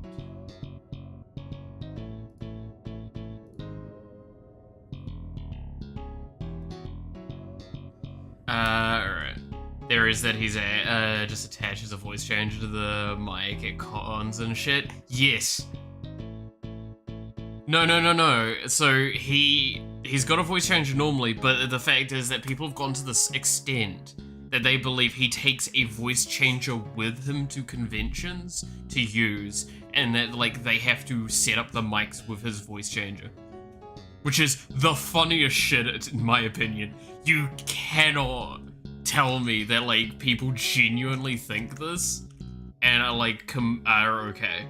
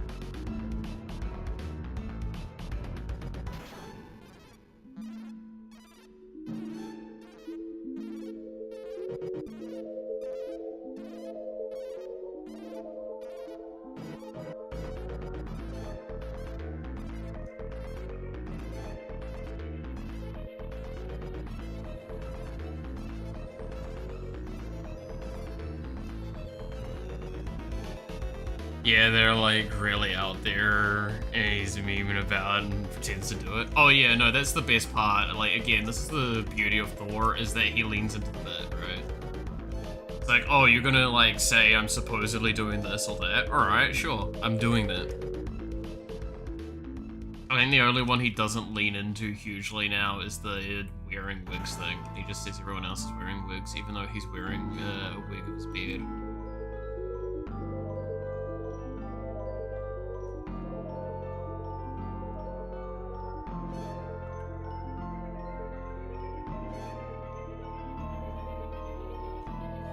It's kind of weird, I'm gonna be honest, but you know.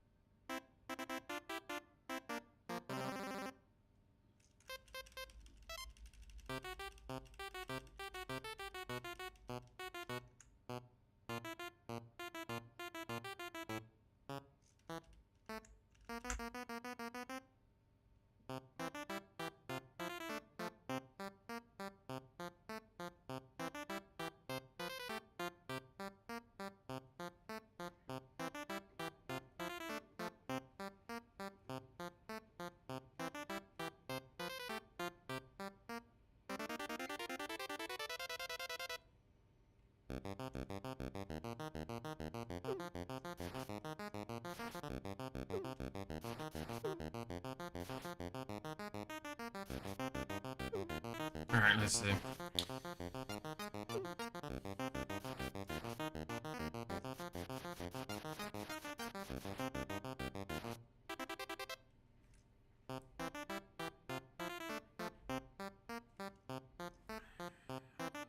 If I raise the knee to here.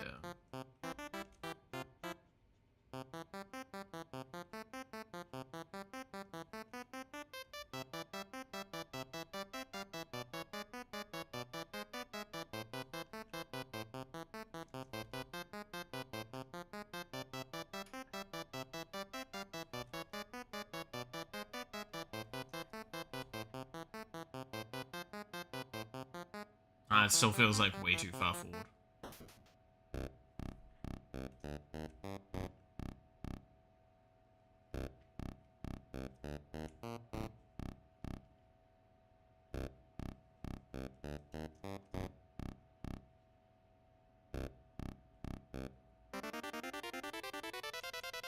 And then at that point it feels like, what's the point?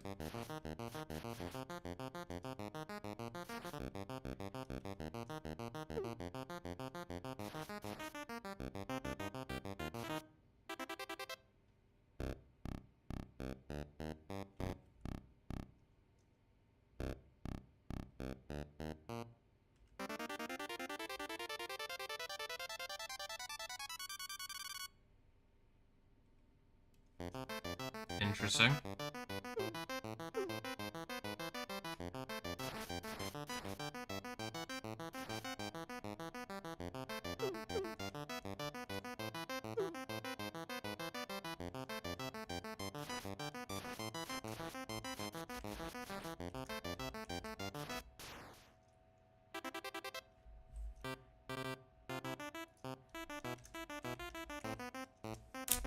Oh shit, I just smacked my fucking phone.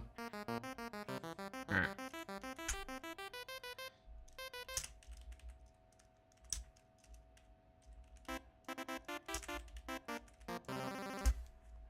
There we go. Through Twitch, and I just checked what people are doing. Entering Chibi's stream, she triggered a trap in-game and screamed. Neuro was threatening to shoot someone, and Numi was talking about a burning butthole. Alright, yeah, that seems about normal, though. I see no problems. Good to see that things are running as per expected.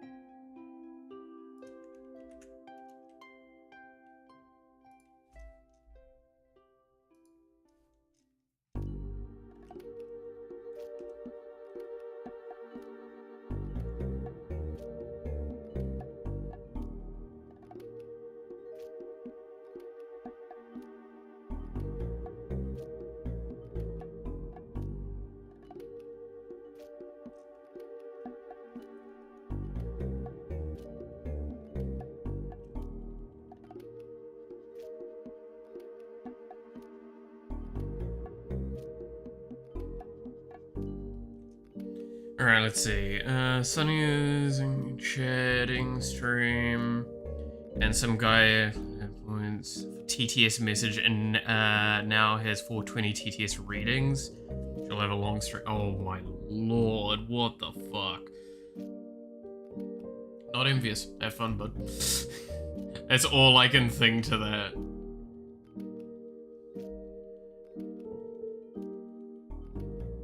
That's why I'm kind of glad we don't have, like, redeems available yet.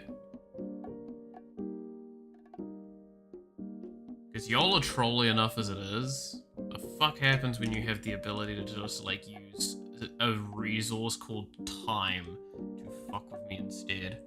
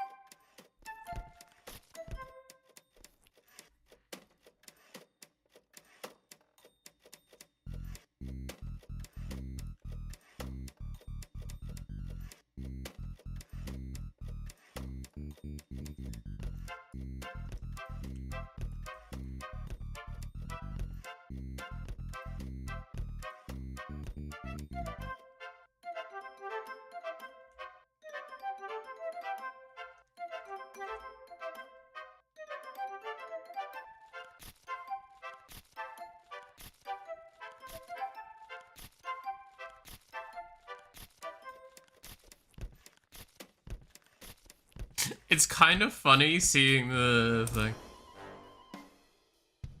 See how long it takes someone else to call you out on it?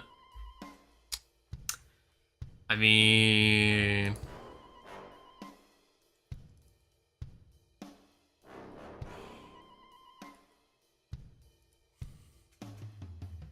I have no idea what you're referring to, Roger, by the way. I would never gaslight you. How horrendous of you to try and assume such. I am purely a nice individual and I would never do something so horrible. As we discussed earlier, I'm actually just like a nice young woman, right?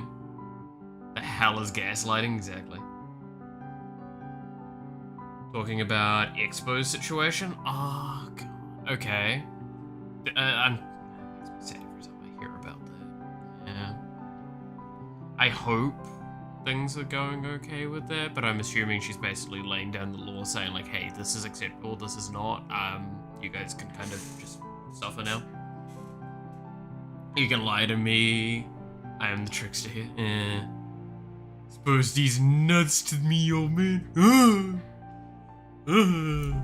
You can't fucking... Oh, it's been a while since I've been gothamed. Alright. Alright. What do you want then, devil? What do you want? What do you want as payment for this fucking travesty? As the kids say, skibbity, exactly. She's playing Subnautica, you twat. Oh, fuck, she is, isn't she? Oh, yeah, she's playing to completion, isn't she?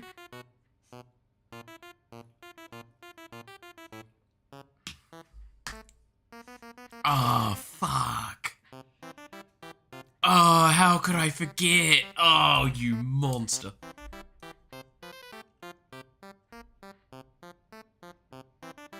I feel like the front knee's the problem now. I think it needs to have, like, a much more, front-facing.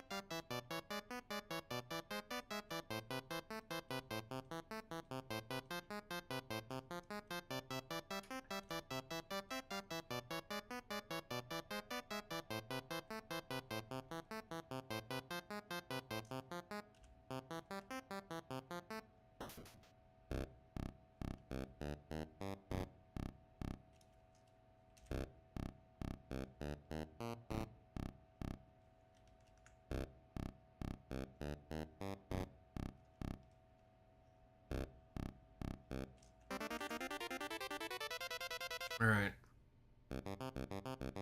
Make it thick. See, I would, but this is Doki, and that doesn't work on Doki.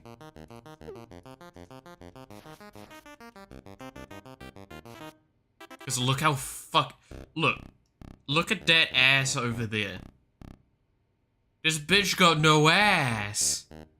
She got fucking nothing. Dude, I'll washboard wish you with this fucking flat.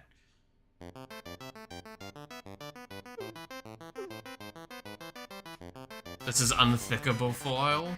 Whatever the word was. Yes, exactly. Doki board. Oh my god. Damn. You know what's funnier is if, like, any of this ever gets back to any of these people, I'm gonna get fucking destroyed. Guess who's back? Back again? Guess who's back? Tell a friend. I mean, I used it to check how level my surfaces are. God damn. Poor Doki, man. Poor Doki. But how you doing, yeah? How's your fun?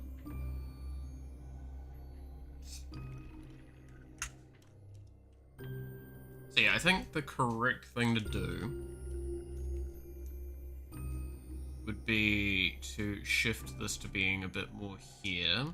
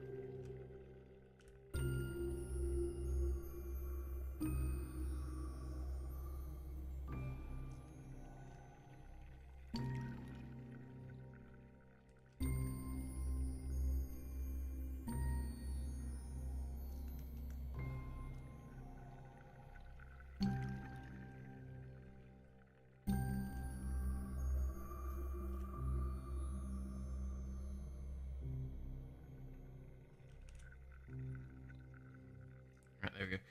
Alright. I'm outside your house, that's fair. Still fine. Good to hear.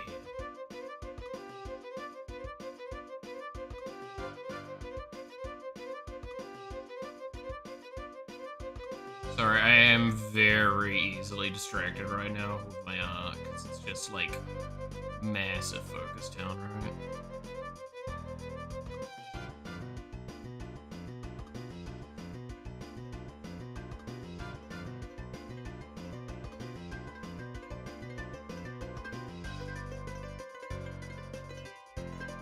Let me in.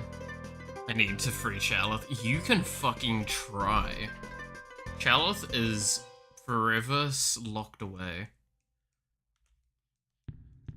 Never to see the light again.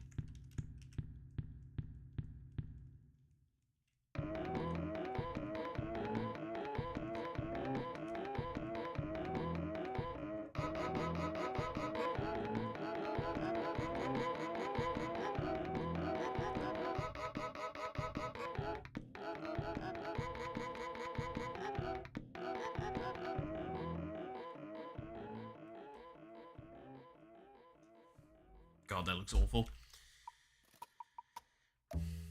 If you ever put me in the game, it better be the hole. We shall see.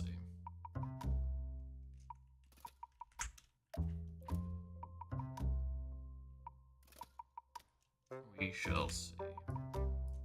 I don't know if it would be this game, but I could definitely do something about that at some point. God, it looks so jank now, because I have to readjust the, like, perspective angles.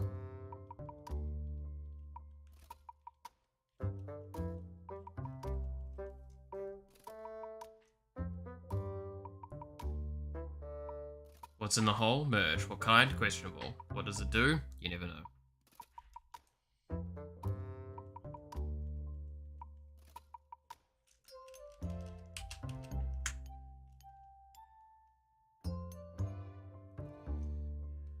Would this not be maybe better just straight up as, like,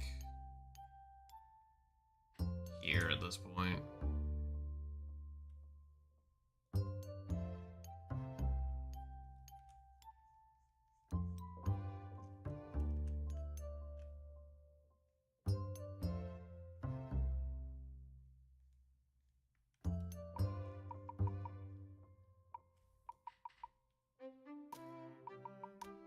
It just feels weird.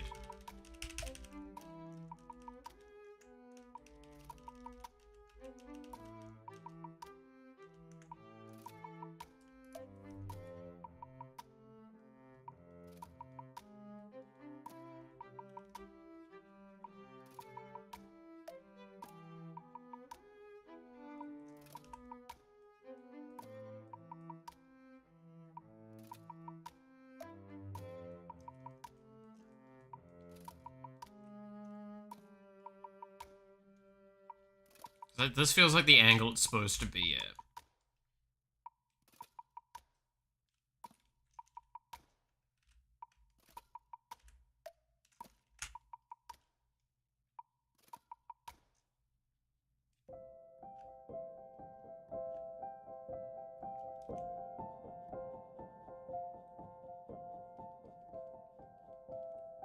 Almost.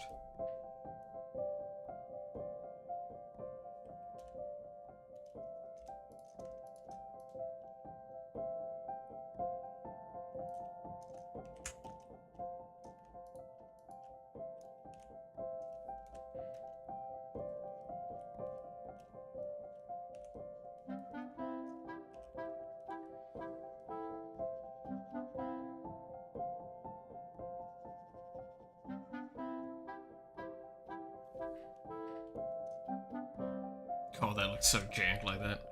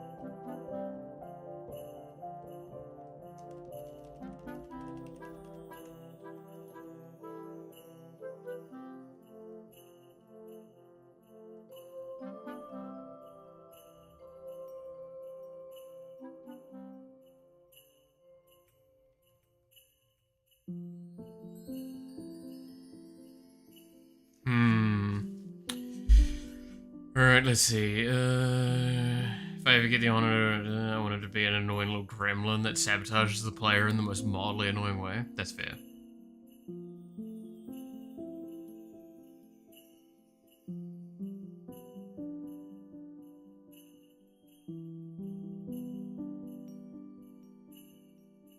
I will laugh and not help you out. I mean, that's kind of, I feel like, how a lot of this, community, if you'd call it that, is, right? Is it's just like, look... Actually, no, I'll correct. I hope that the community I harbor is one that when someone screws up, we will all point, we will all laugh, but we will help them out. At the end of the day. That's all I care about.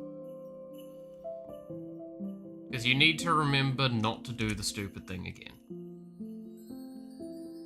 Social embarrassment is a good learning for that.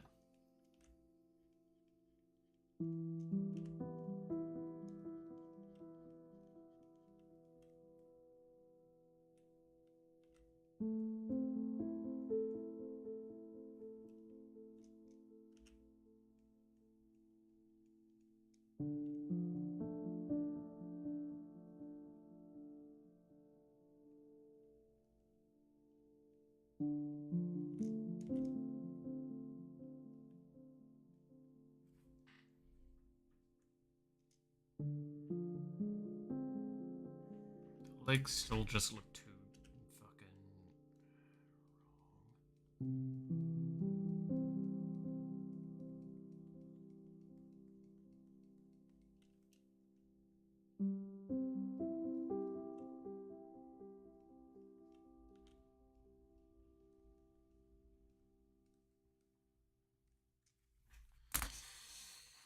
wholesome rather than mean, but we can still be a little sassy sometimes. Yeah, that's the best way to be. Be there for people, but also remind them why they shouldn't do that shit again.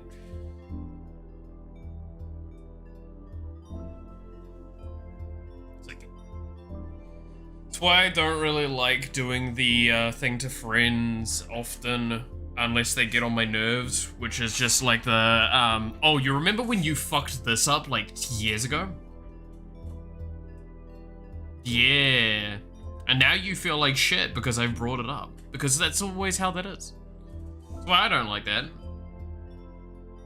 Look, I'm all good for self-reflection, and I'm all good for, like, a bit of humor, but there is definitely certain things where it's just like, hey, do you remember when you, I don't know, you did X, basically. Let's just go with that. It's like, sometimes you just don't want to hear that, and even if you're in a good mood, it can kind of sour it a little bit. Right?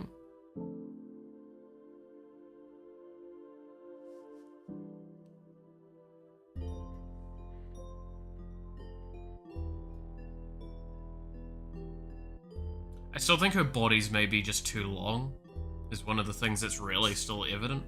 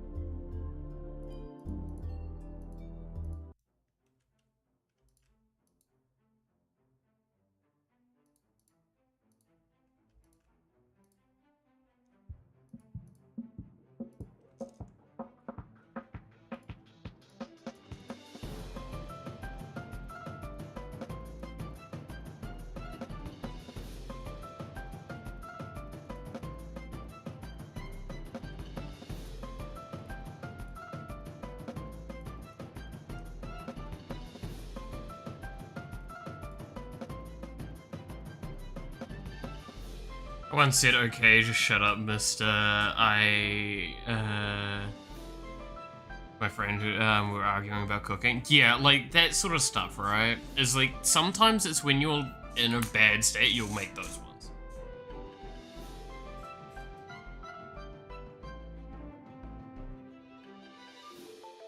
Oh god, I suck at finding, fiddling with the angles. Oh yeah, no, that's fair though. That shit pain.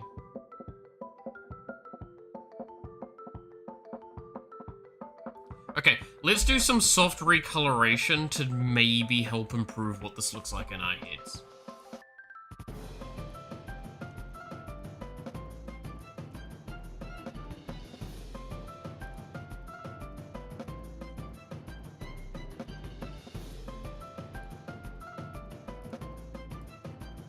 Because maybe this doesn't look as bad as I think it does. Pretty sure it does, though.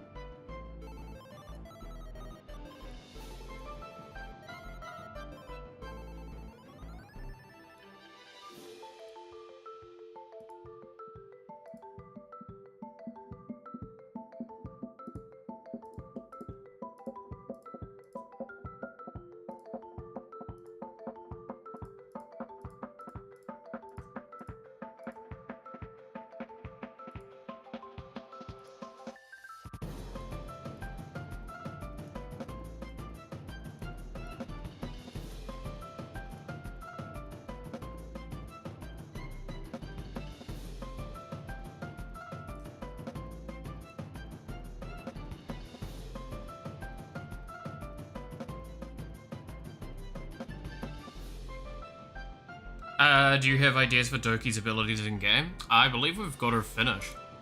Like, we have all of her theory crafting done.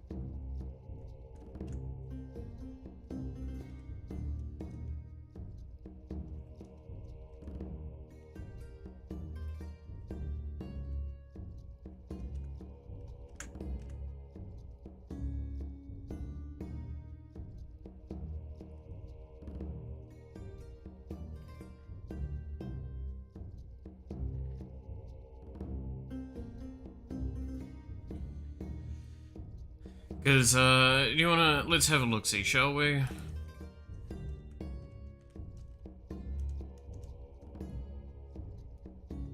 think the skin should be more powerful. Oh, the colors are off. 100%. The colors are just quick hand ones to just see if the model looks better with it. Alright, here we go. Doku Bird's kit. Bounty Hunter pistol, fire a projectile in a random direction, stopping at first target hit. Levels increase the number of projectiles and the pierce. If used by Doki, instead fire it at the targeted direction. Item, Eagle Eye, gain crit chance, and critical damage is increased by 25% of your crit chance. Passive, can't keep a Dragoon down. Weapons can crit their area modifier, increasing the area by percentage of the critical damage. Also grants all players 20% of her crit damage, so she can get just 20% more crit damage, and any other players can get some of it. Ability doesn't have a name, but hey, when you crit, gain movement speed and health regen for 2 seconds. EX, jump off screen and basically take up a sniper position, firing 6 powerful shots with a delay between each shot you can fire, so you can rapid fire them, but there's still a delay. And then after 10 seconds or all the shots have been fired, you jump back in, and then the assisters fire 4 of those shots instead, but randomly so you're not targeting them, and they'll just hit enemy clusters. That is all Adoki Bird stuff.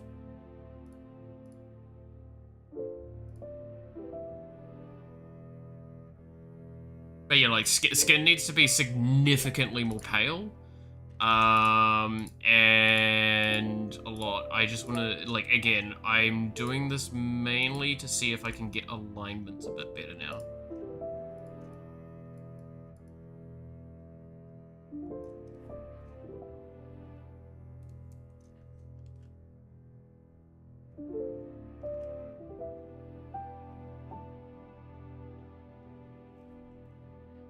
That's why I'm not, like, going very close to perfect colors. We're going far from. I mean, look at the hair.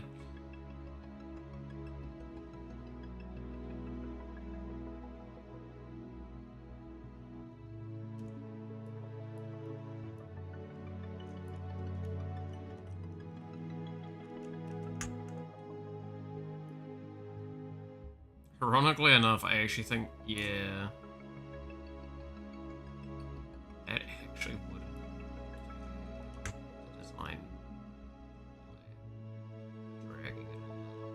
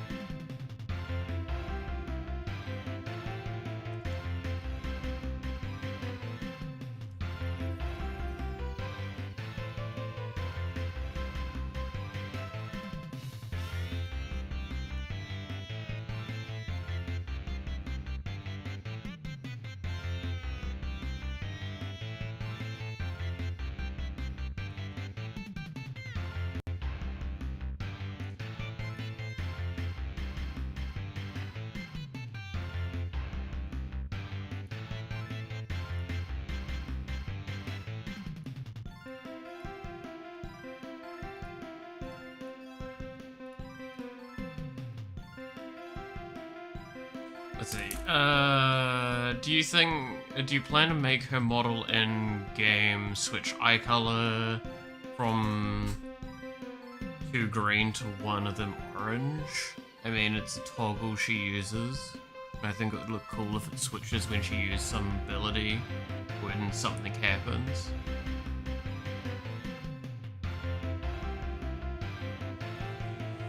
That's a good question. That is a good question. I mean, okay, I posit the question then. Would it be that when her ability triggers, because her ability triggering requires you to crit and then you get a 2-second buff. Why I say this, because it means that early game it's going to be infrequent. I think you base get like fucking 5% or something like that crit chance. This will get 10%. But late game, it's just going to be permanently there. I would not be against that, right?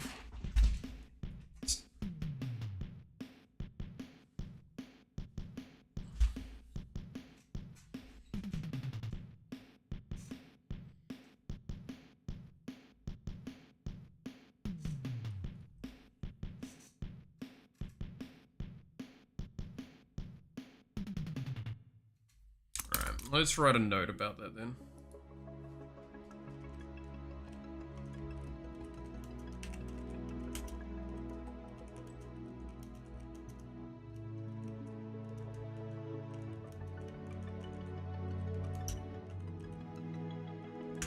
There.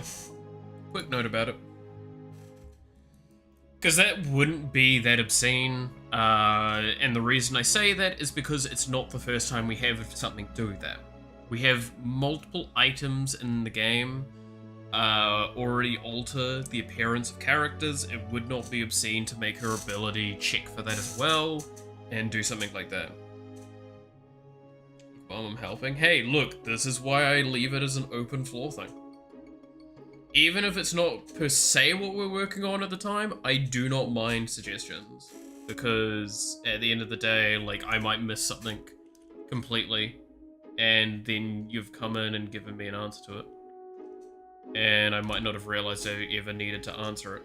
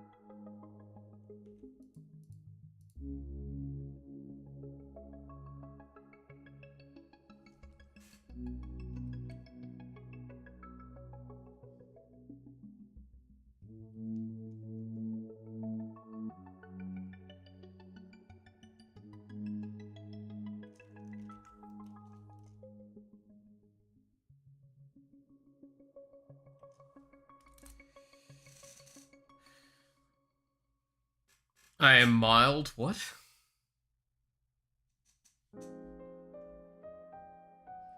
Why are you mild? Cajun seasoning too much for you?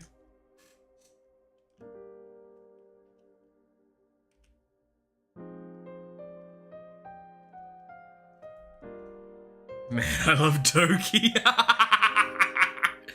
Oh, yeah, she loved that. That's good.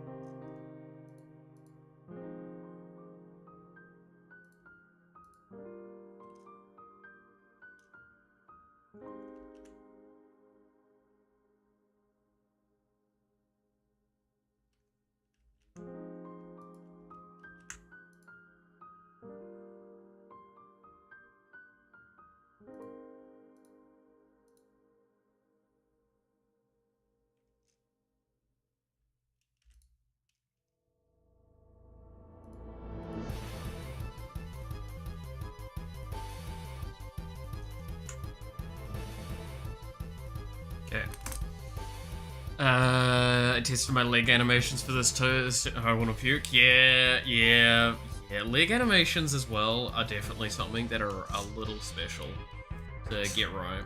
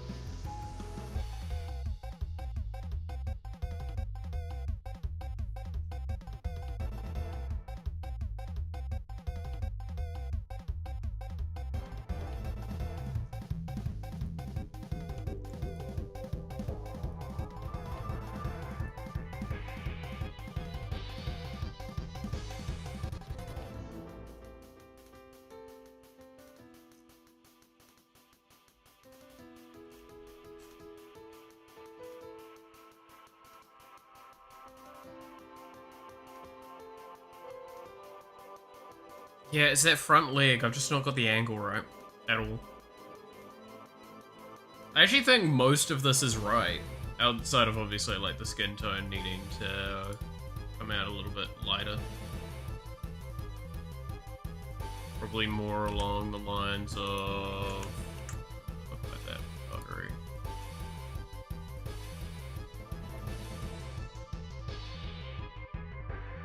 Bit more like that, right?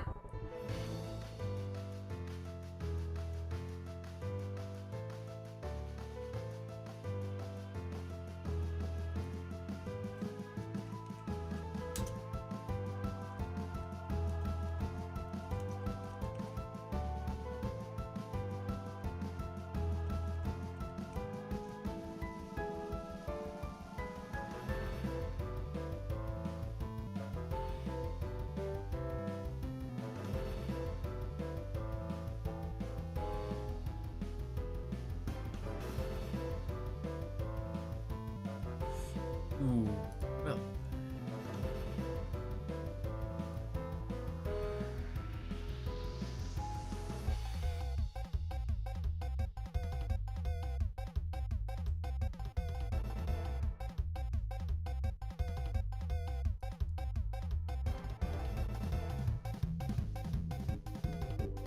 I should go to sleep.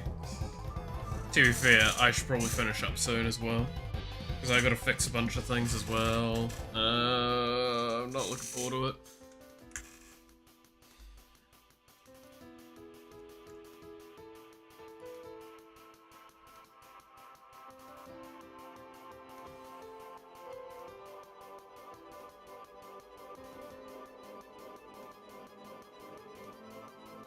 That face in your fucking dreams, man.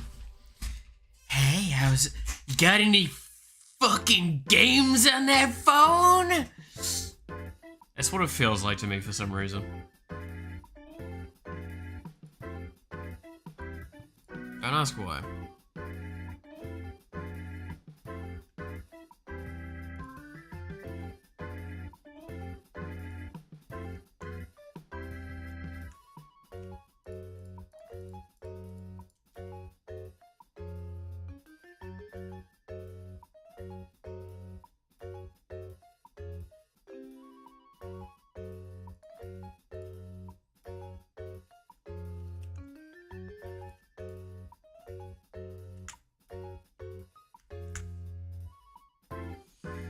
I should... What? You have fork knife on your... Oh god, yeah, don't remind me that like in a... Potentially either this month or next month, I'm gonna have to play Fortnite. Don't remind me, please. I do not like the idea of this.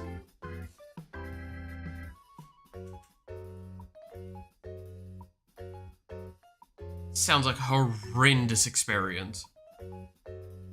But Hatsune Miku!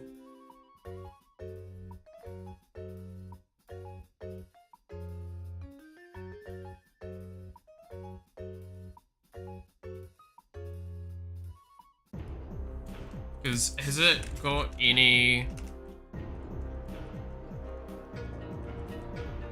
No, it's not that, it's night like that. Wait, what? Yeah, Hatsune Miku is getting a skin in Fortnite.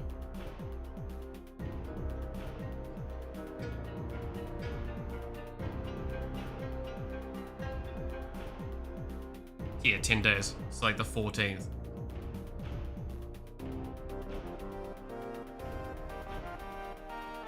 There's a bunch of people doing leaks, but I don't believe jack shit about that.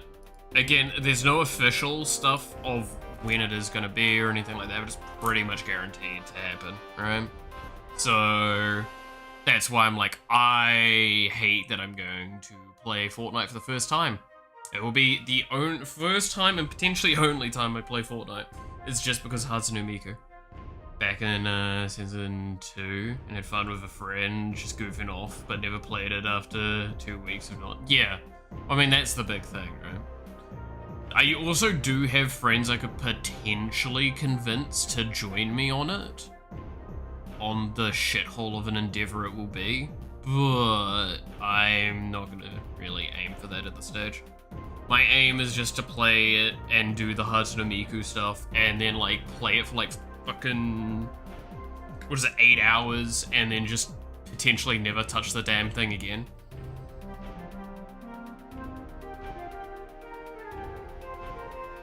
Yeah, like I've never had it installed on my computer or anything.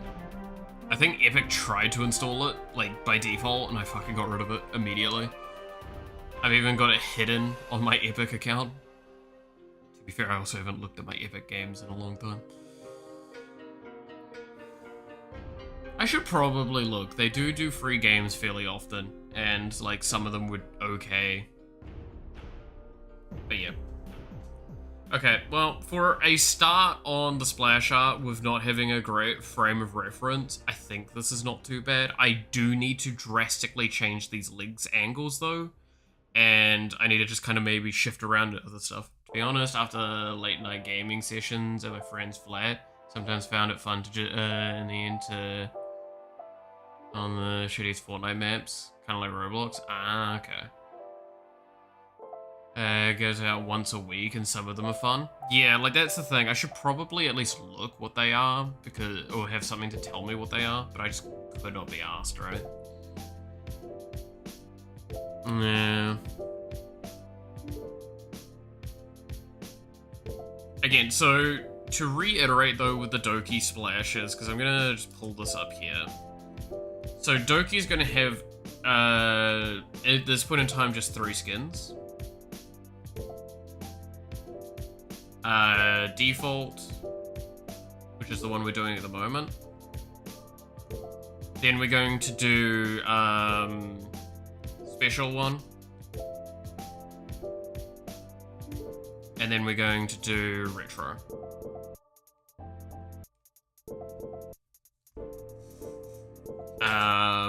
This one is the one we're currently, like again, this is the one we're working on currently. The special one is the one where it's kind of her aimed up like that. I've actually got it sketched up.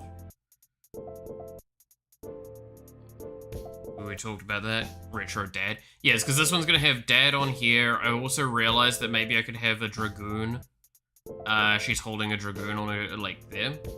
To make it feel a little bit more like, community-ish, which is kind of the point. And then the retro is going to be, yeah, the beret and all that sort of stuff, and the blue outfit. So I'm gonna work on that. I'm going to work on this one especially over this weekend and start working on the Dad one as well. And then, yeah, I'm gonna work on some bosses over the weekend as well. I'm gonna try and get at least one more boss done. And we'll try and, if not, I'll finish it off on Monday. Because Monday's going to be the other thing. We're going to be getting back into a new schedule then, because we're going to be switching to the predetermined one that I've changed to.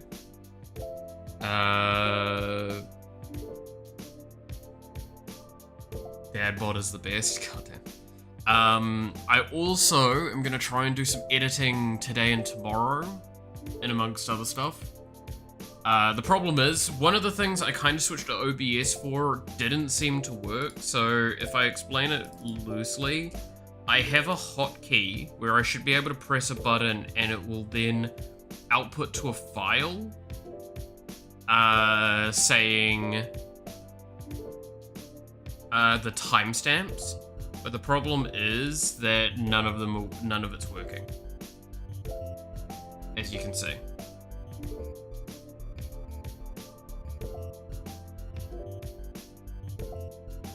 If I press the button again while tabbed on, it doesn't do anything.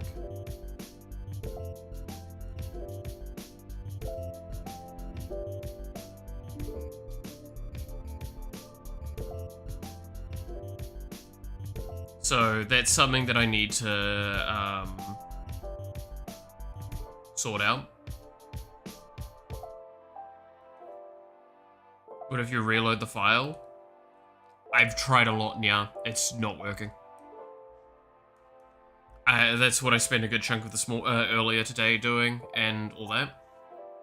Because I've just closed it right, I've pressed the button, let's open up the marker thing again.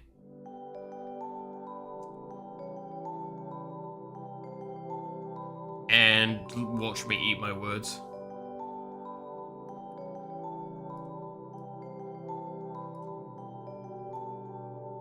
Come on. I can see that it is the case. It's not. Still not there.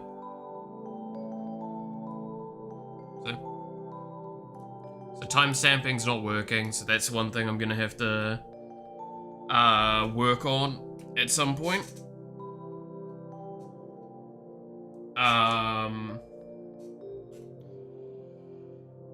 So yeah, I'm gonna have to figure out some answer for how I want to handle that sort of stuff in the future, because that was one of the major reasons. And there's some keywords that no, it would just add further down the list. What you saw there was me setting it as a test while stream is not working and force testing it. Because it is a tool that I have, I believe. Yeah, it's a script. So this thing here.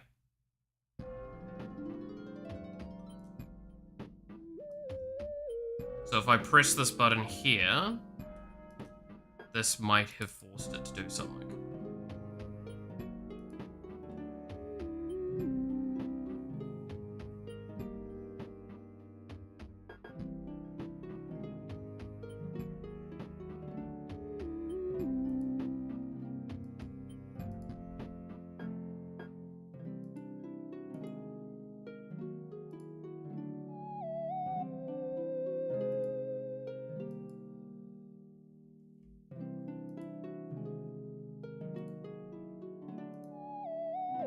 No.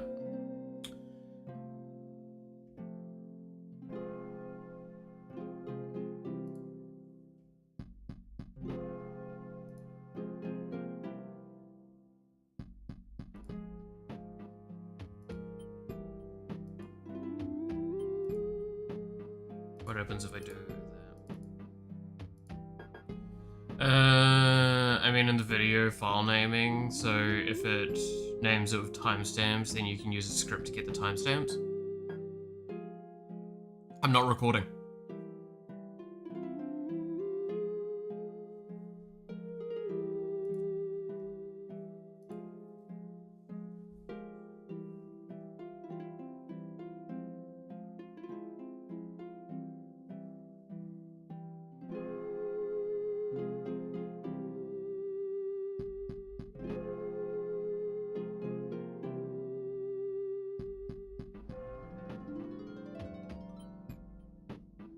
that's what you're asking. I'm not recording, I'm streaming only because there's no way my computer would handle a record session as well.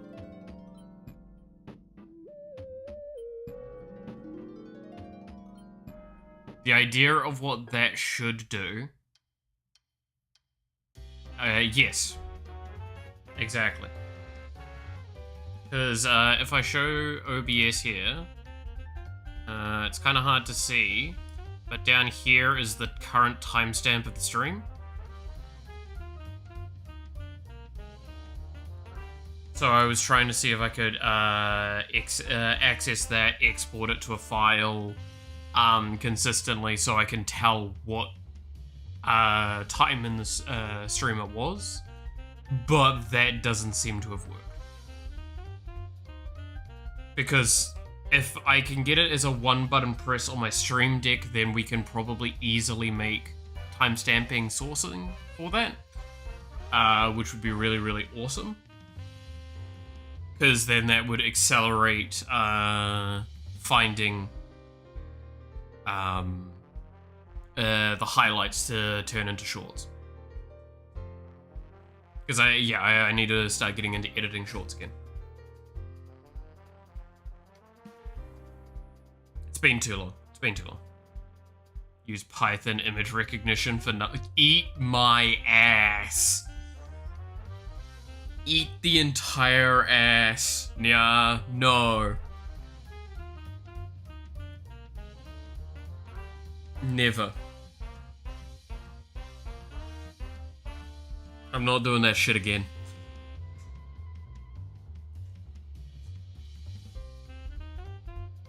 So yeah, I just need to figure out how to like leverage that data and leverage it out and use it. If I can export it to a file, I'll be happy. Especially if it works when I'm not tabbed in as well as the other thing, because I think that was the other issue, is that it might only work if I'm tabbed into Streamlabs. If it did work. So I would love it if I could just be able to click on my computer and get the timestamping of the stream. Not the day, because then I have to do a bunch of weird gymnastic math, and and that's again just getting to that issue all over again. Alright? Yeah. So maybe I'll program something myself if I figure out how to access the API, because that was a Lua code as well, so it's not exactly complex. So yeah, you're using Excel already. I have to do maths. No, I don't. Fuck that. It tells me numbers. That's all it needs to do. Alright, I'm gonna stop there before I get into more of a discussion on this, because it is just a shitty discussion, I'll be honest. It's simply put, yeah, it's just something's not working and I need to figure that out. Whatever it is. Anyway, with that all being the case, thank you so much for watching. Hope you enjoyed. You're awesome, stay awesome, and I hope to see you again next time. Until then, ramble, ramble.